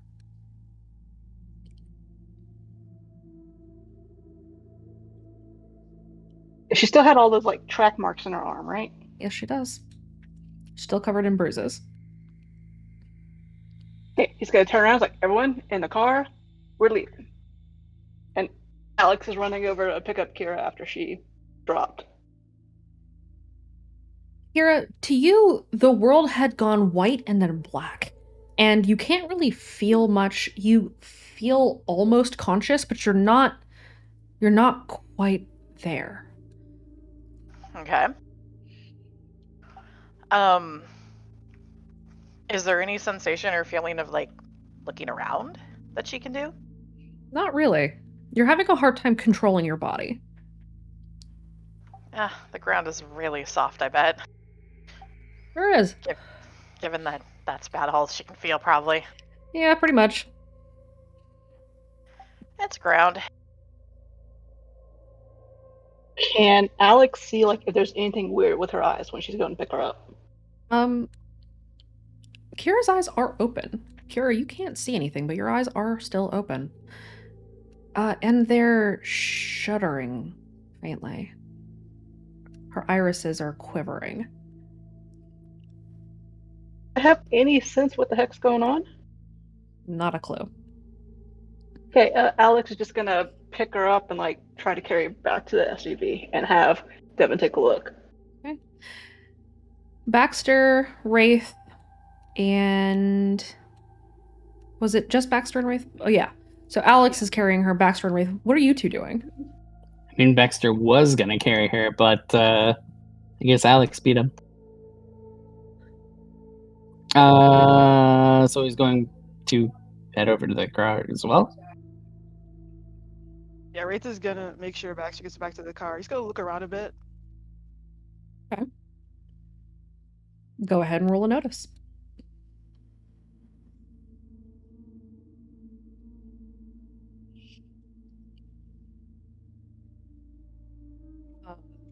There we go.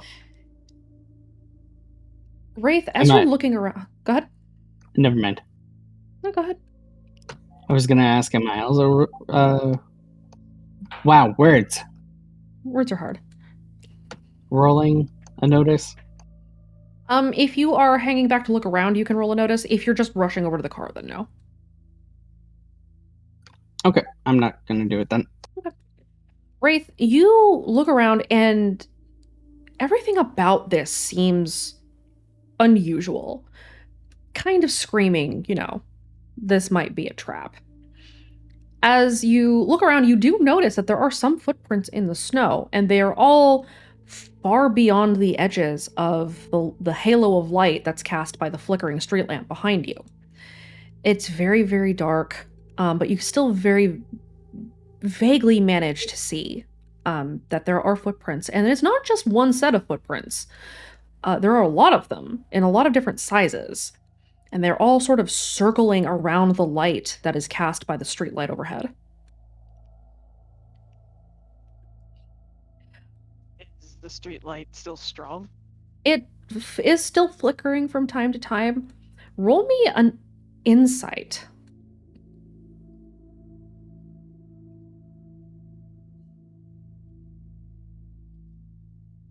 It's a 0. Yeah, you're not really sure what is going on. This feels weird. This feels super, super weird, but you're not 100% sure what kind of a trap this is. You can tell something is off. Yeah, he's gonna like back away while still like looking around to get back to the car. Just kind of yell over to Devin. It's like, we're getting surrounded. We gotta go. Yeah, Devin is like rushing to the driver's seat, sees Alex carrying Kira, just trying to maintain not being in panic mode as he gets in the drive and tells everyone to get in the vehicles. Is anybody else out of the cars besides Wraith right now? Just Alex heading back. Jean, you're still in the SUV. You didn't leave. Jean ran back to the SUV. Okay. Those who are in the vehicles, go ahead and roll me a notice. Either the SUV or the El Camino. Would I roll for both mine? Alex is still on the way back, so no. In the vehicles? If you are in the vehicle. Devin got a 5.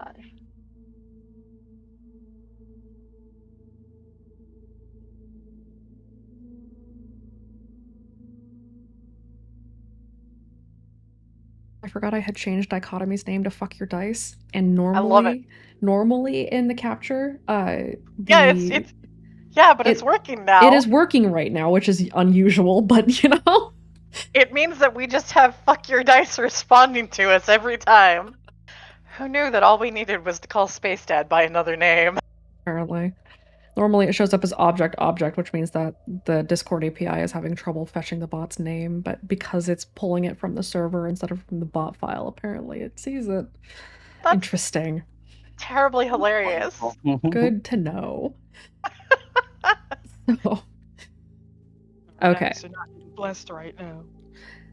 See, Jean, Devin, Aurelia, and Baxter. Okay, all 4 of you do notice that there is some blood on the outskirts of the light that you currently have. You do spot it in the dark because it is a dark stain against very, very white snow. It's hard to miss. But you guys also notice that there's some movement in the shadows beyond.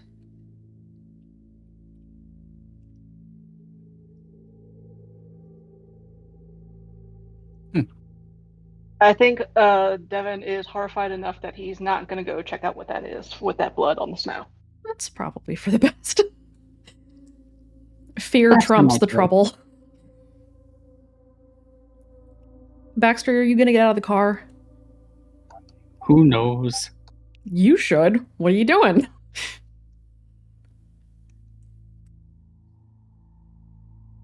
Maybe Baxter will. Yeah. Aurelia would try to stop Baxter. Well, he's trying to stop you. Do you keep going? Yeah, he's gonna go check it out. Okay. Poor Bean.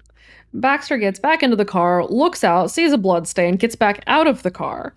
Aurelia tries to stop him, but Aurelia is very small by comparison. Like, she would just yell after him, "Are you fucking kidding me? Get back in here! No, It's a fucking trap!" Devin's just like, what did you get in the car for? This is definitely a trap. Hey, first time Aurelia cursed and shouted. Congrats. Hooray! Like, you made the little bean swear.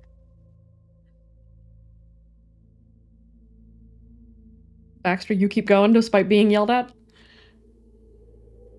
He thinks about it, then turns back and goes in the car. Okay. Baxter, Get in the car. Baxter, roll me another notice.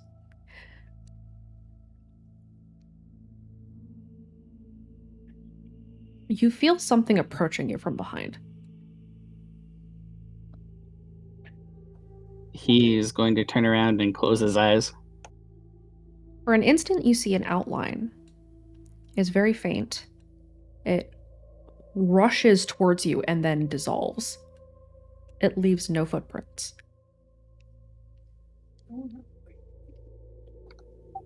He's gonna nope, and go back in the car. All right. Baxter nopes the fuck out. Everybody gets in the car? Yep. Yep. Okay. Kira. Uh-huh. Roll me a will save.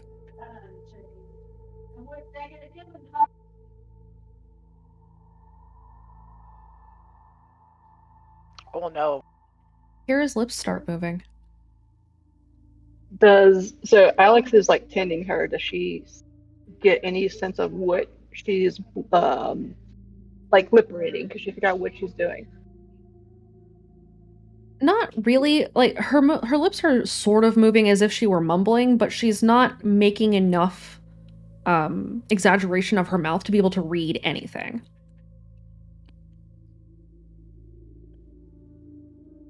All right, so she's gonna keep trying to wake her up, doing whatever she can. Okay. Would the trauma kit have anything in there for waking people up? There might be smelling salts in there. Yeah, so Alex would look for smelling salts to use. Okay. As the crew and the El Camino go or get back into the car, Baxter nopes out, jumps back in, and you guys start to move. I assume you guys are looking around? Yep. Okay. If you're looking for something in particular, like movement, people, etc., go ahead and roll me an investigate. If you're just standing watch or keeping watch, go ahead and roll me a notice.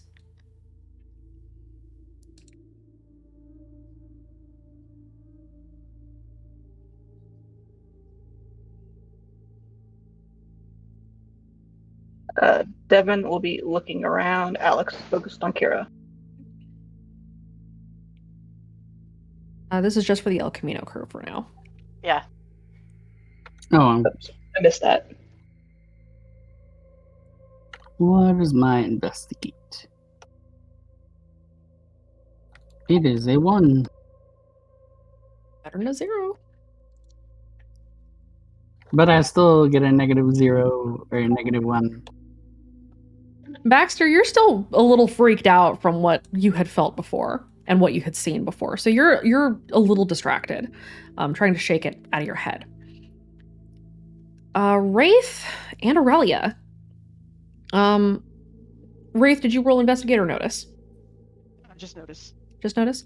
You see the shadows moving around out of the corner of your eye, and you catch out of the corner of your eye the flicker of the overlight or the overhead light, street light, as it flickers once and then twice and then bursts, raining sparks down between the cars and plunging you into darkness. Aurelia, Oh, you we see gotta this go? as well. I did roll to investigate because both of mine are at a 3, so. Okay. You see this as well. This is obvious, but you're looking for anything moving in the shadows. You are hunting, in a manner of speaking. And you see actual figures moving in the dark between the trees, but they're not getting any closer to the road. They seem to be circling.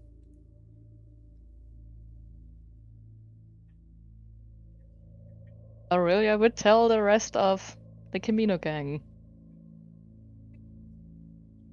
We gotta go.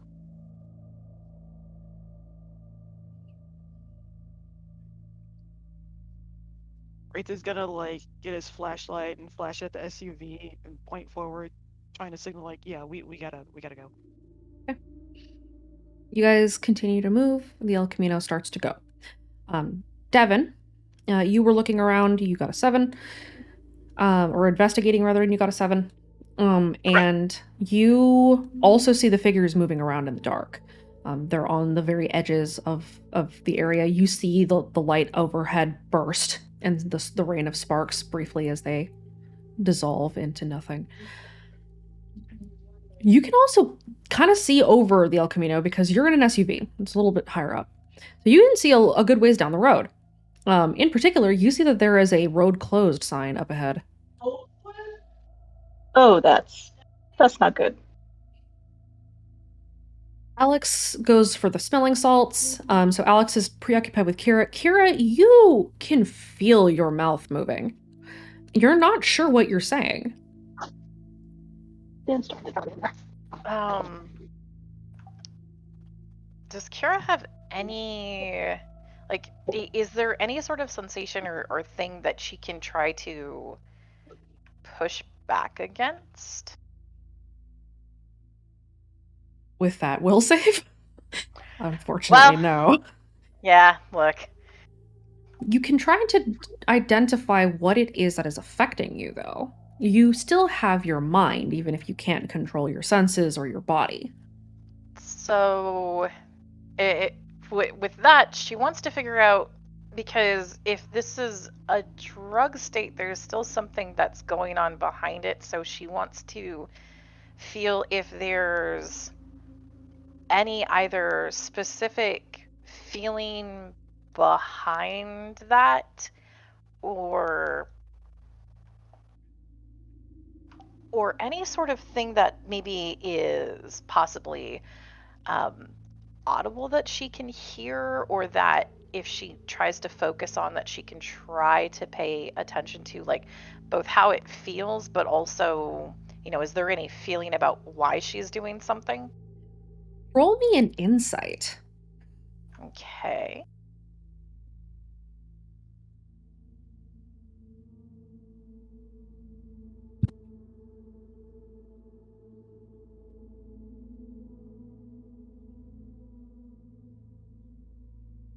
Is this anything? Well, there's no way that she'd be able to identify if this is anything like old tongue affecting or any. So that's not useful, actually. So you can feel the movement of your lips. You can hear something faintly because as your heart rate slows down a little bit and the rush of your own blood sort of fades out, you can hear everything with perfect clarity.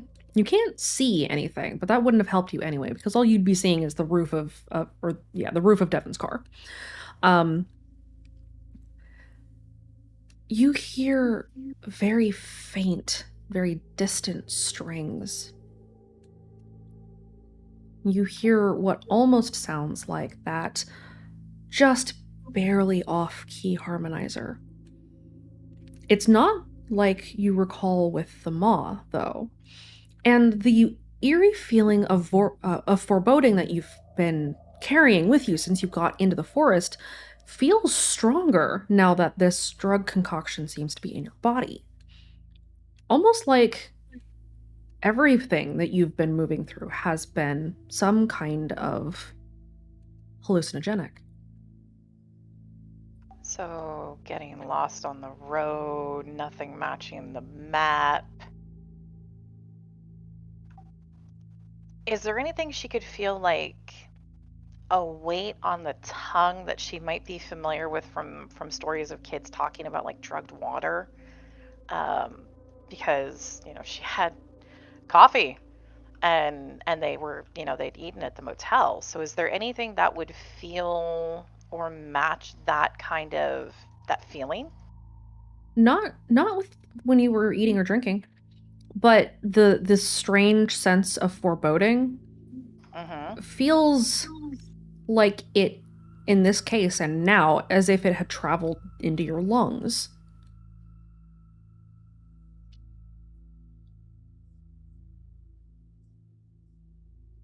So some sort of from inhaling, probably.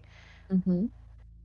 So the whatever she ended up inhaling from the blanket is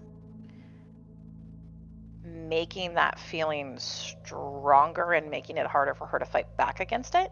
Mm-hmm. And she can't, she doesn't have enough control to try coughing as to try to clear lungs, right? Mm-mm. Okay. Does it feel like there's,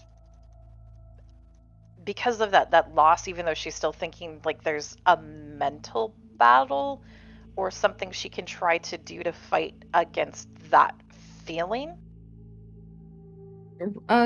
Say that again. So if it's, she doesn't have control on, moving body or anything like that, but she's coherently able to think right now, does it feel like it's something that she could work herself through mentally to regain and fight through that foreboding and get control back? It feels like that's the only way you're going to get that control back. Okay. You So she's feel almost like you did the first time you woke up from a blackout. oh, that's bad memories there. Um, she's going to kind of walk herself through. You know, she can't see anything, but she's going to walk herself through. She can hear everyone around, right? She can hear like the road sounds, they're driving. Yeah. So she's going to walk herself through that. Even though she can hear that song, they've dealt with things like that before. Maybe not this exact thing, but they'll figure it out. She's going to also walk herself through. It's not overpowering, so they're not losing, which means they can continue to get away from it. And try to just focus on outlining reassurances for herself that they're not getting caught, to try to push that back. Okay. Go ahead and roll another will save. I'll give you a +1 for your reasoning. It's not negative this time. It's not negative, but it ain't high. You kind of regain some of the feeling in your fingers, and you feel your fingers twitch, but your mouth is still moving, and you can't seem to stop that. But your mouth is moving a little bit more. You're not mumbling anymore. Your lips are fully moving. And Alex, as you're watching Kira, you see her mouth make the motions to say, "We speak as one." Okay, so that definitely worries her. And she's going, she'll try the smelling salts first. And the smelling salts don't work. She'll do the ritual they did to wake up kids from being, whatever it's called. I forgot the word. Blacked out. The thing when the shape catches you. Suppressed. Suppressed.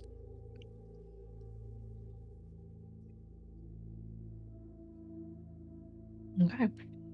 Kaede, what are you up to in the back of this car? Sit in the car, I guess. Go ahead and roll me a notice.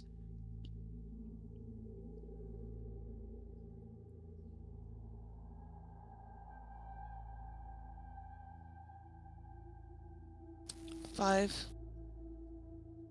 For a brief instant in the distance, you spot the road closed sign, but you kind of see a figure behind it, and it has a familiar face. At least for a moment, until the figure backs up into the shadows and disappears. Who was it? It looks a little bit like Julie did.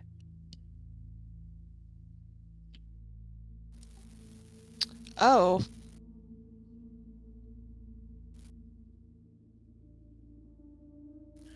I'm gonna make a will save. Okay.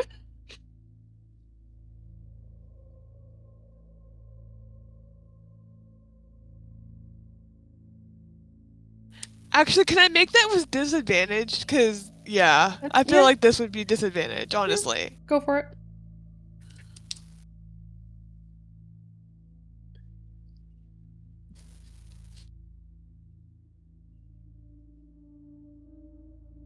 So 3.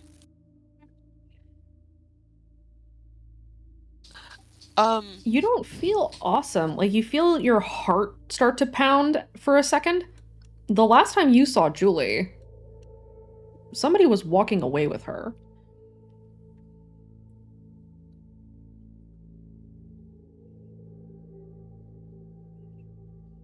Pokey girl.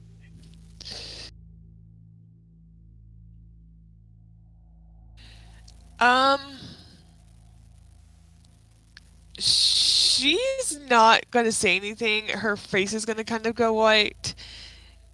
And she's just gonna kind of start reclusing. She's not in a good place. Is she, like, sure it was Julie, or it just kind of, like, looked like her? You're not 100% sure it was Julie, but you recognize that face almost immediately. And you aren't, one of the things that makes you not 100% sure is that you're not sure if you're not hallucinating. Okay. Yeah, she's not gonna say anything. She's gonna keep quiet about it for now. But she is definitely like not in a good place. So Kaede kind of curls up in a ball in the back seat. Pretty much. Okay. Jean, what are you doing? I just returned. What happened? Kaede saw something but didn't tell anybody. Kira's trying to figure out how to get out of this, whatever it is that is wrong with her. You guys are traveling through the woods, or rather, traveling through what is left of this town, this very tiny town. Not really a step up above a village. I wouldn't even qualify it as a village. And there you go. And up ahead, there is a road closed sign that is blocking the rest of the road. Is the car stopped? No, you guys are traveling, but you're not moving super fast. Okay. Jean is kind of staring out the back window, watching what the buildings go by. Kind of just peering to see if he catches anything else. Okay. Go ahead and roll me a notice, Jean. Sure.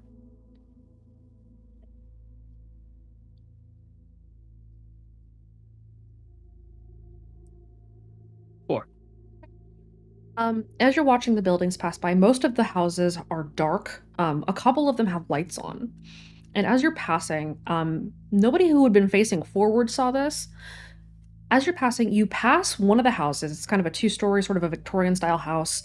In the uppermost window, towards what would have been an attic, you see a light come on and a figure step into the window and watch as you drive away, and then the figure backs away again. Jean kind of shyly waves and goes, "There's someone in that window," and they're gone. Okay. Anything else? That's all you see for now. Cool. Jean dwells on that for a bit. Like, this place is haunted. This is so haunted. This town is haunted. The El Camino comes up to the road closed sign. The road on the other side of the sign looks fine. You're not entirely sure why somebody would have closed the road here, given that it doesn't seem like anybody's been here in a while. The El Camino comes to a stop. Devin is then forced to come to a stop. Do you guys just try to drive around the road closed sign, or do you try to move the sign out of the way? Does it look movable? With a few of you, it could be. Wraith is gonna get out and try to move it. So is it fully blocking the road, or is it like the kind of? Oh, you it's can still move around it? It's fully blocking the road. You would have to very carefully drive into the ditch and then back out to get around it. Kaede is getting out, but only... Kaide's getting out to, quote, help. But she's looking around. But she's looking around, yes. Okay. Does anybody else get out of the car? Kira cannot. So Kira's no. stuck. Kira's not going anywhere. If Kaede gets out and no one else follows, Jean will tag along going, "Body system." Considering Devin's trait as punches with the strength of a wet noodle, I don't think he has the strength to move the sign. Mm-mm. Baxter will get out and move it. Okay, those of you who are looking around. Okay, so everybody who's going to the sign, you guys are going to the sign. Kaede, you can go ahead and roll a notice because you're mostly focusing on looking around. The rest of you go ahead and roll me a physique to start moving the sign. You got it. I'll never guess what my physique is at. 5. I hope it's better than a 0. I would sure hope so too. Jesus. Gee. Okay. You guys start to move. Wraith, you start trying to push because you're the first one out, and you're kind of a noodle guy. They're mostly a string bean. And you try to move this thing and it's not going anywhere. And then as Baxter and Jean walk up and start to push, you sort of start because you suddenly started moving much more quickly than you had been before. As you kind of help them, but it's mostly them doing the work. It's mostly them. He's not gonna say anything though. Coyote, as you're looking around, you gotta kind of help with the sign, but you're mostly not paying attention to it. You look around and you see a lot of boot prints in the snow, as if somebody had moved this here and had walked away. And you see the footprints where Julie had been standing lead into the darkness of the woods, away from the town.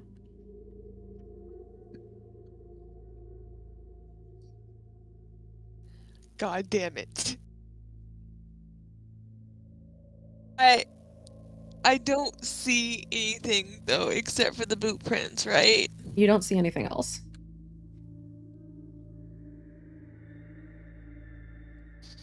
If I like use my phone light to shine it into the woods, do I see anything? Not really. The light doesn't seem to travel as far as it normally would. It sort of diffuses well before it gets to the woods. And kind of like the darkness around you is more oppressive than anything else. So you don't see very far.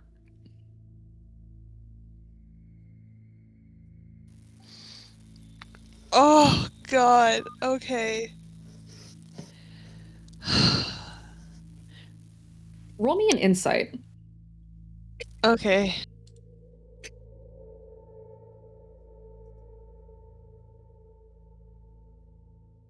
Does Wraith see Coyote being sus? I got a -1. You have no fucking clue what is going on here.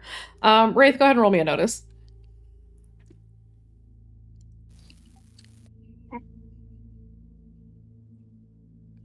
No, you're a little preoccupied with sucking at moving this fence. Can I just roll that using something's not right? Yeah, I'll give you that. You can go ahead and burn fate and Can reroll. you get a bonus because it's Kaede?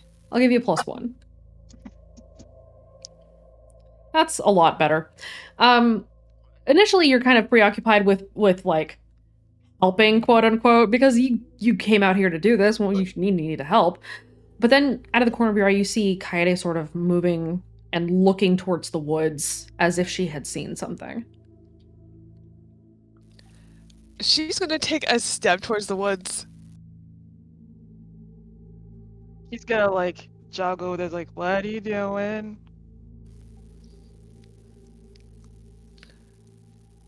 Just go back to what you're doing. Yeah, no. Yeah, no.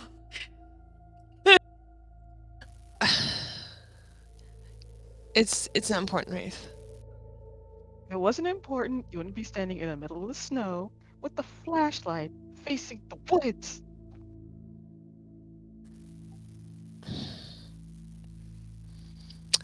I'm gonna lie. Okay. It was probably just a squirrel or something. It's fine. Roll your Can I have deceive. Baxter call bullshit over there? Roll your deceive. And then if anybody is listening and wants to spot the lie, you may roll your empathy. If you have the appropriate stunt, you can alternatively use insight.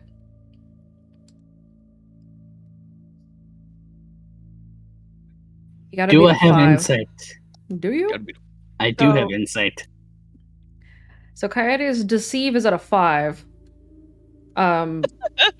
Roll an empathy. So GM, basically he doesn't care if she's lying or not. He's gonna try to drag her to the car. Okay. He's like, squirrel. Yeah, I believe you. I do. I'm just gonna reach down here and grab you by the legs. You're grabbing her by the legs? He's gonna put her over his shoulder like a sack of potatoes. Damn.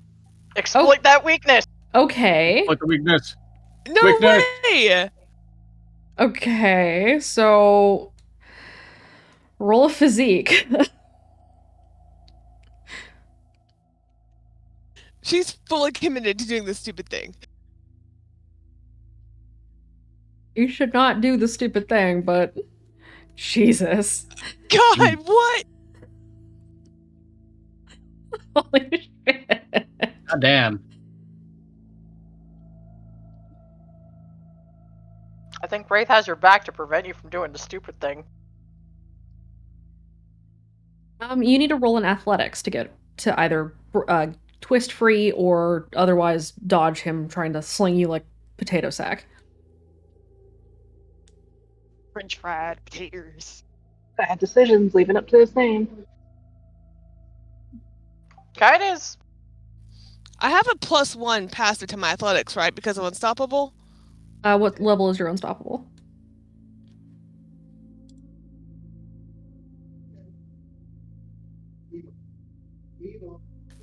Three.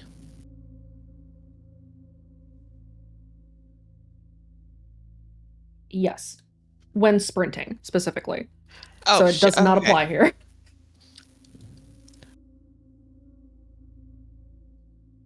Yeah, nope. God damn it! You get potato sacked. Wraith slings you over his shoulder and marches back to the car. All Jean hail. looks over to Baxter as they move the roadblock. What's that about? I have no idea. But I'm calling bullshit on whatever she was doing. So Probably a Devin good does, decision. Probably a good decision. Devin does see Kaide being carried over by Wraith. It's not subtle. When Wraith opens the door, Devin's will be like, okay, when you talk to me about Girl of Ice, that's not how I recommend to pick up girls.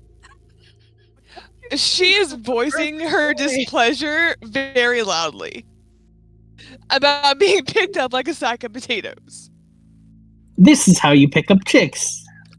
Like, No, well, it's you didn't not. specify not to physically pick the girls up. See, she's a lovely red-headed sack of potatoes. For the benefit of the audience, Wraith tried to ask Devin how to talk to girls.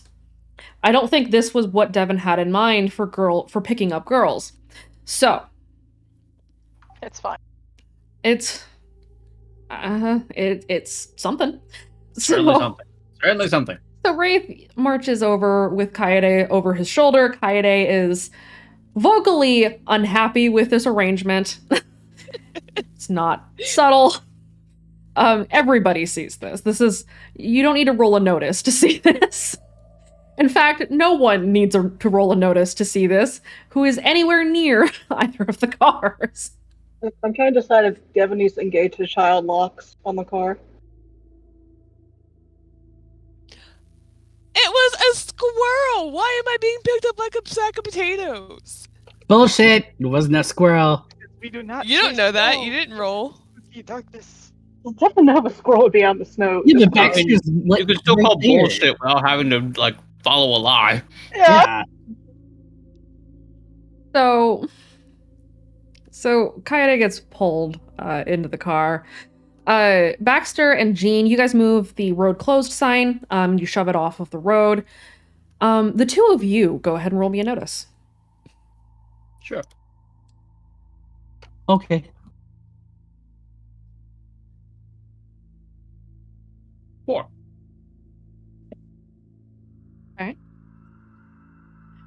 It's great being able to ask the two of you specifically to roll a notice where you actually have a notice. I know, right? It's so foreign. Okay. Baxter, you don't really notice much. You're sort of watching Wraith march off with Kaede over shoulder. Jean, as you're moving this, you see the footsteps in the snow where somebody had put this in the road recently. And you also see droplets of blood in the snow as you're moving. Baxter? Yes. There's footprints here. Like, someone just kind of put these roadblocks recently. Like, is the snow still falling? Oh yeah, it's still dumping snow. But like the tracks are pretty fresh. The tracks are fairly fresh. You think that it would probably take about an hour of snowfall to cover up these tracks. So whoever did this within the last hour or so before you guys arrived. Oh, okay. Yeah, but Baxter. Yeah, this is recent. Someone is trying to stop us or stall us from, getting out. And look. There's blood. We should we should. Investigate? Baxter, you can see this once it's pointed out. Yep. We should go, like, right now. Let's go to the Jean others. kind of looks to both of the drivers and just signals, "We need to go right now." Adam's been ready to go since he found the girl who thought was alive with her throat slit. You had a pulse at the time. And then if the cars start moving, Jean's gonna try to at least nudge the roadblocks back onto the road. Okay. Just cover their tracks and make sure it's gonna be a little bit annoying for anyone following. Okay. So the Lincoln moves the car through. Devin, you move the SUV through. Do you put the roadblocks back? Yes. Okay. Jean and Baxter move the roadblocks back into place, the massive roadblock section. And then the cars pause to let you in.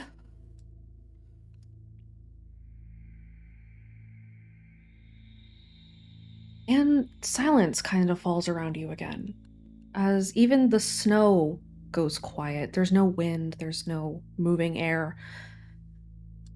And you feel the hair on the back of your neck stand up. Question, GM. Yes. Is Kira still having to convince herself?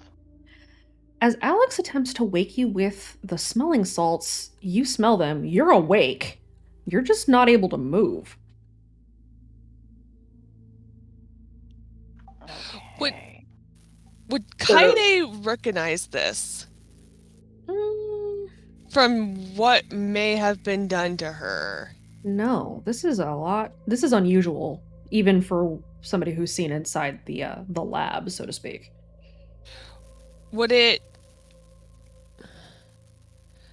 she know if Narcan would reverse it? It would not in this case. Okay. This doesn't appear to be any kind of an opiate of any kind, and that's what Narcan is for. Okay, I was just checking. This is more of a paralytic hallucinogenic. As Alex, you are not able to unsuppress her because she's not suppressed. Her eyes are still quivering. She can't really see. You notice that her fingers are twitching, and she is moving her mouth. But other than that, she seems to be conscious. Yeah, so she'll squeeze one of her twitching hands and just keep talking to her, try to see if maybe she can help her come out of this somehow. Can Baxter try something? You are not in the car, so no. Oh. You're in the El Camino. Well, he would have gone to the car to check on her. There's not room for you to get in. You guys are driving away. It's fair. Unless you want to switch with Kaede. No. Okay. So you guys jump in the car, start moving. Kira, go ahead and roll me another will save. Okay. And then roll me Because an I know insight. your plan, Kaede. You don't know anything about my plan. And Wraith ruined my plan that I had. I need to ask the I'm GM pretty questions, sure- guys. Hush, Guys, you I need two. to ask the GM. Go ahead. Do I still have the bonus on will from the initial deductions? For one more roll, yes. Okay. Okay. You regain some of your eyesight, and you can kind of feel your limbs again. Okay. And you said insight then? Insight. Whatever this is a chemical paralytic that seems to be affecting your brain, and you're not sure how, but you know that however it is affecting your brain is related to your eyes. So you can deduce that it somehow is interfering with the optical nerves in your brain. You also, as you guys move further down this road, because you are unable to move, because you're not able to fully invest in all of your senses, your hearing is very, very sharp right now. And so you're able to hear, as you travel further and further along the road, the sort of faint swelling of an instrument, or the instrument. So it sounds the correct tones? It does.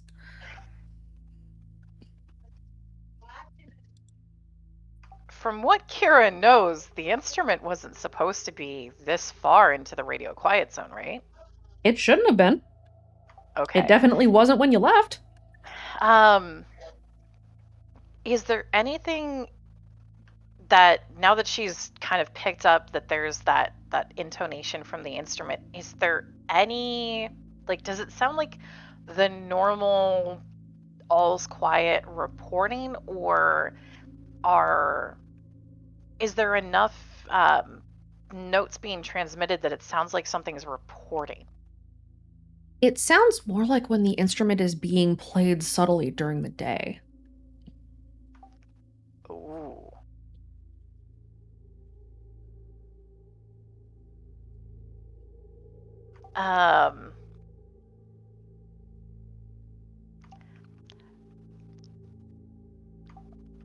Does she have any issues just because of how long she has been listening to the instrument, even at that level of,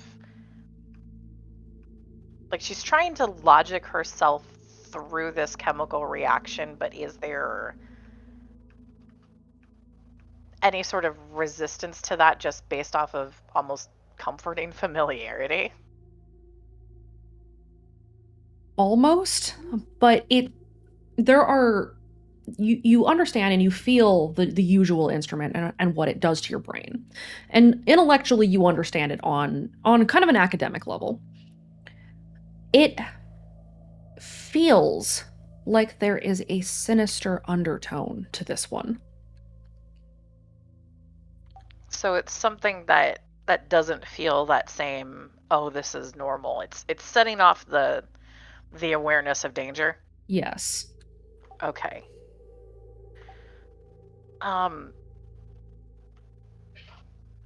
She's gonna try to see if she can get her eyes to close. You do manage to close your eyes. But you can't exactly look around, since you can't move your head. No, but she's hoping that if it's something that's tied to eyes, that by having them closed, it can wash out of the eyes real fast or faster. You're not entirely sure if this is going to work, but you are able to close your eyes for a bit. Okay. As you guys continue to travel down the road, and you get further and further from the strange town, that feeling of foreboding kind of eases back a tiny bit. And the silence falls back in, but at least to most of you, it's quiet again. You can breathe. It's not quite so eerie, as if a weight had been lifted from your chest. The trees thin a little bit, and you turn out of the woods and find that you are kind of a good distance away from lights. You see them in the far distance, several miles away, but you do see the effectively what is the refracting of light off of the snow in the distance. There is a town a ways ahead, and you could probably guess where you are at this point. But something's not right. And though you don't feel that foreboding anymore, intellectually speaking, it's been too easy so far, hasn't it? Mm-hmm. Fortunately. So we recognize this town? It looks like Redacre in the distance. We shouldn't I be feel like anywhere. it's too soon to be seeing Redacre, though. You would be correct. We were really far from Redacre. We shouldn't have made it this far. And Kaede will look at the map again. Ready? Roll me another insight. And anybody who is looking around, roll me an insight. Even Roll. with eyes closed? Even with eyes closed. I'll let you roll it in rolls and take the better of the two. You roll that in BC text. I wasn't paying attention either. Oh, Both of That you was did. difficult. It was Devin rolling because Alex is because I'm trying to help Kira. Okay. Kaede, as you look down at the map, for a moment you see that there is a road through Lost Hope. And it's not labeled Lost Hope for a fraction of a second. And then it just kind of burns back in again. And the road fades. Devin, as you're looking around, you see the lights of a town that you don't recognize. And then the light fades and you are staring at the tops of trees as the forest stretches on further. As a hallucination sort of dispels from you. Kira, you can feel it too. You can feel you're getting closer to the RQZ, but you're not in the RQZ yet. You shouldn't be near Redacre. And you can feel that strange sensation from awaking from the dream as it dispels from you as well.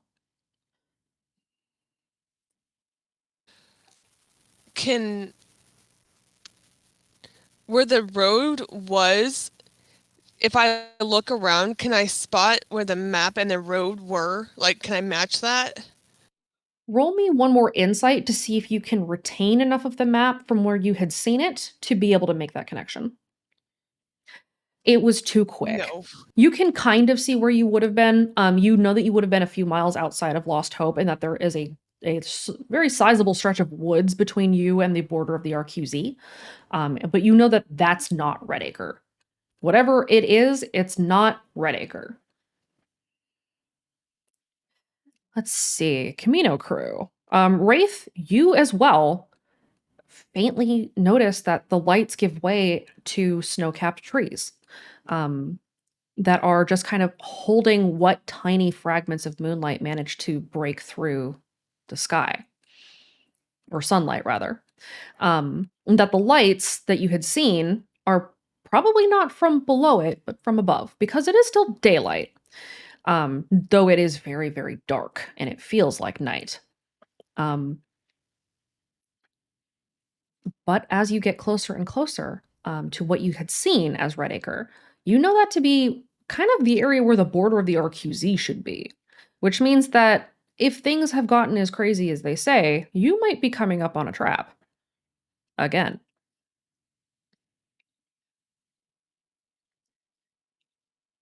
He's gonna voice that to Lincoln and the others in the Camino. Baxter, you don't see trees where Wraith is talking about. You see the lights of a town. What are you talking about, Wraith? I see a town. That's not a town. It looks like a town. We are way too far for that to be Redacre. I mean, it doesn't have to be Redacre. There are towns near. Like, trust me, this is trees. Lots of trees. I don't trust you. Listen, hey, listen. I know Hey, trees. listen. I know lights and buildings. I don't know, you did almost run face first into a shadow creature. You mean it nearly ran into me? No, you were walking towards it. I was at the door. You made the small bean swear. Shame. Which was the first? Speaking of the small bean, Aurelia, you as Wraith points out that those are trees, not lights or buildings, the illusion begins to fade for you too. And you see where the road turns back into the woods.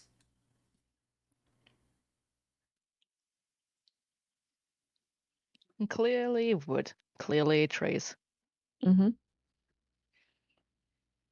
She would just look at Baxter and be like, I think you might be having some issues, but this is really just trees and forest. No, I'm sorry, I don't believe you. Skybeam believes me.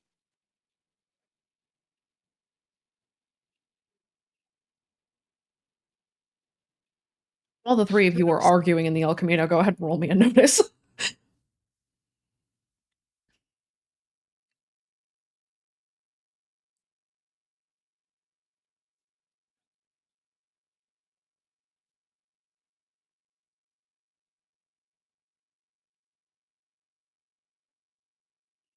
Baxter?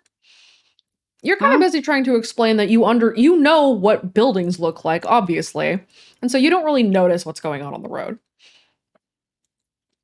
Wraith and Aurelia are looking towards the woods, and as you guys look towards the woods, you see the sign that says National Radio Quiet Zone. It's a big state sign, the big green sign with the white outline. And the lettering, you see it kind of glowing in the light of the headlights of the car. You're about to go into the RQZ, and Wraith, as you look up, you see a group of figures vanish back into the shadows of the trees.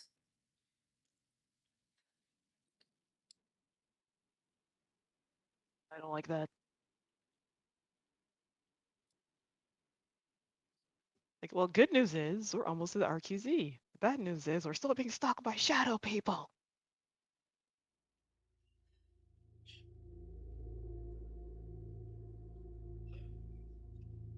The closer you get to the RQZ, it's probably about a mile up ahead. The closer you get to it, the more you start to hear yourselves the faintest plucking of strings beneath the ground. Does it affect Kaede in any other way? Roll me a will save. Let's find out. 4. You feel yourself tense up, and it takes you a moment to realize why you're tensing up as you hear the strings playing, in the same way that you did during the day in Redacre. But you're at the edge of the RQZ. The instrument shouldn't be this far out, is it? Is Kira still unable to move? Roll me one more will save. Wraith is going to actually turn around and look at Aurelia's like, hey, are you okay? Is it supposed to be out this far? Aurelia, go ahead and roll a will save as well. Oh no. Good. You're doing surprisingly well. You get a little bit tense as well, but it doesn't hit you as hard as you remember it. It shouldn't be this far out. And I really do hope my stalker just don't come back to catch me up again. I don't want this. Nope. Nope. Nope. Hey, use it as an advantage instead of a disadvantage. But the song! Well, you know more about it than we do.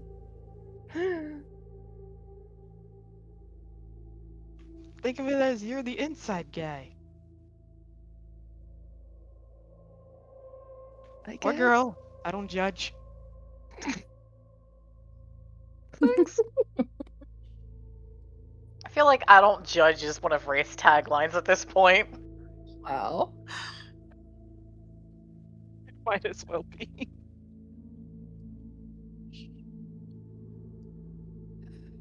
Kira, you're able to move a little bit. You can kind of move around. You're you're able to breathe a little easier. You have some control over yourself, and you're able to stop moving your mouth. You don't feel great, like your head is kind of spinning. You feel nauseous, but it is starting to, or the paralytic at least, is starting to release you. Okay. Is she still able to, like, hear the instrument just that bit louder because there's so little else? Yes. Okay. Quick question, do our phones work again yet? Not yet. You're still in the dead zone.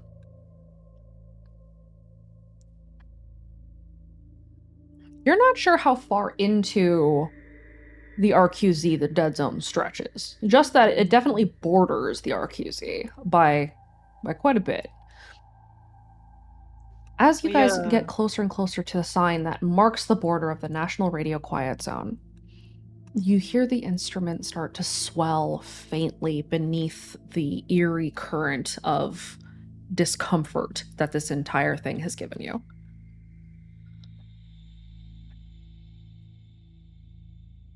And Wraith pieced together that since their phones still don't work, but they can hear the instrument that, you know, it's expanding. Roll me an insight. Roll it in the rolls channel, not in voice text.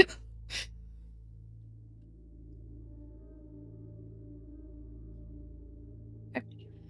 Based on all of the evidence that you have, and the fact that you can distinctly hear the strings, regardless of what you do, that even though you're not close to Redacre, you're close to the instrument. And if it's out this far, then that means they've been doing some building. He just looks at Aurelia and Bax is like, how long have we been gone?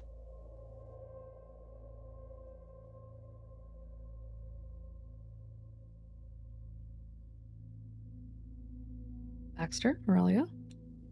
Huh? Wraith has asked, how long have you been gone? How long have we been gone? Hasn't it been like a month or two? About 3 months. 3 months? Mm-hmm. 3 months we've been gone. They expanded.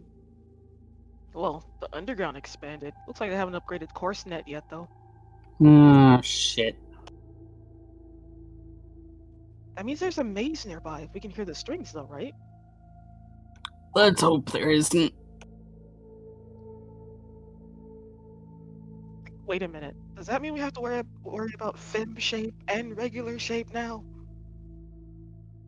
I would assume so. Fem shape.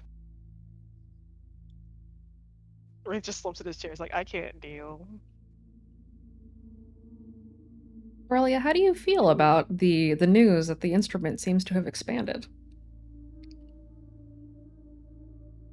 She doesn't seem to be fine. She seems to hate it. She very much hates this, of it having expanded this far.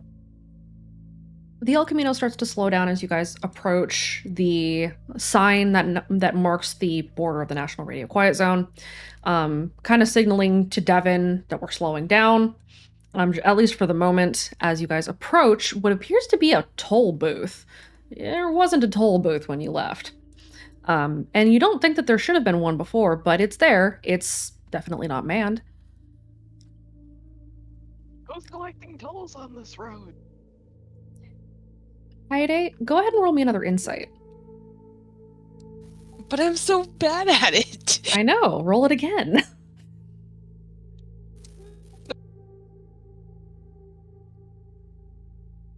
No! Why do you make me do these things? Feel my pain last season. Can Kira try to piece a couple of things together, a couple of ideas? Actually, go ahead, Kira. You can go ahead and roll your insight. Kaede, do you have an aspect that'll help you re-roll this?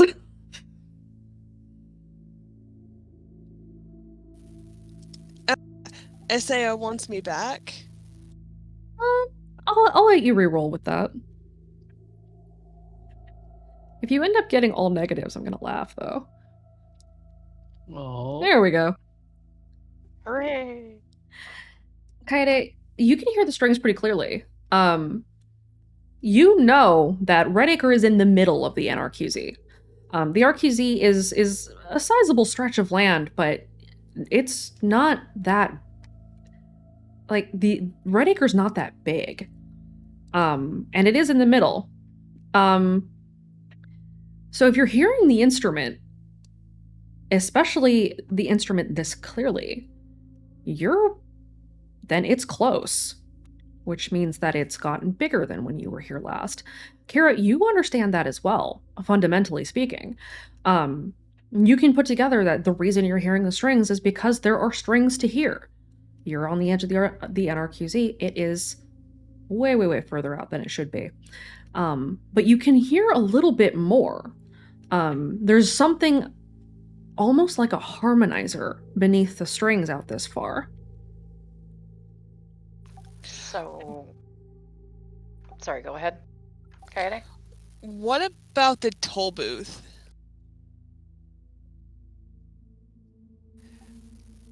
Like, it looks like the kind of a toll booth that you would see on like an interstate. Which means that it should have been operated by an employee from the state, not from whatever county we're in. The toll booth looks kind of defunct, but the door is open, and there's a light on inside. Can I see inside? Let's go explore it. It's not big. I mean, there's not a whole lot to it. It's a toll booth. But there's nobody in it. Like, it is mostly just made out of windows. There's nobody in there, but it looks like somebody had recently been inside and then had left. Devin?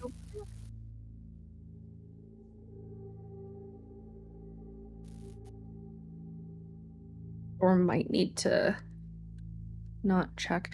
Devin is also able to hear the strings. It sounds weird. And it's very muted for Devin.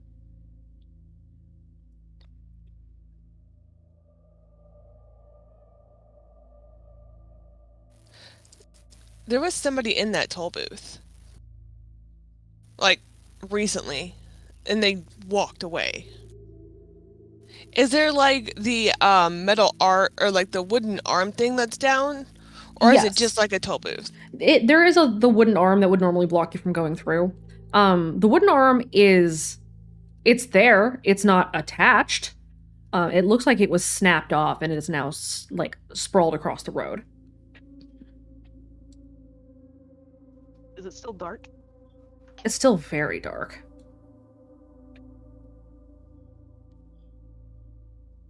So, since the Camino still has 3 flares left, Wraith is going to light one and get a better look outside.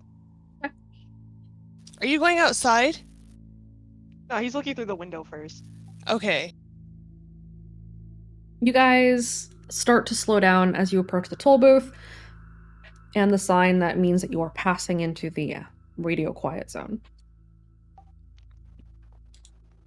Before we do that, what I was going to ask is, by hearing something like a harmonizer anywhere nearby, does it sound like that harmonizer sound is close and local to them, or does it sound like that harmonizer is maybe even like a secondary, some sort of secondary instrument direction, like below ground?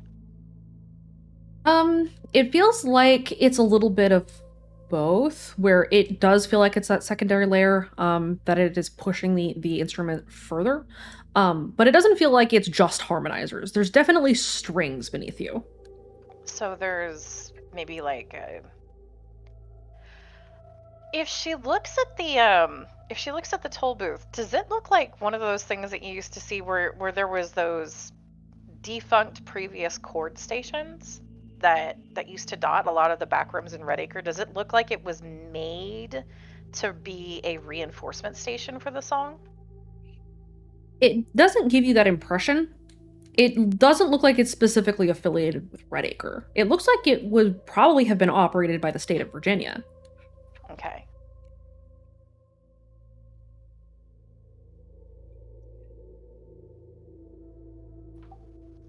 if they continue heading where they're heading, are they going to hit towards where that, harmonization is happening? Oh, yes. Okay. Going into the RQZ means you're going into it. Can Kira talk herself yet, or is it still too hard? You can speak, but your words are a little bit slurred. Can she write?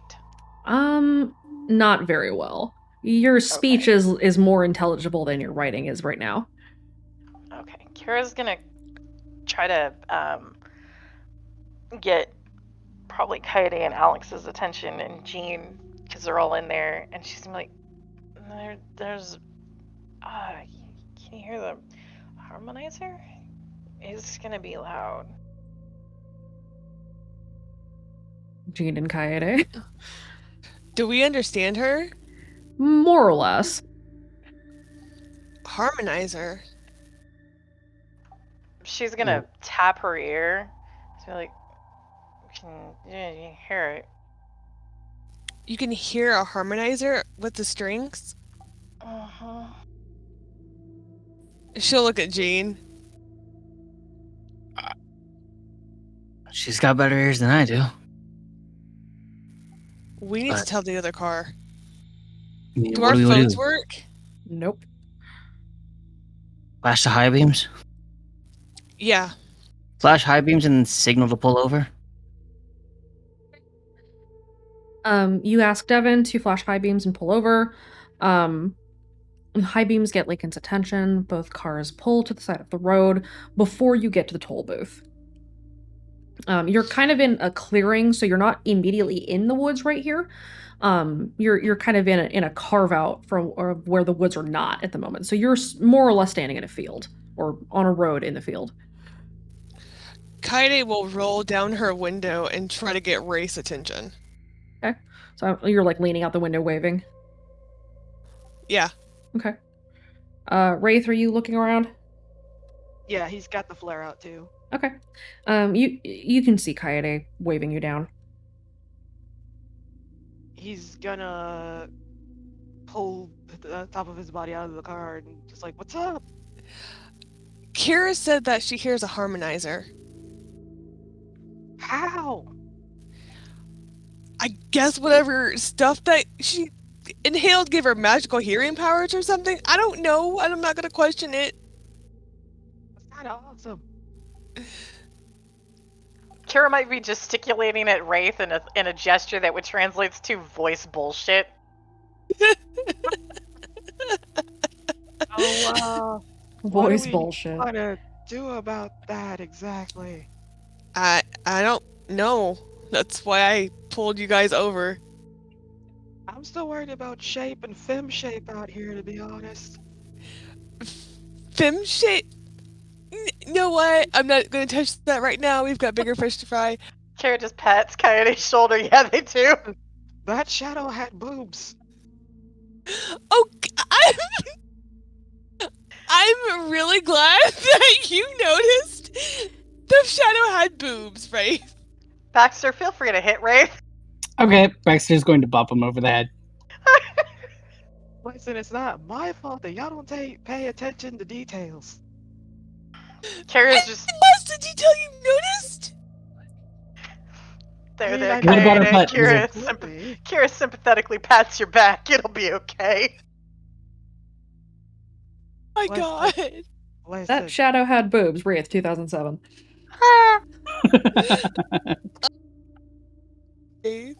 anyway, what do we want to do? Kira said that it'll get louder if we go inside. We don't really have a choice in the situation. No, but just, I mean, she's like mumbling to Coyote and Jean. Just, yeah, make headphones. Make headphones?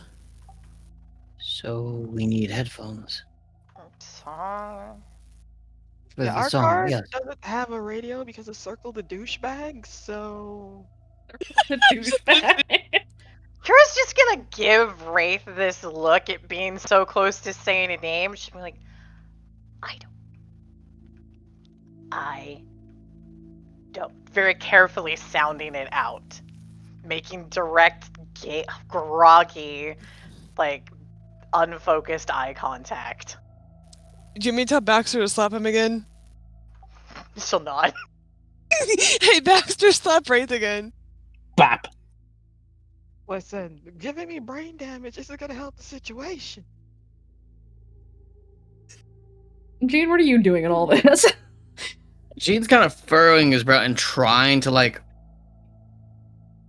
parse notes to understand Kira a little bit more. But Okay. that's about it. Okay. She's Like, we have trying. headphones, but we don't have anything to go through the headphones because you know the whole music box scenario. I don't see what you want me to do with this. She's just information. this is not the. She just Try gives again. Kaede this look of like, you try it. Kira, didn't you make cancelers for everybody? We had some. Kira was actually working on that when we were stopped out at Martha's and stuff. So, like, I don't know how far she would have been able to get. Because I was thinking, if we have enough cancelers for the other car, we can just have Devin blast Phantom as the Opera, Phantom of the Opera as a big fuck you. Is that what I was thinking? I'm sorry, what? Kira just makes just the equivalent gesture of I can ask lady. She just points up and there's just this very frustrated look. I need y'all to hurry up. It's cold as balls out here. Do we have enough headphones that we could pass them over to their car? Yeah, you guys still have all the headphones and shit that you had picked up when you were going into the other village during the Virginia Town mystery. So you do still have that stuff.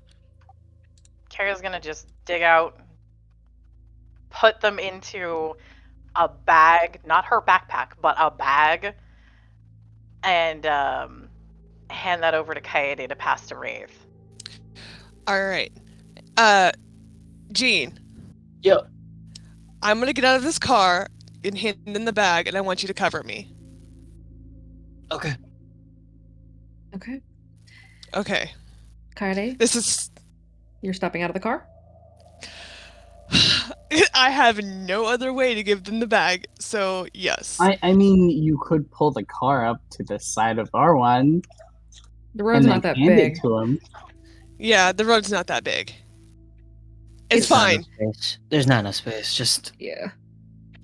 open So, she's gonna yell out to Wraith that she's gonna come give them headphones, and for Baxter and Wraith to cover her as she walks up. I can meet you halfway. That's an option. Or and let me do this. Too late. I'm already halfway out the window. God Jeez, damn it, Wraith. they're just climbing out the. Okay, you could just open it up, but okay. All right, go. Let's go. Okay, Kaede will step out of the car. Gene's covering. On lookout. So, Gene, are you also getting out of the car with Kaede? Yes. Okay. Wraith is just gonna pull the rest of his body out of the window and walk towards the SUV. Okay, so the three of you are outside. Yes. Yeah. All three of you roll me a notice. Got it.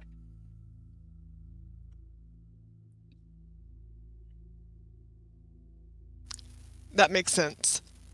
Oh, Jesus! As the three of you are getting ready to converge with the bag of supplies, the two cars aren't super far apart, but it's best not to waste any time. Kaede, you start to hand the bags over, and all three of you, out of the corner of your eye, spot movement in the woods behind the toll booth. Make this quick. Yeah, yep, quick, here. Make it quick. And she'll hand him the bag. He's gonna take the bag and hold up the flare so that there's light around them.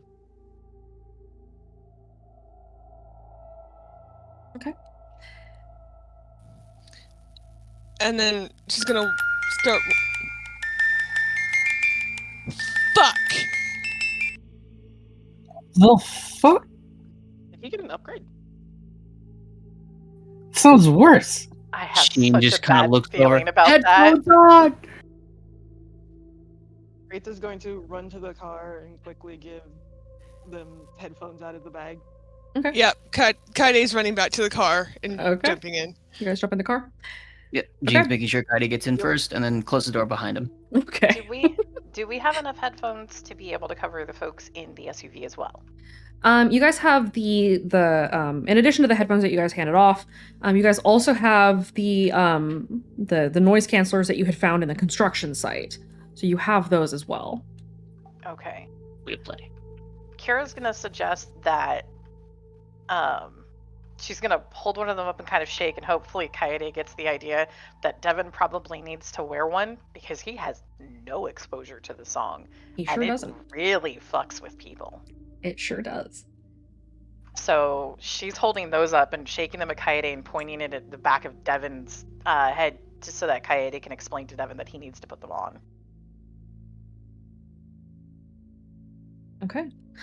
So you do this for Devin. Kaede and Jean both jump back in the SUV quickly. When you look at the woods again, you don't see any of that movement that you had seen before. But you do get the sensation that somebody is watching from the woods.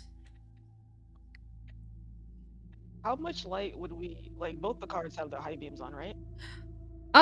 If Devin turns on his high beams, it's going to blind Lincoln, so the SUV does not have high beams on, but the El Camino does. Okay, then Wraith is gonna jump in the Camino, but he's gonna try to throw the flare over near the toll booth. Go ahead and roll a shoot.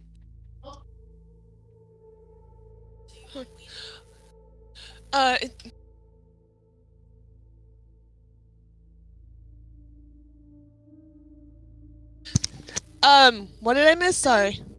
You guys jump back in the car. Wraith is throwing the flare that he's holding towards the toll booth. As the flare sails through the air and lands over by the toll I booth. didn't need to grab it. Damn. Did that time though. What? You're unmuted. So as the flare sails through the air and lands next to the toll booth, it bathes the area again in a deep red light. And for a moment, it illuminates a small cluster of people standing in the trees. Their clothing is in tatters. They're caked in mud and dirt and blood. And they stand there watching you for a moment before each of them steps back into the shadows again. Do they look like I think Snatchers? we've just found the upgraded Snatchers. You did catch a glimpse of orange eyes. Oh no. Wraith is gonna make sure he's in the car. He's like, found the Snatchers.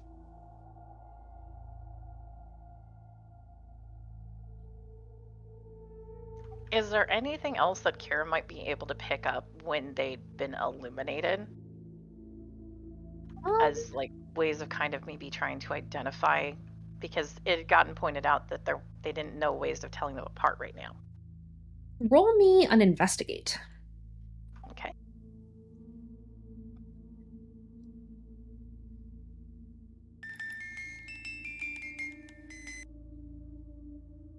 Probably not right now.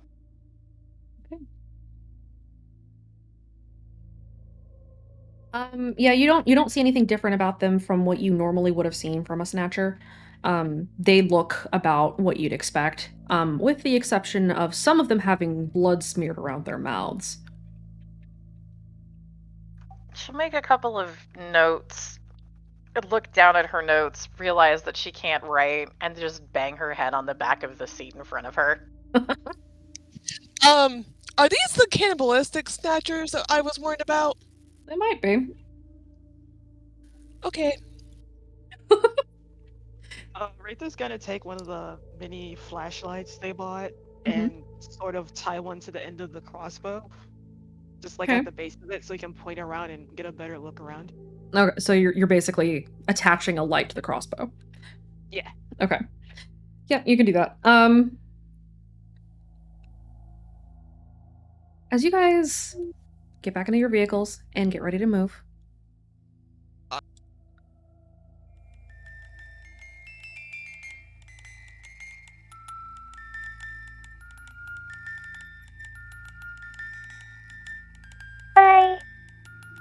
you.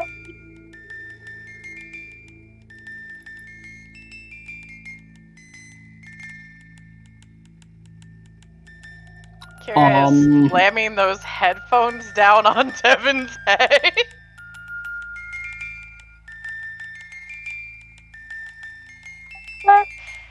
Why? Let's not and say we did.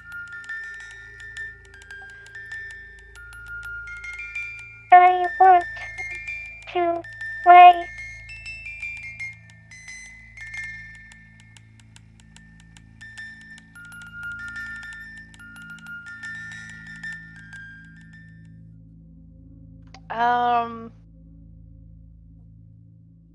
Can we not, please? Kira, did you make that? Me? No. Okay.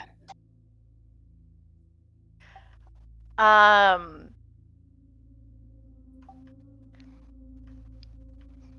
it. I know what Kira wants to do. I'm so sorry. Quick, drug her again.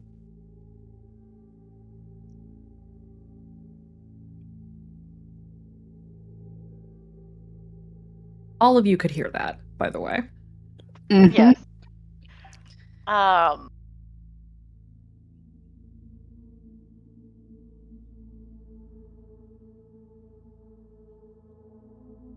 We're in our respective cars, right? Yes.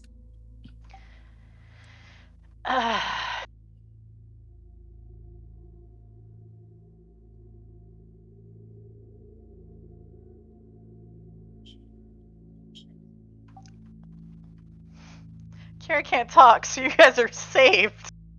It is very hard for her to talk coherently right now, though there is a look in her expression that is probably the equivalent of, I have so many questions right now. Are they moving or are they still parked? You guys have started moving again. If Kaede were to put her MP3 player in that Ambria gave her, would that help?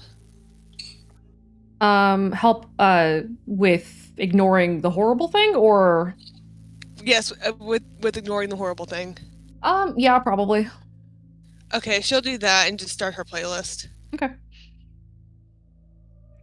Wraith looks back at Baxter and Skylar's like, is it, like, should I be concerned that crash to desktop and surround sound are so strong in the same spot? Did you just call CTD crash to desktop? Yeah, that's awesome. Wow. Jesus Christ. That's great. I mean, it's not wrong. No, Kira had him repeatedly smacked for saying things too close to Circle the Dead, so... He changed it. He can learn. Again, the brain damage. Wraith is very concerned for Skylar right now because she's been marked by both those guys. Yeah, and she also said Circle the Dead's name.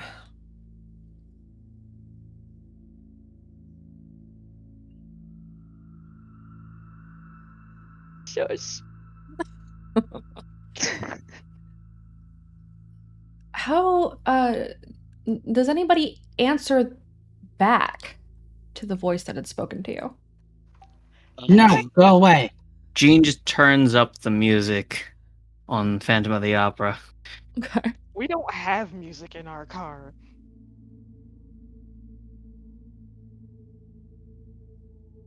So nobody answers it. So if Kira would try, should I send that to you in a DM, but she can't actually say it? You can kind of try to say it, but it has to be out loud. Okay. What do you do? You're not compelling my trouble, right? I might be a little bit.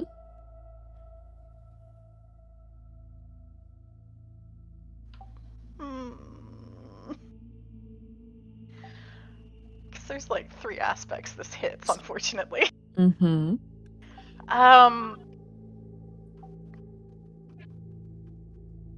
she's gonna mumble. Maybe some other time? Not now.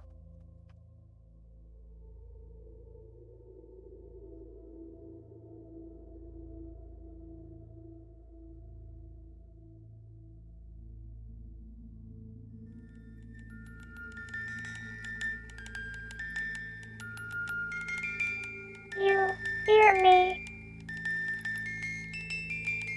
Can you see me?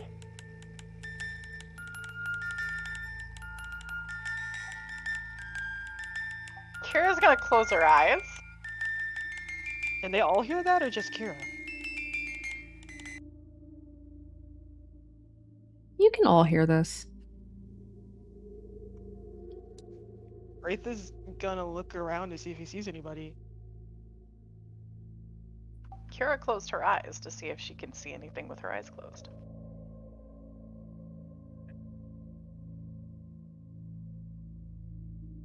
Garrett, you see that familiar outline again moving through the trees where you had seen the Snatchers a few moments ago, but the figure fades. She's gonna make the. Oh, that's what it was? But probably more mumbled.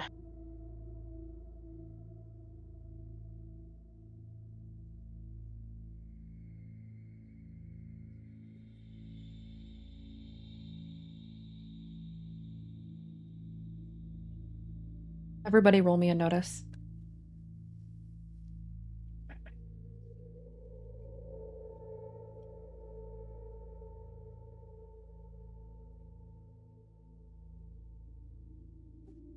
Is this the same figure that was stalking them earlier?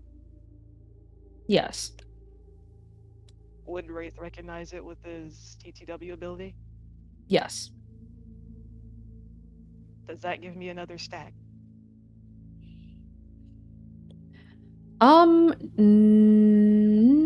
No, not in this case.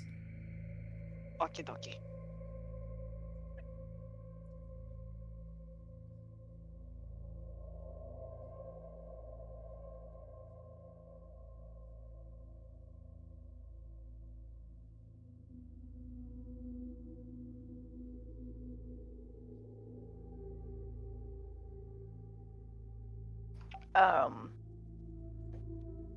GM. Mm-hmm. Alex is not able to do any rolls where they currently are. Okay.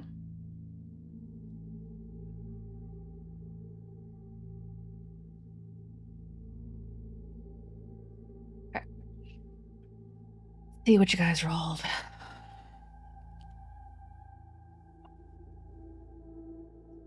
Everybody rolled a goddamn one except for the last three.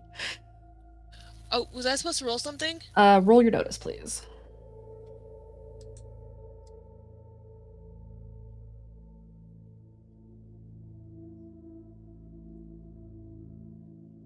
Okay. It's not good. I got a 2. Kaede, out of the corner of your eye, you spot movement, but you're not really sure where it was. Kara, you don't see it. Jean, you don't see it. Baxter, you do not see it. Aurelia, you do not see it. Devin, Alex, and Kaede, out of the corner of your eye, and Wraith, you spot the Snatchers again as they move through the trees, as if they're circling back to try to get behind you somehow. Could I roll something to try to put together if these are the cannibalistic stalkers that Adam warned me about? That will be an insight. Okay. You know how well this is gonna go, right? I know.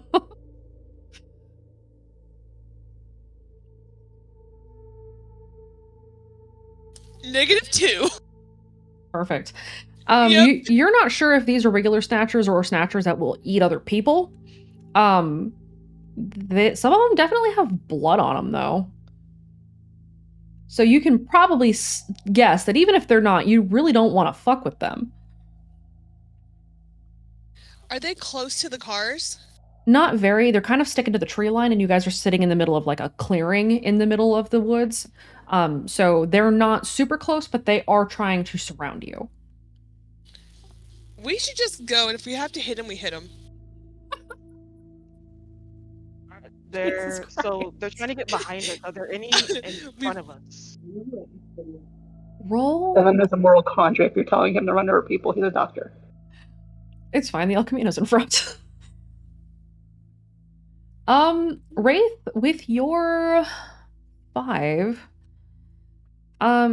you and Devin both can see that there are some of them that are moving deeper into the woods, but are trying to block the road. I'm telling you, just hit him. We're not in the same car. Wraith is going to tap Lincoln to flash his lights at Devin, and he's just like, I'm gonna throw a flashbang. Okay.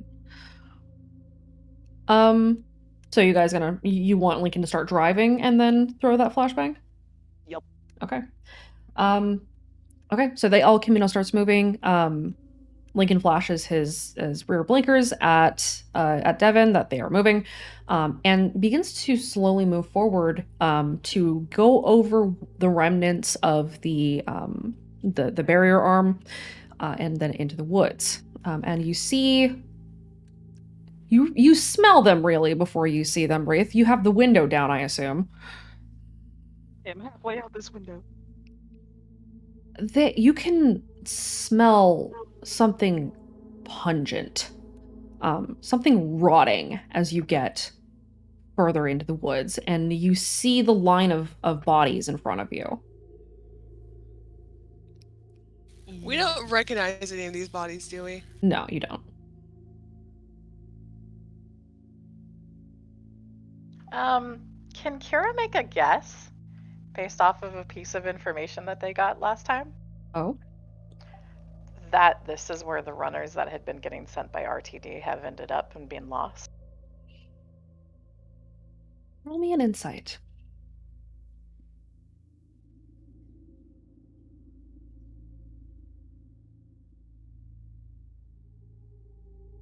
Six. You know that this was the road that a number of RTD hosts had taken in and out of town, and that's probably why the barrier was destroyed. Meaning that if any runners had attempted to get out of town on a road that was less likely to be controlled by Speak as One, that this is the way they probably would have come, which means that this is where they probably would have disappeared. Kira's gonna kind of try to shake Kaede's shoulder to get Kaede's attention, tap that card deck, and then gesture to the bodies. I'm gonna make a will save. To be clear, you haven't seen corpses yet. The bodies that you can see are moving. Those are the snatchers. I'm calling them bodies because right now they're not really people. Yeah, no. Can I make a check to see if I see the bodies? That will be a notice roll or an investigate, whichever is higher. If anybody is looking around in the trees as you guys move forward, go ahead and roll your notice or your investigate, whichever you have higher. Okay.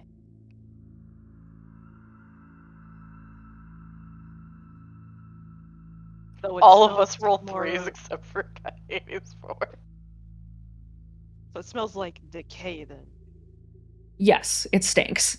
It smells awful. It smells like corpses.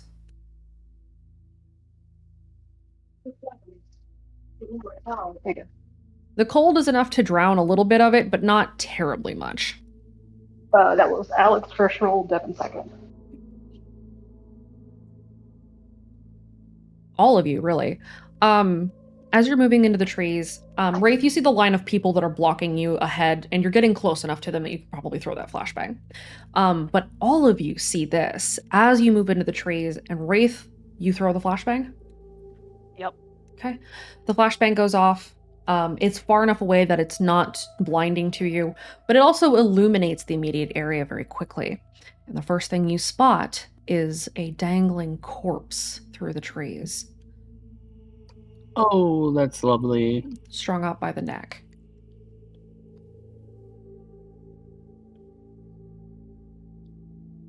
You see another some distance away, and then a third off to the left, and another, and another.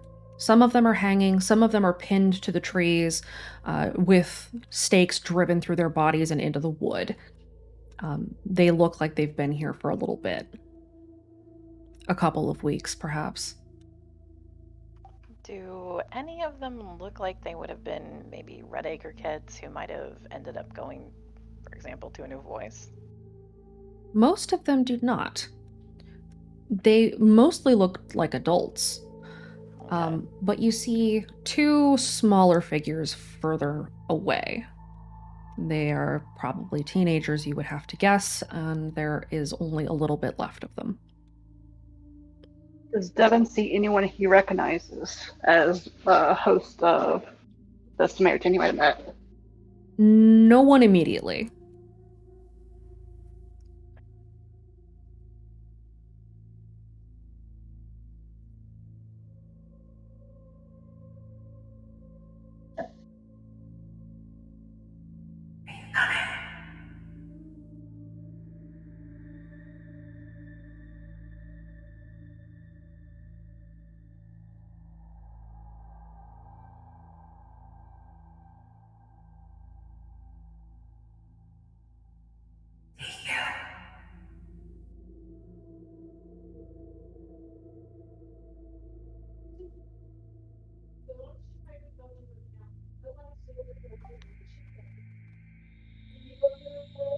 I can't very clearly, this is me as an OC, I can't very clearly make out the specific words. You're not supposed to. Okay.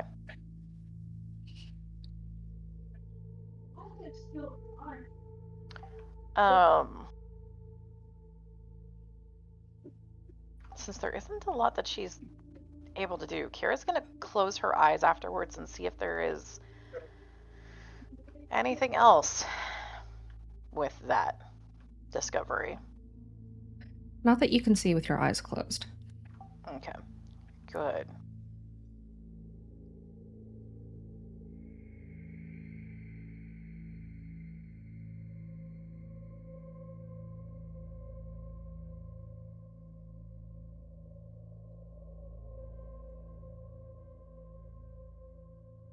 You should turn back before it's too late.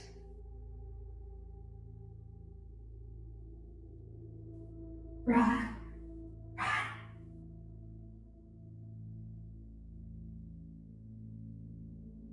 I would heed their warning.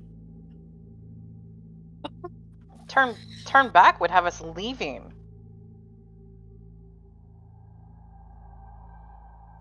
Yes. They're in a different car. I think the voices were heard by all of us, right?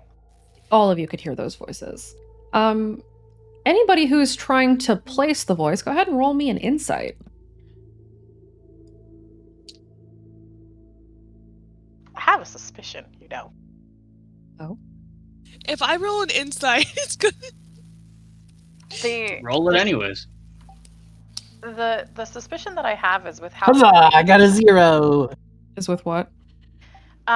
With how quickly the voice cycled between, and it didn't, like, there hasn't been anything that felt like a voice arrival, right? Like, none of the telltale feeling of a voice presence pickling there. Oh no, there was a while Okay, ago. The hair on the backs of your necks stood up. First roll was Alex, second roll was Devin. Are we all still in the cars? Yes, you're still traveling. Okay. Have we passed into the RQZ yet? You have passed the toll booth, so you are now in the RQZ, technically, yes. You are apparently still in the dead zone, though, as you still don't have any signal on your phones. And we heard those voices, right? We all heard the voices? You all heard them. I want to try something stupid. Okay, go on.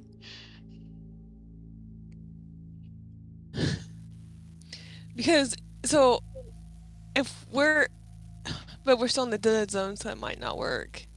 What do you want to try? The only way to find out is to try at this point. I want to try to call out to RTD. Okay, go ahead. But I want to.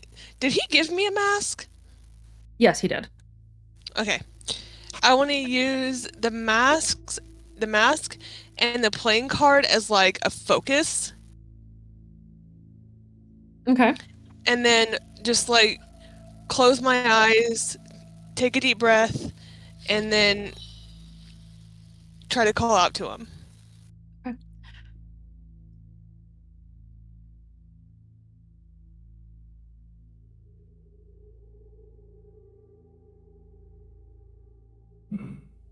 He's not here. You know, it's like Only us. Or well, only me. Was that I will audible? help you though.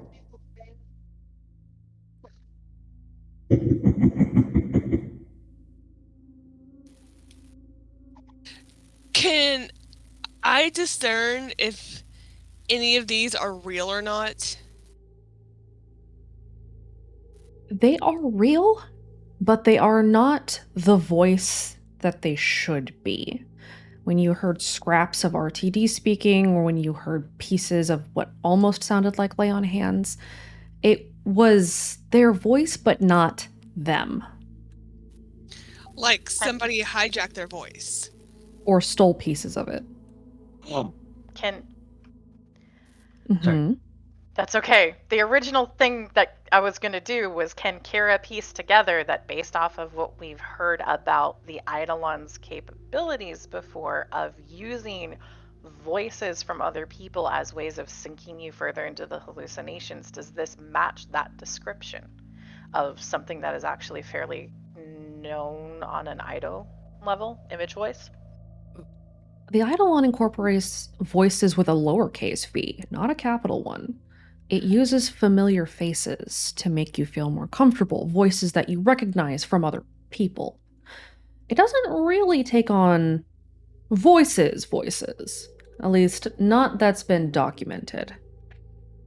Not that's been documented, but the rest of the behavior or the absorption, because it's switched off of specific words that have all been used before. So it's trying to piece something together.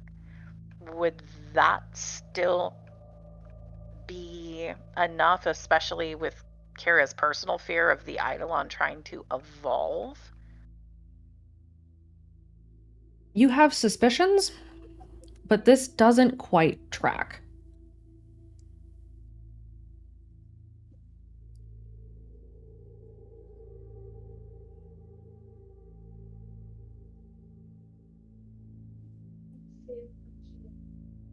Okie dokie. Whatever it is that is speaking to you, the voice fades out, the weird tension that kind of hangs around when there is a voice fades away again, and you guys pass into the RQZ. You are still in the dead zone for a little bit longer. You're not quite sure how long it's going to stretch in, especially with how weird things have been and the instrument playing. It could have affected things over here. It's hard to tell. You do know, however, that you are being followed by those snatchers. So CTD is around, even if it's not the one speaking to you. Wraith is gonna look back at Baxter. It's like, do you think we should try to call her now? We're inside the RQZ.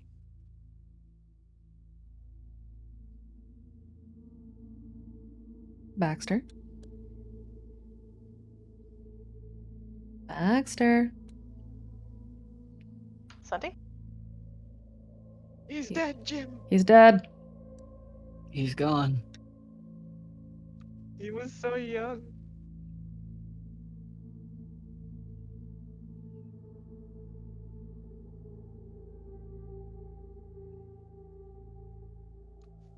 Well, since Baxter's dead, Wraith's gonna try anyway.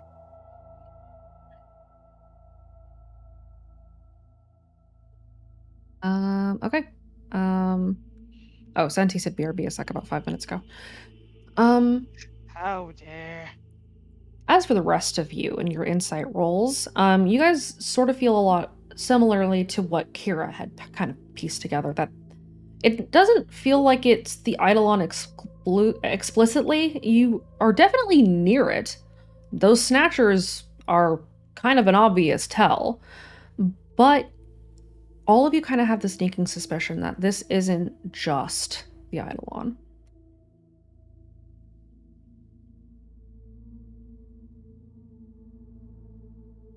Because I feel like there's like something other than the mall, like trying to trick us. Oh. It's hard to tell. Because you only have what you had felt of the mall outside, and you don't know what it's been doing on the inside, or even if it has been on the inside. So if it is here, then it's doing something. But you don't know what it is, or even how different it is. You know that you're being followed, and you know that it was following you. So at the very least, you know that if it's not what is talking to you, that it is definitely close by.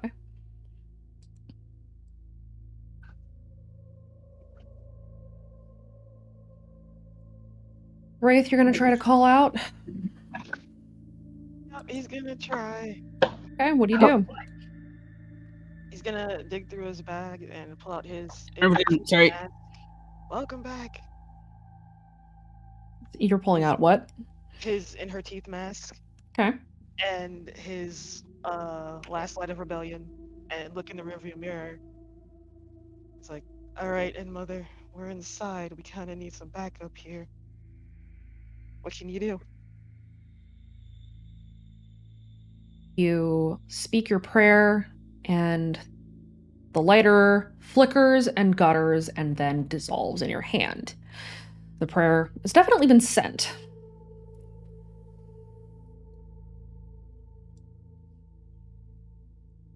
Fingers crossed.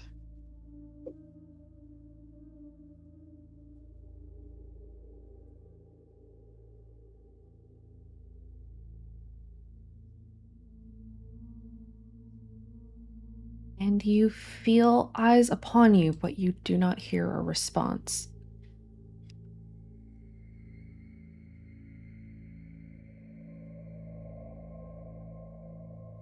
Strangely enough, that does make him feel a little better.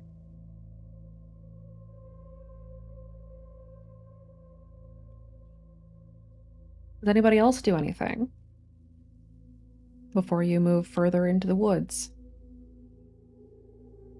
So I missed some stuff while I had to go do something really quick.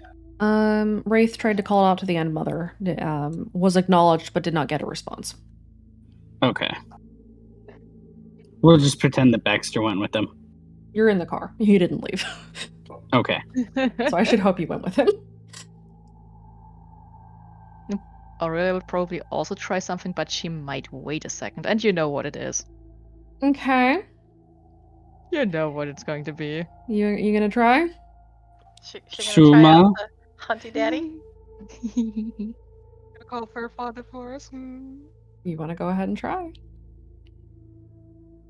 She would certainly try. She did say she wanted to do it in the RQC again. Okay. If you're doing it, go ahead and do it. Oh my god, I hate having to ring things right away. You can write something down if you want to wait a minute. Okay. Okay. Give me a second. Okay. You guys do something else. All right, so you guys continue deeper into the woods as you pass fully into the RQZ. A little bit of time passes. It's very, very quiet, very, very eerie. You're moving at a quick enough pace that the snatchers aren't going to be able to keep up with you on foot, at least. You do know that some of them can probably still drive. You're not sure if they're going to go find cars or even if they're in the appropriate shape to be able to drive a car, but that's, I mean, you've definitely seen driving snatchers. You continue on the road for a little while, and the trees get thick again as you leave the clearing, and the darkness sort of falls back in. Can Kira check her phone to see whether or not we are getting in range of a signal? You still are not getting signal. Okay. The dead zone seems to have extended at least a little ways. If there had been, you're getting the sensation that at least out this far, you might still be too far away from Redacre, where before you weren't that far where you were still able to make contact, but you're still not getting any service from here. You're going to have to get closer to Redacre before you get another one. Okay.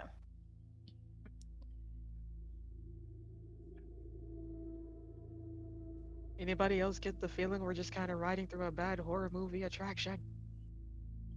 I'm assuming you ask this to the El Camino. Yup. Oh, definitely.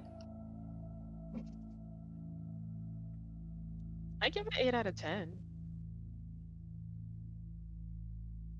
Are you rating the bad horror movie? Yep, he's rating the bad horror movie.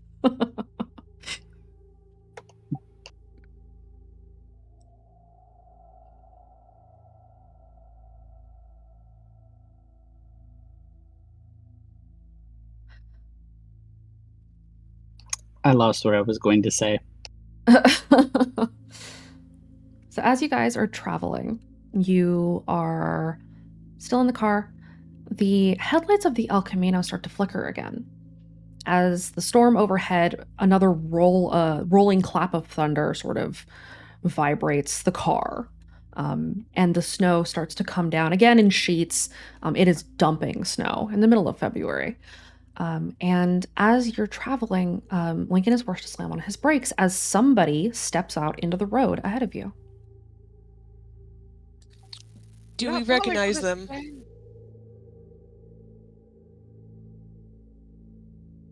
Roll me. You guys are still a little ways out. The person is like 50 feet away. Lincoln wanted to stop well before actually getting close enough to run this person over. So you're a bit of a distance away, but go ahead and roll me a notice to see if you can pick up enough of them to make the connection. I figure all Devin those fours. roll a notice because he didn't know anyone from before he met the kid. Yeah, Devin, you wouldn't know this person. There's Alex then.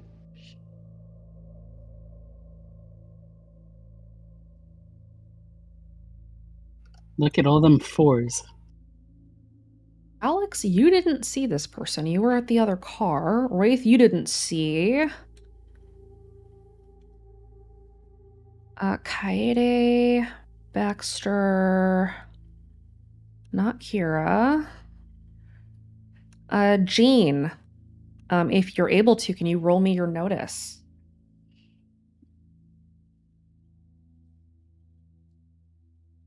Yes, give me a second. Okay.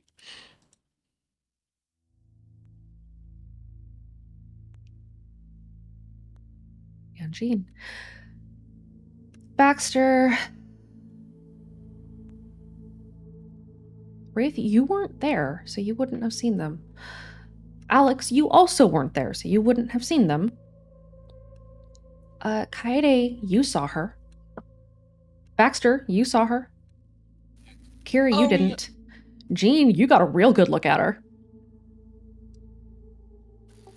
Is it Nicole? Curly blonde hair in pigtails. She is wearing a heavy coat, under which she is wearing a classic nurse's outfit and white tights and stilettos. Oh. God damn it. And she is standing in the middle of the road. I'm gonna roll a will save. Arcana. Okay. Go for it. My trouble. Uh-huh.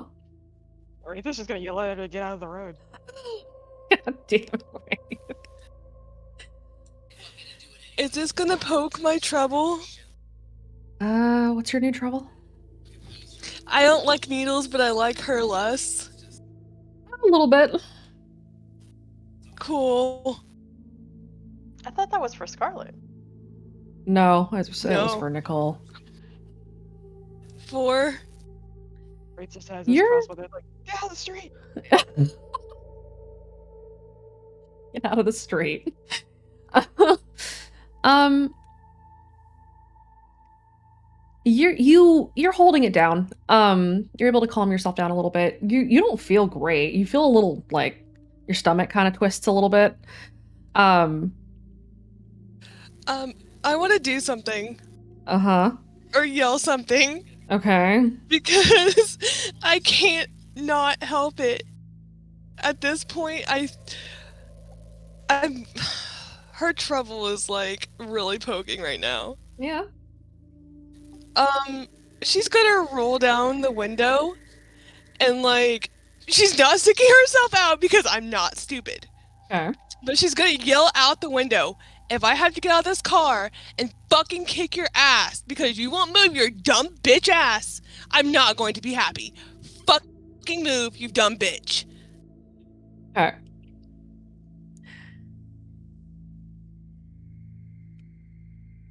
But she didn't stick her head out of the car. I just wonder if Lincoln is going to because just she add knows. another body to his count. Wraith does have the crossbow pointed at her. He's like, get out of the street. No, because if she steps out of this car, she's gonna get fucking shot. Kira is holding on to Kaede and pulling her back. And Jean is giving her also this, holding her back. and giving her this look of, and I thought I said stupid stuff. There is a look. Nice scar. Where'd you get it? Anyway. There is a He look. fucking Kaede. started it. Kira is giving her this look of patting her face and putting a finger on Kaede's lips. We have 2 cars. Alex has no clue who this is or why people don't like her. Wraith doesn't know. She what to steps do. people. He wants to shoot her because she's in the street. Yeah, but Devin's never met Nicole, so he has no context. Kara's Devin just has like, zero context. we have 2. She's holding up both fingers. Actually, it might be 3 because she's still not completely coherent and like control and physical. 2 cars. Okay. So who am I being held by? You're Kira. being held by Kira, and Jean is doing it as well. Double team. Kaede's like, hold my beer. I'm holding the beer and you. Kira's just pointing out Wait, we've got what? 2 cars and an accelerator. Did you? Never mind. Don't worry about it. So, Wraith, you're actually leaning out the window. Yeah. Okay. Wraith, no! All right. He was already leaning out the window with his crossbow pointed at you, so No. just get out into the street. I'm gonna go down the list and get everybody's notice scores for reasons. Oh no. Uh-huh. I was gonna Alex's score is a 4, yes. Alex has a notice of 4, and Devin has a notice of 3. Baxter, what's your notice? 2. Jean, what's your notice? 2. Baxter, what's your athletics? My athletics is 4. Jean, what is your athletics?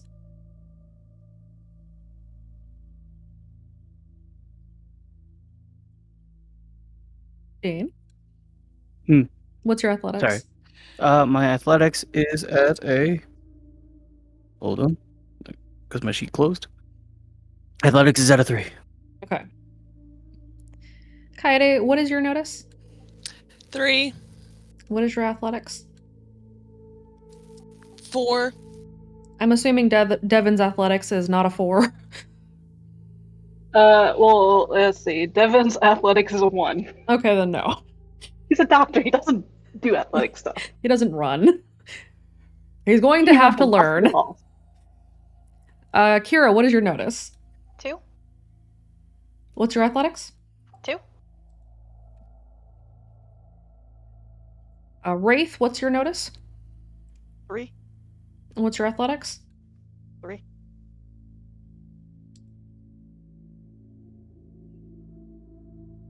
Kaede, what did you say your athletics was? A 4? 4. Okay, that's what I thought. Aurelia, what is your notice? A 3. And what is your athletics? 4. And what is your physique? 2. Kaede, what's your physique?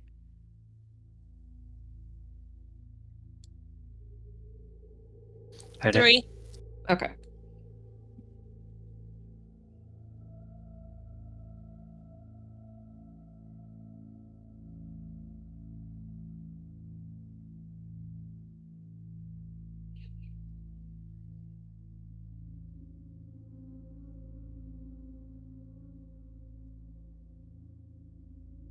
Here is the turn order. Oh gosh. Someone has a higher nose than Alex. Mm-hmm. Oh no. Oh damn. Others TM? Probably the Oh, cannibal no. snatchers. No. Okay.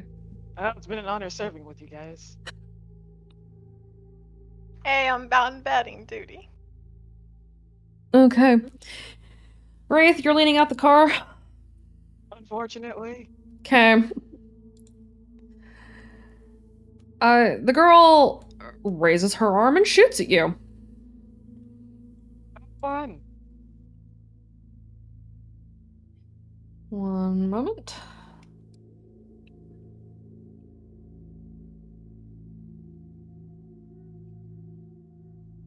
Before we go on much further, let me just...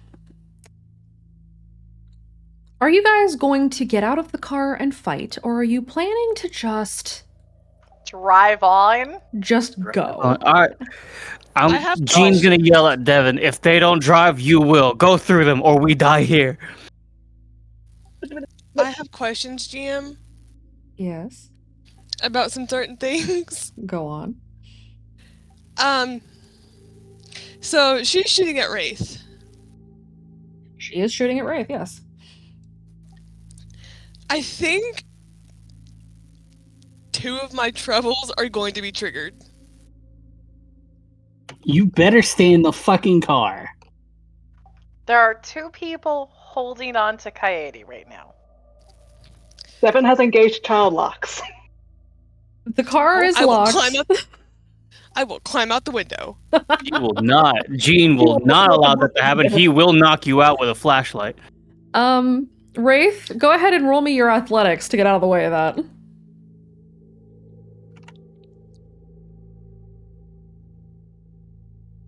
That's unfortunate. Devin's just rolling up the windows with the driver control and not letting them lower it. Wraith?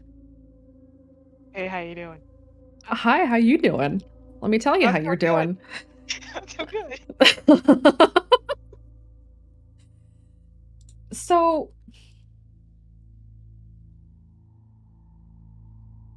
You see her lift her arm. You see the glint of the faintest rays of sunlight, because it is still daytime. It's just really dark.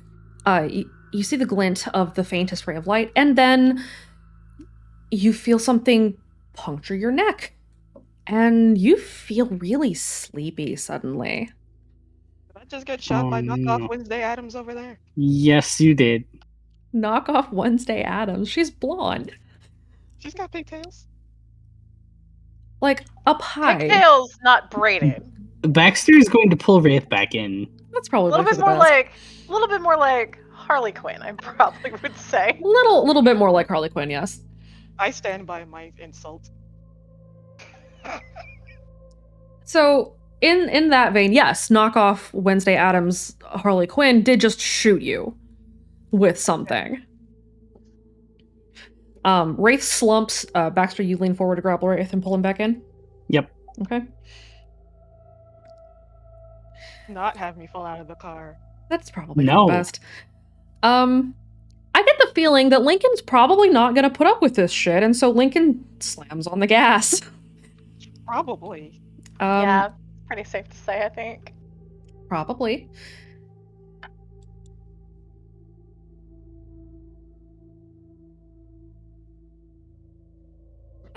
Nicole barely manages to leap out of the way as Lincoln guns it for her, and runs through what she had basically erected as a barricade, and keeps going. Devin, do you just Devin's go? following. Devin's following. Yeah, he has a Run beat over El her. Camino. He's not going to run over the person. He can't hurt people, but he will drive past. He'd also have to get off the road to run her over. Okay. He's just gunning SUV. Okay. So Devin guns it, Lincoln guns it, you guys are heading down the road. Devin, roll me a drive. Okay. At least he has better drive than Alex does.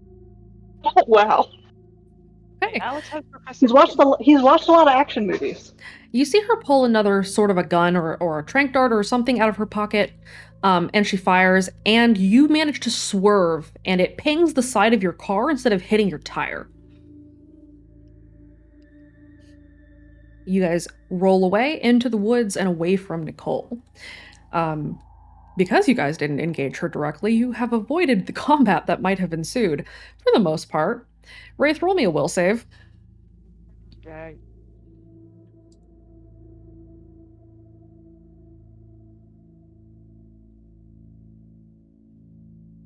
The whole world starts to go a little bit fuzzy for you, and the instrument is pounding in your ears. It is unbelievably loud. Has anybody in the El Camino pulled the dart out of Wraith? I assume Baxter would have done that when he pulled them in. Okay. Are you checking him over? What are you doing? He probably would check him over. His neck first. The dart isn't huge. It does look like a standard tranq dart, but it's at least part of it. The part that didn't fully get injected into Wraith, you see kind of a deep red liquid inside of it. Not like blood red, but like ruby red. A little too saturated to be blood. Oh, that would have been bad. A lot of it is in Wraith. That is bad. Like, time out, pull me out, coach. Wraith, your words start to slur. You're slowly drifting in and out of consciousness. You don't feel good. Wraith becomes pale and a little bit clammy. Wraith, roll me a physique.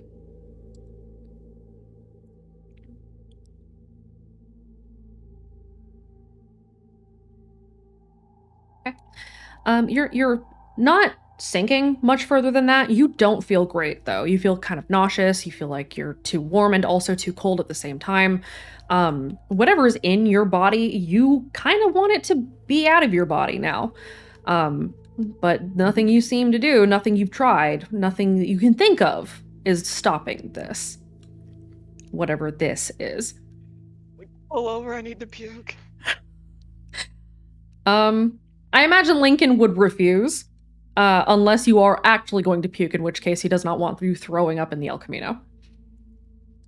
I'm gonna try to get to the window and puke out the window. Alright. Baxter is going to roll the window up. His window. Oh, so he doesn't get backsplash? So he doesn't get backsplash. Okay.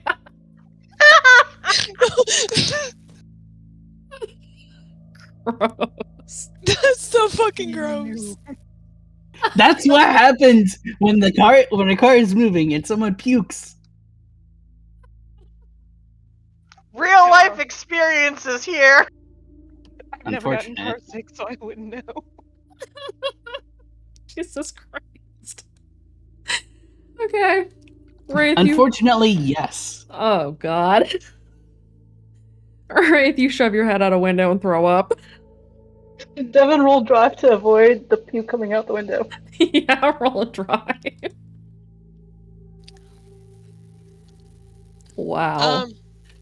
I need to roll a will save for Kaide. Okay, go for it. Devin, yeah, you managed to avoid getting your windshield covered in fucking vomit. It's fine, you didn't even. I'm gonna roll it at disadvantage because of both of those troubles. Yeah.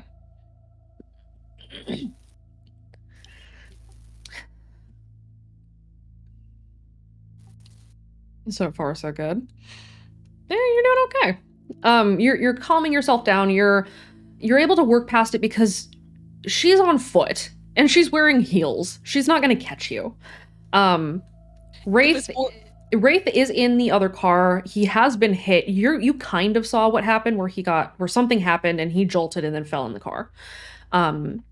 But you also know that he's with Lincoln, and the others in the other car, and they will take care of him. So you're not completely terrified at this moment, but you are worried. Okay. On foot, in heels, in the snow. Yes. Perfect combination. I feel like she dressed more for a statement than a chase. Maybe. Those of you who are in the El Camino who are not currently drugged may go ahead and roll a notice.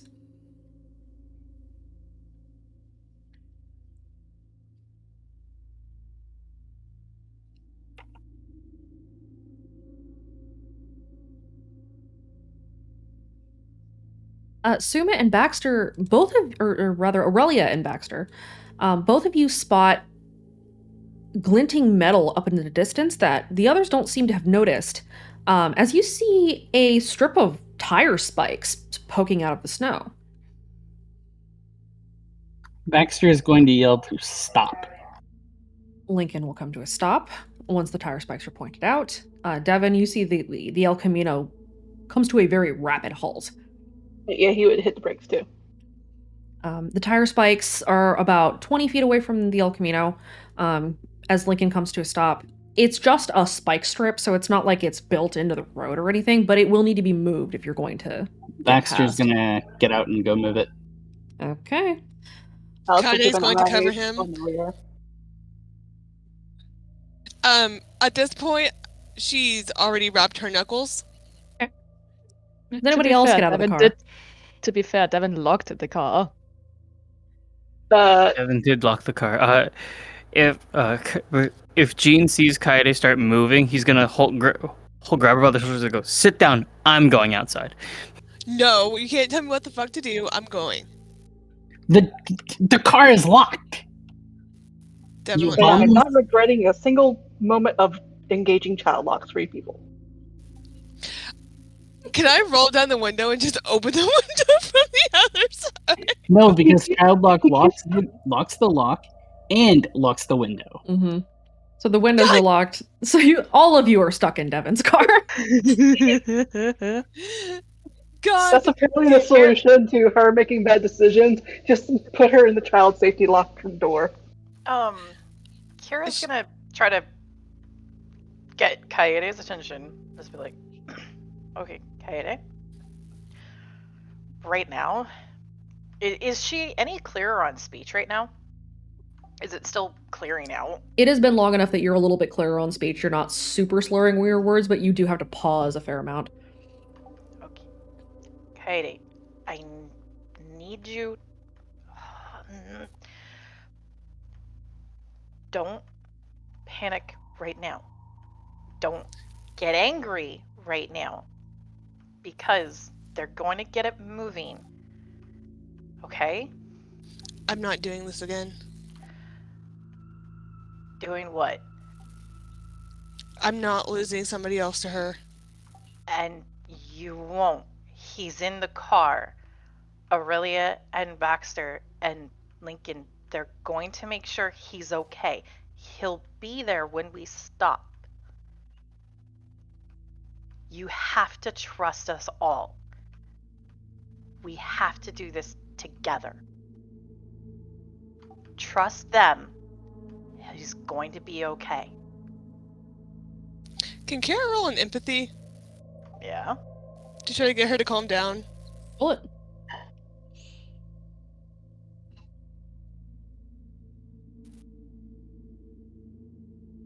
Also, Devin's probably going to pull the SUV up just enough to where the people who are moving the spike strip are covered by his vehicle from down the road. Aurelia will also probably get out, and I will send you the light that I would have sent probably a bit ago in your DMs. Okay, doke.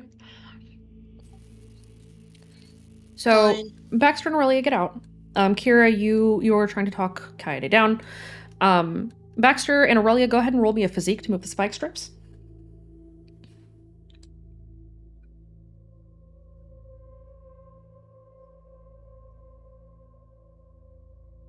God damn it. Noodle arms. Aurelia is Noodle. Baxter is less. Baxter is not Noodle. But the thought counts, right? She tried. Aurelia tries to help. Baxter, you're doing all the work. It takes you a few minutes to get the spike strip moved because it is long and a little bit heavy. You are able to move the strip. Everyone kind of hears the cracking of branches from behind the cars where the clearing had ended. As many bodies start rushing through the woods towards you. Stefan rolls down his window a little bit. Guys, move it. Back in the fucking car.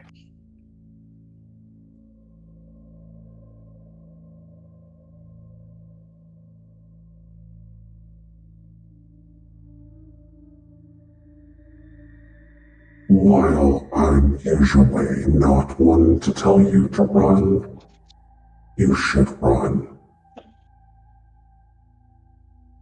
Kara looks up. Was that audible to everybody? There was. Jean just yells, "Drive!"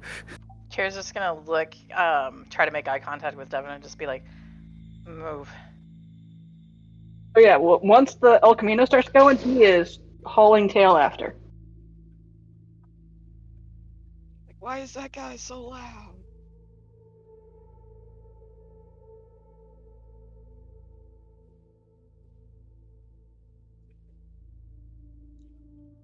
That voice is familiar to most of you. Mm-hmm. It's not Greed. That's on the strong. Mm-hmm. Oh, Alex just tenses up.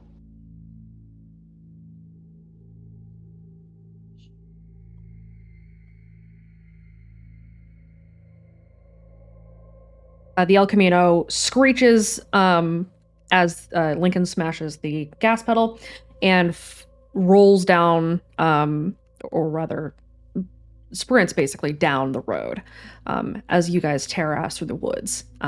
You do catch glimpses in the rear view of the snatchers that are breaking through the trees. Some of them are covered in fresh blood, and it's not theirs. You could probably guess at this point that these are not your average snatcher.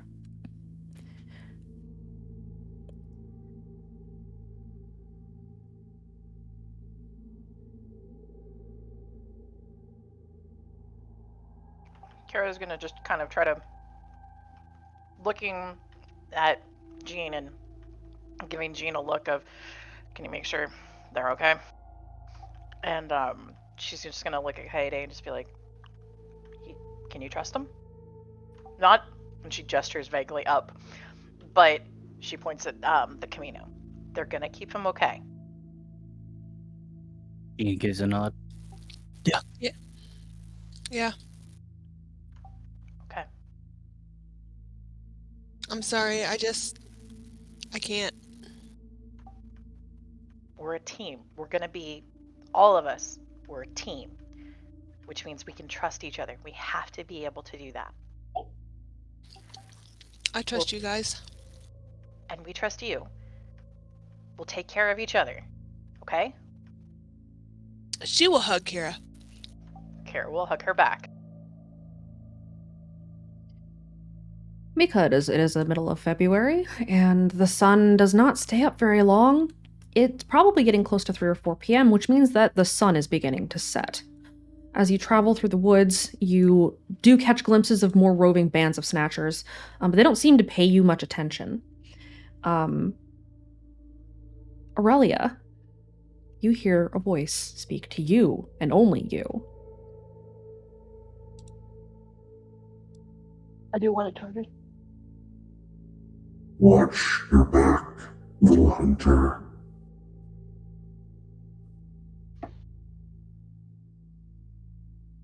She just nods at that because talking out loud would probably not be the wisest option right now in the car. That which tracks you, which hunts you, is not The infection, it is near, but it is not your pursuer. Keep your wits about you.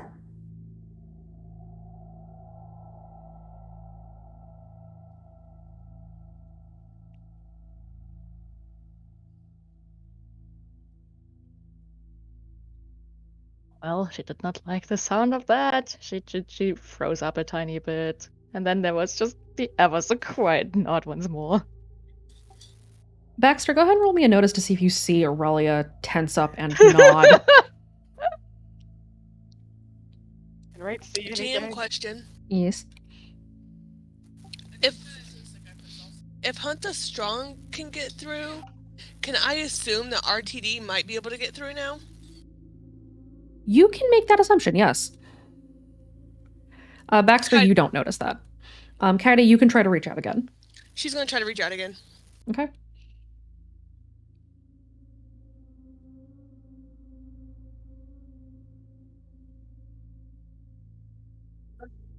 Yeah, I hear you, kid, but you're quiet. It's hard. Sorry.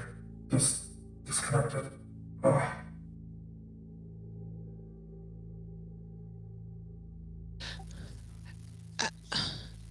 It's just good to hear from you again.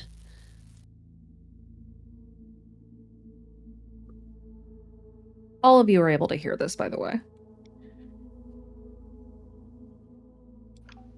Kira's giving Kaede a thumbs up and a look back to the trunk where Chance is still passed out and just pats the seat back where, like, the divider to the trunk would be. Did somebody secure Chance in the trunk for all the fact He's that he fine. He's fine. Fine, he's perfectly fine. I have a story, but I can't say on stream. How many bruises does he have from just being tossed around the trunk while all the driving's going on? He's fine. He doesn't have a concussion or anything. Yeah, he's crammed in there with the suitcases and shit. It's fine. So he said the connection was bad? He said it's difficult, weak connection, and he seems to be in some kind of distress or pain. Oh, I hate that.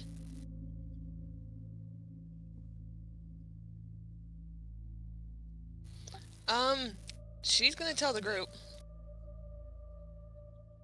Is Wraith coherent? No. No, he ain't.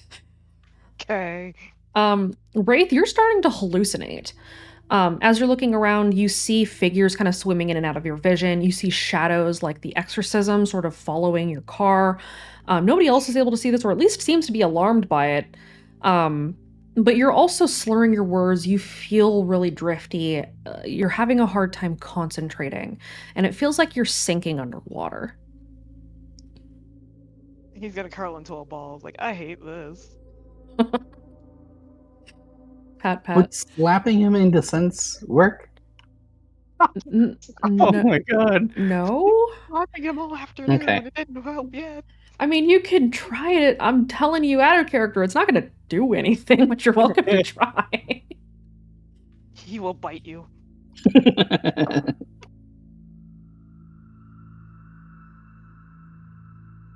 You guys continue on through the woods for a little bit longer. Wraith, you're starting to feel like you're going to barf again. And as you move through the woods, everyone roll me a notice. Yeah, his head's out a window again. To the computer. Aurelia, you're busy. I Kira's probably. Kira's, I think, writing some things down because since it's hard still to speak, she needs to tell Kaede something. First one's Alex, second one's Devin. Okay.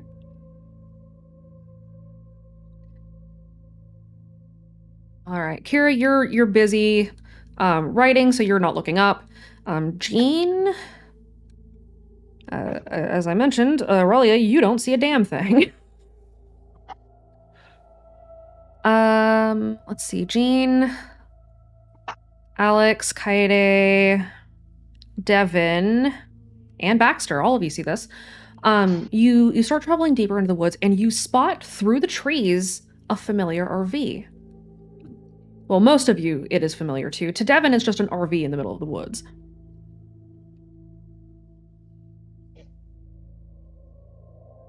Wait, Wouldn't they still have supplies in that? is this Camden's RV? What? Whose RV? It ours. was That we yours. used to bring out of- Oh, the Don't RV wanna we be- left behind! It should still have supplies, and also, like, 2 cans of soup. It should be safe. No, not safe. There should be like stuff in there. At least a few things that we left behind. How is this still here? Because it was being used by RTD's hosts and Adam and Izzy and Benji to stay away from the Snatchers as they were moving through the RQZ. Oh. Did we find them? You found the RV. They're not in the RV, are they? There are no lights on in the RV. It is parked behind a tree, a copse of trees, but you can see it kind of in the dark because it is white, so it's hard to miss. But it looks like there's nobody in it. You guys make the decision to go to the RV? Gene is flipping out in his seat right now. Yes. Do they... If we're at that RV... Kira's checking her phone while she's writing things down to pass to Kaede. There's still no service. Okay. You, at this point though, you're not sure if it's because that you're still in the dead zone or because of the storm. Another clap of thunder rolls overhead. Should we use the RV? Do we need to stop here for the night? It might be best. That storm it's close, and we're losing sunlight. If it's gonna keep storming, we might have to wait.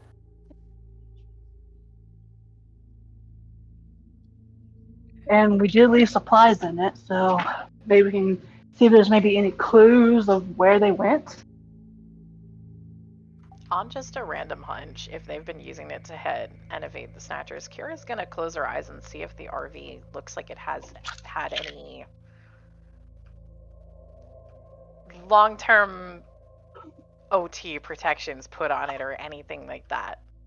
You can see traces of bodies around the RV in various poses in the old tongue as you close your eyes, but each and every one of them is broken. Does it feel like there might be enough for staying there for a night? Or does it seem almost too precarious for that? At the very least, you guys need to know what happened to the people who should be in that RV. This is where you were coming to find. Oh, this was the location we thought we would be. Oh, They we were have in to the stop. RV. We have to stop. Mm-hmm.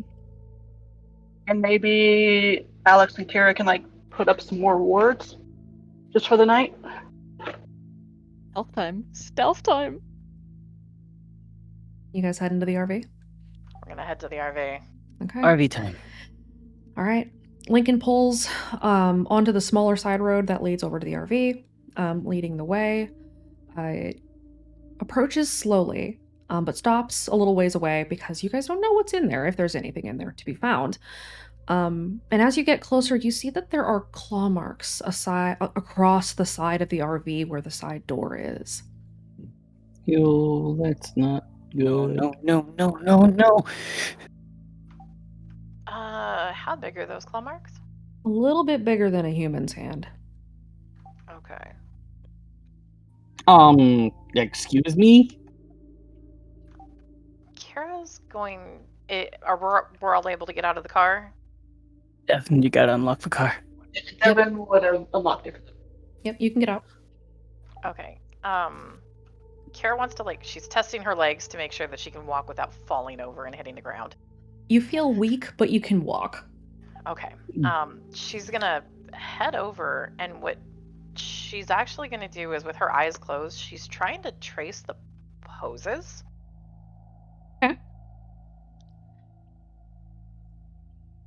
Jean follows and then kind of makes a quickened beeline for the RV.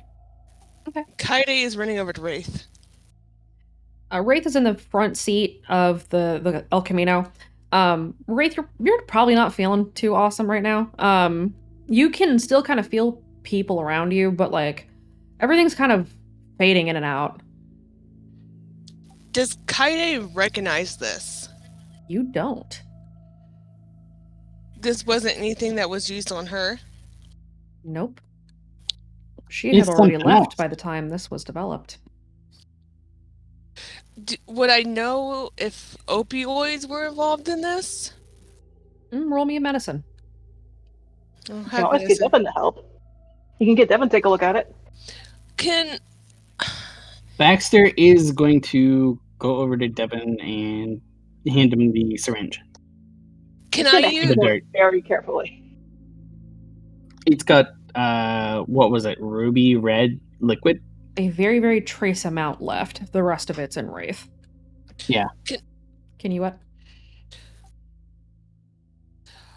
Can I use I'm not an experiment to give myself a bonus?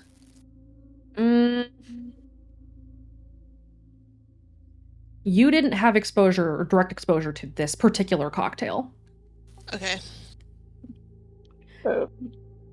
Will Devin be able to take a look at it once it was handed to him? Devin, typically whenever you're administering a vaccine or giving somebody a dose of something, it's not bright red. There's something wrong with this. I got a 2. You're not sure. Wraith doesn't look great. And you don't really know if it's the same thing because you remember your symptoms and they weren't quite like this. You were out once it hit you. Wraith is conscious. So I wouldn't know if the Narcan would help him or not? You don't know. You're not sure if it would help or even make it worse. Okay. She's not gonna do it then. Can Devin examine what's on the syringe and take a look at Wraith and figure out the best option of treatment for him to help him? Roll a medicine. I have a question. Yes. Is it something that she's used on Dexter? Yes, but Oh God, you don't know that. that's Is there- true. Can I re-roll that in any way with spending fate? You will need to invoke an aspect related to the roll in order to re-roll it.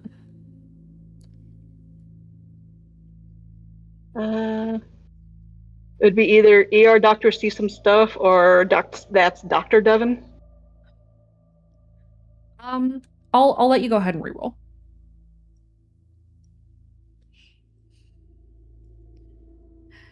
I will say that the difficulty for this is extremely high because this isn't something that anybody has come across because it was created in Redacre. There's also, we don't have equipment. Which You might don't be have the equipment harder. to figure out what it is.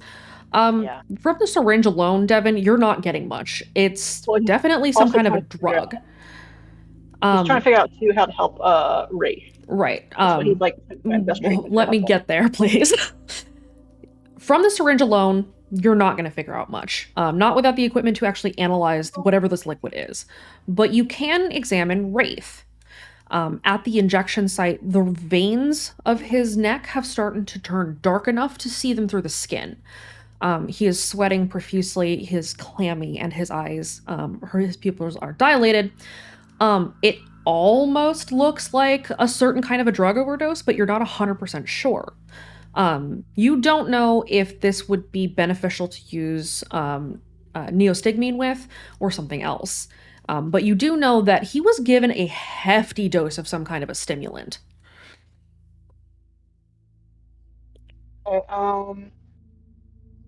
So he might try to see what he has in his bag that he can administer that would most likely help him come out of it. You're looking for something that will help with an overdose of some kind of a steroid. And in your medical kit, you probably have something you can use to help him. Yeah, so he would definitely want to. He'll go to his trauma bag and his gear and dig through it, looking for something that would best help it, and then use it on Wraith. Okay. You use it on Wraith to neutralize the stimulant in his body. Wraith, you feel your heart start pounding in your chest in a way that is almost painful. And finally, your lungs start to release and ease, and the tension in your body starts to relax, and your head stops spinning. He still hates Devin will this. check his pulse. His pulse is starting to normalize. Kaede has taken Ray's hand. All right, he's out of the woods. Definitely need to make a note that whatever the heck that stuff is in the syringe, this is the best counter of it, and may need to stock up on it next time I get more supplies of it. But all stable. He just needs to rest and get out for the rest of it. Who is approaching the RV? Gene is. He was sprinting towards it pretty much. Okay. Kira's going. I'll have Baxter go as well. So Wraith, Kira, Baxter, or not Wraith. Wraith is definitely not going to the RV. Jean, Kira, and Baxter. Aurelia, what are you doing? Next question. Aurelia, what are you doing? Damn it. Probably not really approaching the RV. Okay. She might just stand outside of the vehicles and just look around. So Aurelia, you're just kind of standing watch. Jean, Baxter, and Kira, go ahead and roll me a notice as you approach the RV. Okay. Oh, that's a Jesus. -1.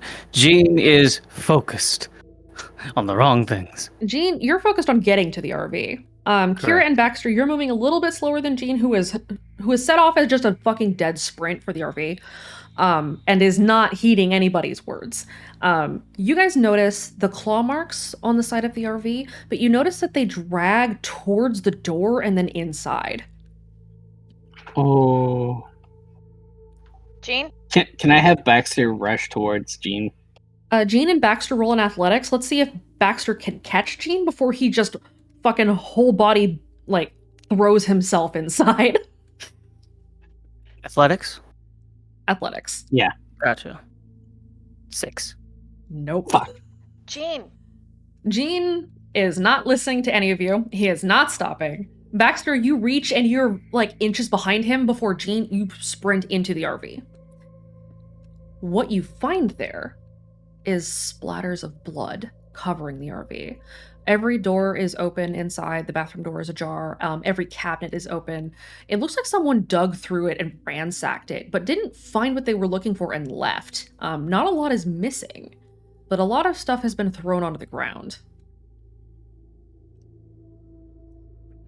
Gene stands in the middle of the RV, panting. His hands are sweaty, and his heart's racing more than his brain's thinking.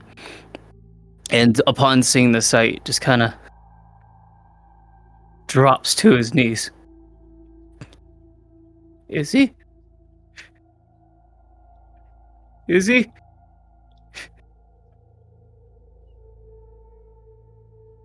You hear the swelling of sound and then a crackle of static as what sounds like a phonograph kicks on, but there isn't anything like that in the RV. And as you're sitting here, you notice that the light on the dash is flickering as the radio has turned on.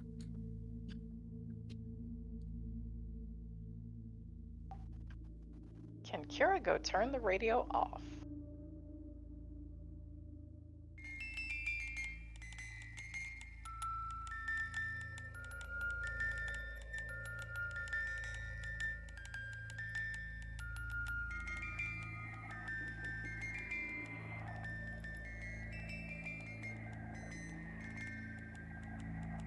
You should run. They ran too. They still run.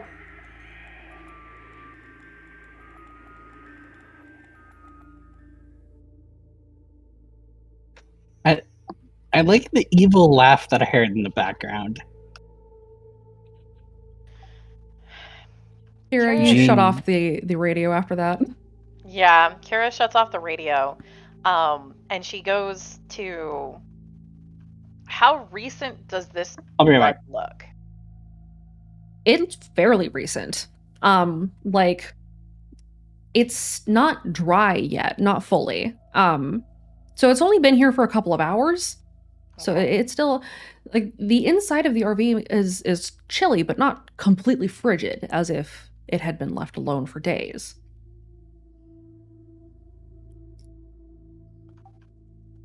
Kira's gonna go to Jean and probably not have to like kneel down to put hands on his shoulders because she's tiny, and try to stare at him and get him to shake a little bit and try to get him to look at her. It takes probably a few seconds for Jean to kind of jostle. But when he looks over, he's been crying. Jean, Kira? we're gonna find her. She's not here. This wasn't her. Right. The radio, right? We're gonna find them, okay? Okay. We need to get back to doing that. That way you can make sure Izzy will be safe, okay? Okay. Let's focus on that. We'll find her, okay? Okay. We're gonna find them all. Kira just kind of looks around. Let's just lock the door behind us. We don't need anything from here right now. We just should go, okay? Yeah. All right. All right. Baxter, help me get the door closed again.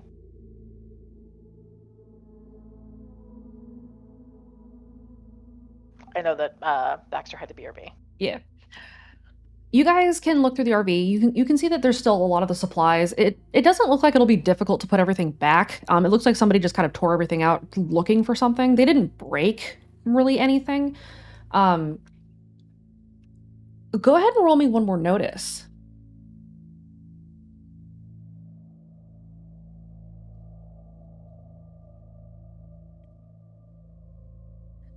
Jean, you're not having a good time right now, so you're not really paying attention very much. Mm-hmm.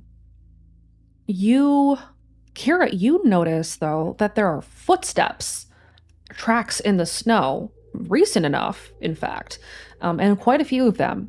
Some of them are very small, like a child's footprints. Some of them are moderately sized, and some of them are like adult-sized footprints, and they split off in two directions. Leading in opposite directions through the woods. You guys know that it's dark now, and you're not going to be able to do much tracking until morning, so you have a little ways until you need to get out of here. But it looks like whoever it was got away, so you have some hope that somebody escaped from whatever this was. Jean, remember I said they got away? Things will be okay? Yeah.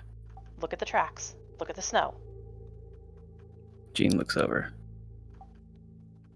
People got Is away. that them? I think so. For the group that has the footprints that would look like a child's, does it look like that's about like 3 or 4 people? Yeah, there are a number. Okay. Can Kira make a guess that that's probably all of their siblings? There's a good chance that at like, least a one of host. those tracks is one of the siblings and one is the other.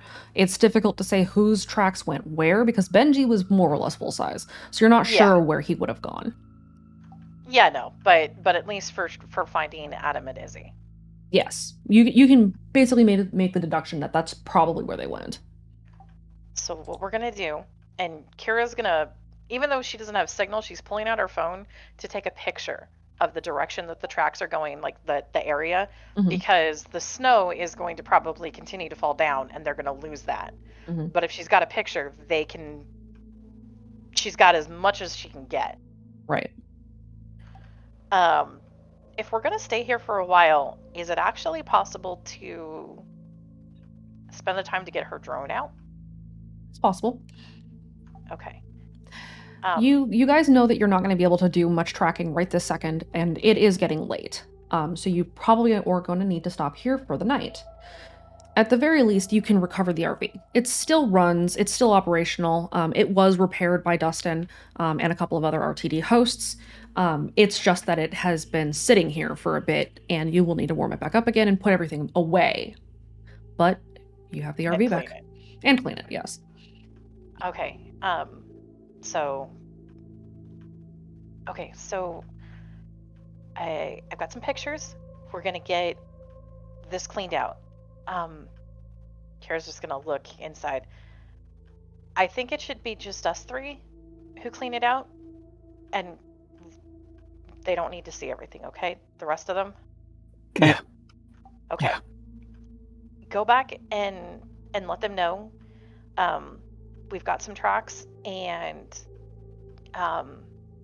we can try to do a little bit, but we can get the RV back, and the RV probably can attach to Devin's car, and we can have a place where people will be able to rest better. Mhm. Okay? The RV isn't it's not a trailer, it's an RV. Kara has like 3 brain cells, and none of them are firing completely correct right now.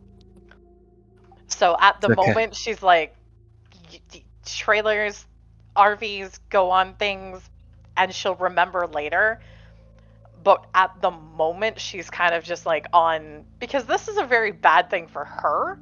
So she's trying to like reassure Jean and give herself a plan of action, so that way she doesn't get stuck in the that is way too much like Redacre feeling. Okay. You guys work to clean out the RV. And here is where you're going to have to stop for the night. And here is where we will stop for the session. As you get the RV put back together, a sense of foreboding sort of settles over you. You know that there are still snatchers out in the woods. You know that you can probably repair the old tongue barrier that was protecting this RV. But you don't know what broke it. And though you can clean away the blood, you cannot clean away the claw marks dragged into the side of the RV. So you know that there is something else in these woods. And with that, you set to your tasks, preparing for what will assuredly be a difficult morning and a much longer day ahead tomorrow. And that is where we're going to stop. God damn. I wanted to do one last thing with Wraith. Okay. Is he still conscious? Loosely. Wraith?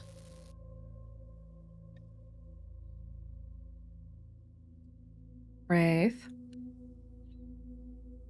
Oh no, he's dead. He's dead. He's dead. So young. He was so young. We hardly knew him. Wraith, you are loosely conscious. He's just gonna try to focus on Kaede talking then. Okay. Hey, are you still here? Probably. You can speak, you're just kind of slurred. Are you okay? Gonna hold up a finger. We'll try to hold up fingers like, I don't think I like that girl. You don't get to scare me like that. But you were the one gonna run into the woods. Just say.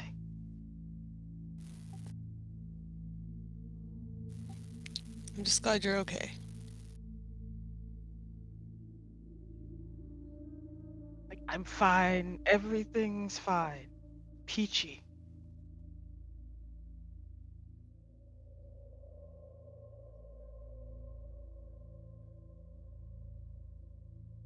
It's not, but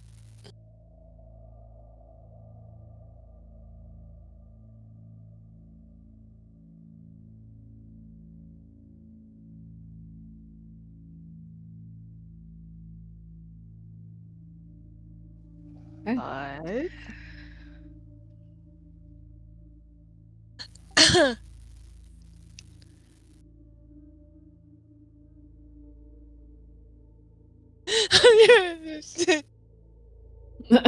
What's that? Were you crying? No, I'm laughing nervously, and my face is all red. Oh.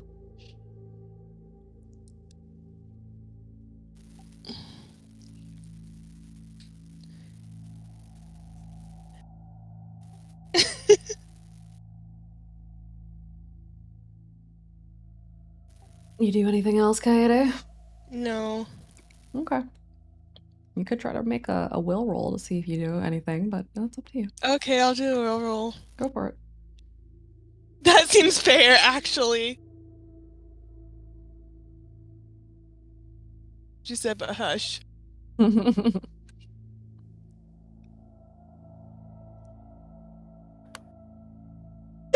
Hold on. 8-3.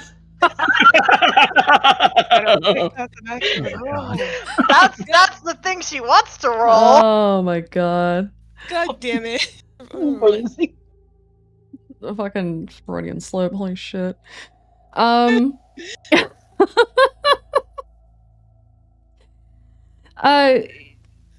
1, I will let you decide your difficulty, but generally a 1 is like, I don't know about that. You don't know about that? I don't know. 1 isn't very high. It's not a lot of courage. It's not. Can I use the ability No. I have to reroll?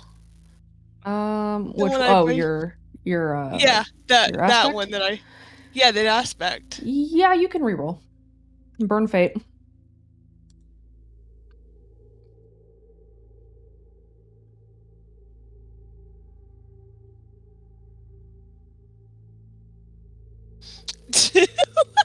It's a whole 2. Yeah, it's a whole You have a teeny tiny not bit of much better. courage. It's not much better, but it is a teeny tiny bit of courage. Fuck it, she'll kiss him. Okay.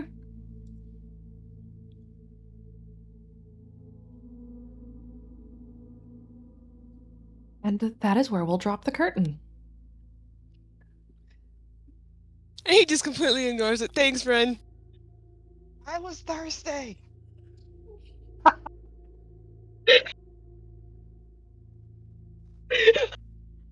Well, since Holy Wraith is a shit. peanut, he's just going to blink it a few times and just say, "You taste like raspberries."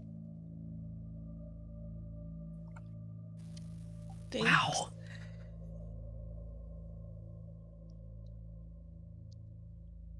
He truly is a peanut. He'll kiss Yup. it back, It's but she still really a tastes like peanut. raspberries. Incredible. Wow. Holy shit. Okay. Things are awkward over at the El Camino. Lincoln has probably left. Chance is still unconscious in the trunk of the SUV. Kira Baxter and Jean are cleaning up the RV. Wraith has made everything horrifically awkward. He kissed her back, and she Kaede tastes is like a tomato. raspberries. Just like full blown, like red. Red. Yeah, tomato. Yeah. Wow. And Aurelia is standing You know- watch. I'm just gonna say Baxter saw it from the RV.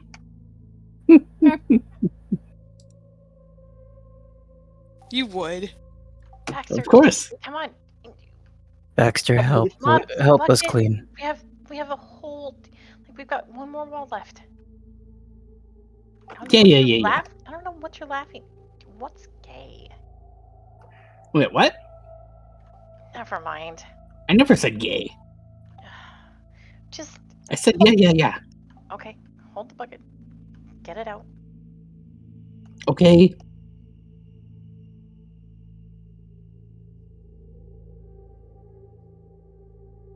Well, I have made this awkward. Also, Kaede kissed Wraith. Oh. What? Yep. That is where we drop the curtain. I just want Kira to look at the RV like this is not romance. And there is where we stop. There will be some Like half out of opportunity it, for there will be some opportunity for some between sessions RP stuff. I will set something up for you guys because you are back at the RV now. Yay. And so on and so forth. So we are gonna wrap there. Thank you guys so much for tuning in. We will be back in 2 weeks with the next episode of All the Stars in the Sky. Next weekend will be All the Shadows on the Earth. Will be hosted on Vinzilla 101. And yeah, some bad shit's about to happen. Can't It's wait. fine though. Everything is fine. Mhm. Of Totally. course. We will have 100. Lincoln back next week. And hopefully we'll get Elsa next week as well for the rest of the session. And so for now, guys, go ahead and say goodbye to chat. Bye bye. Wonderful time. Lovely.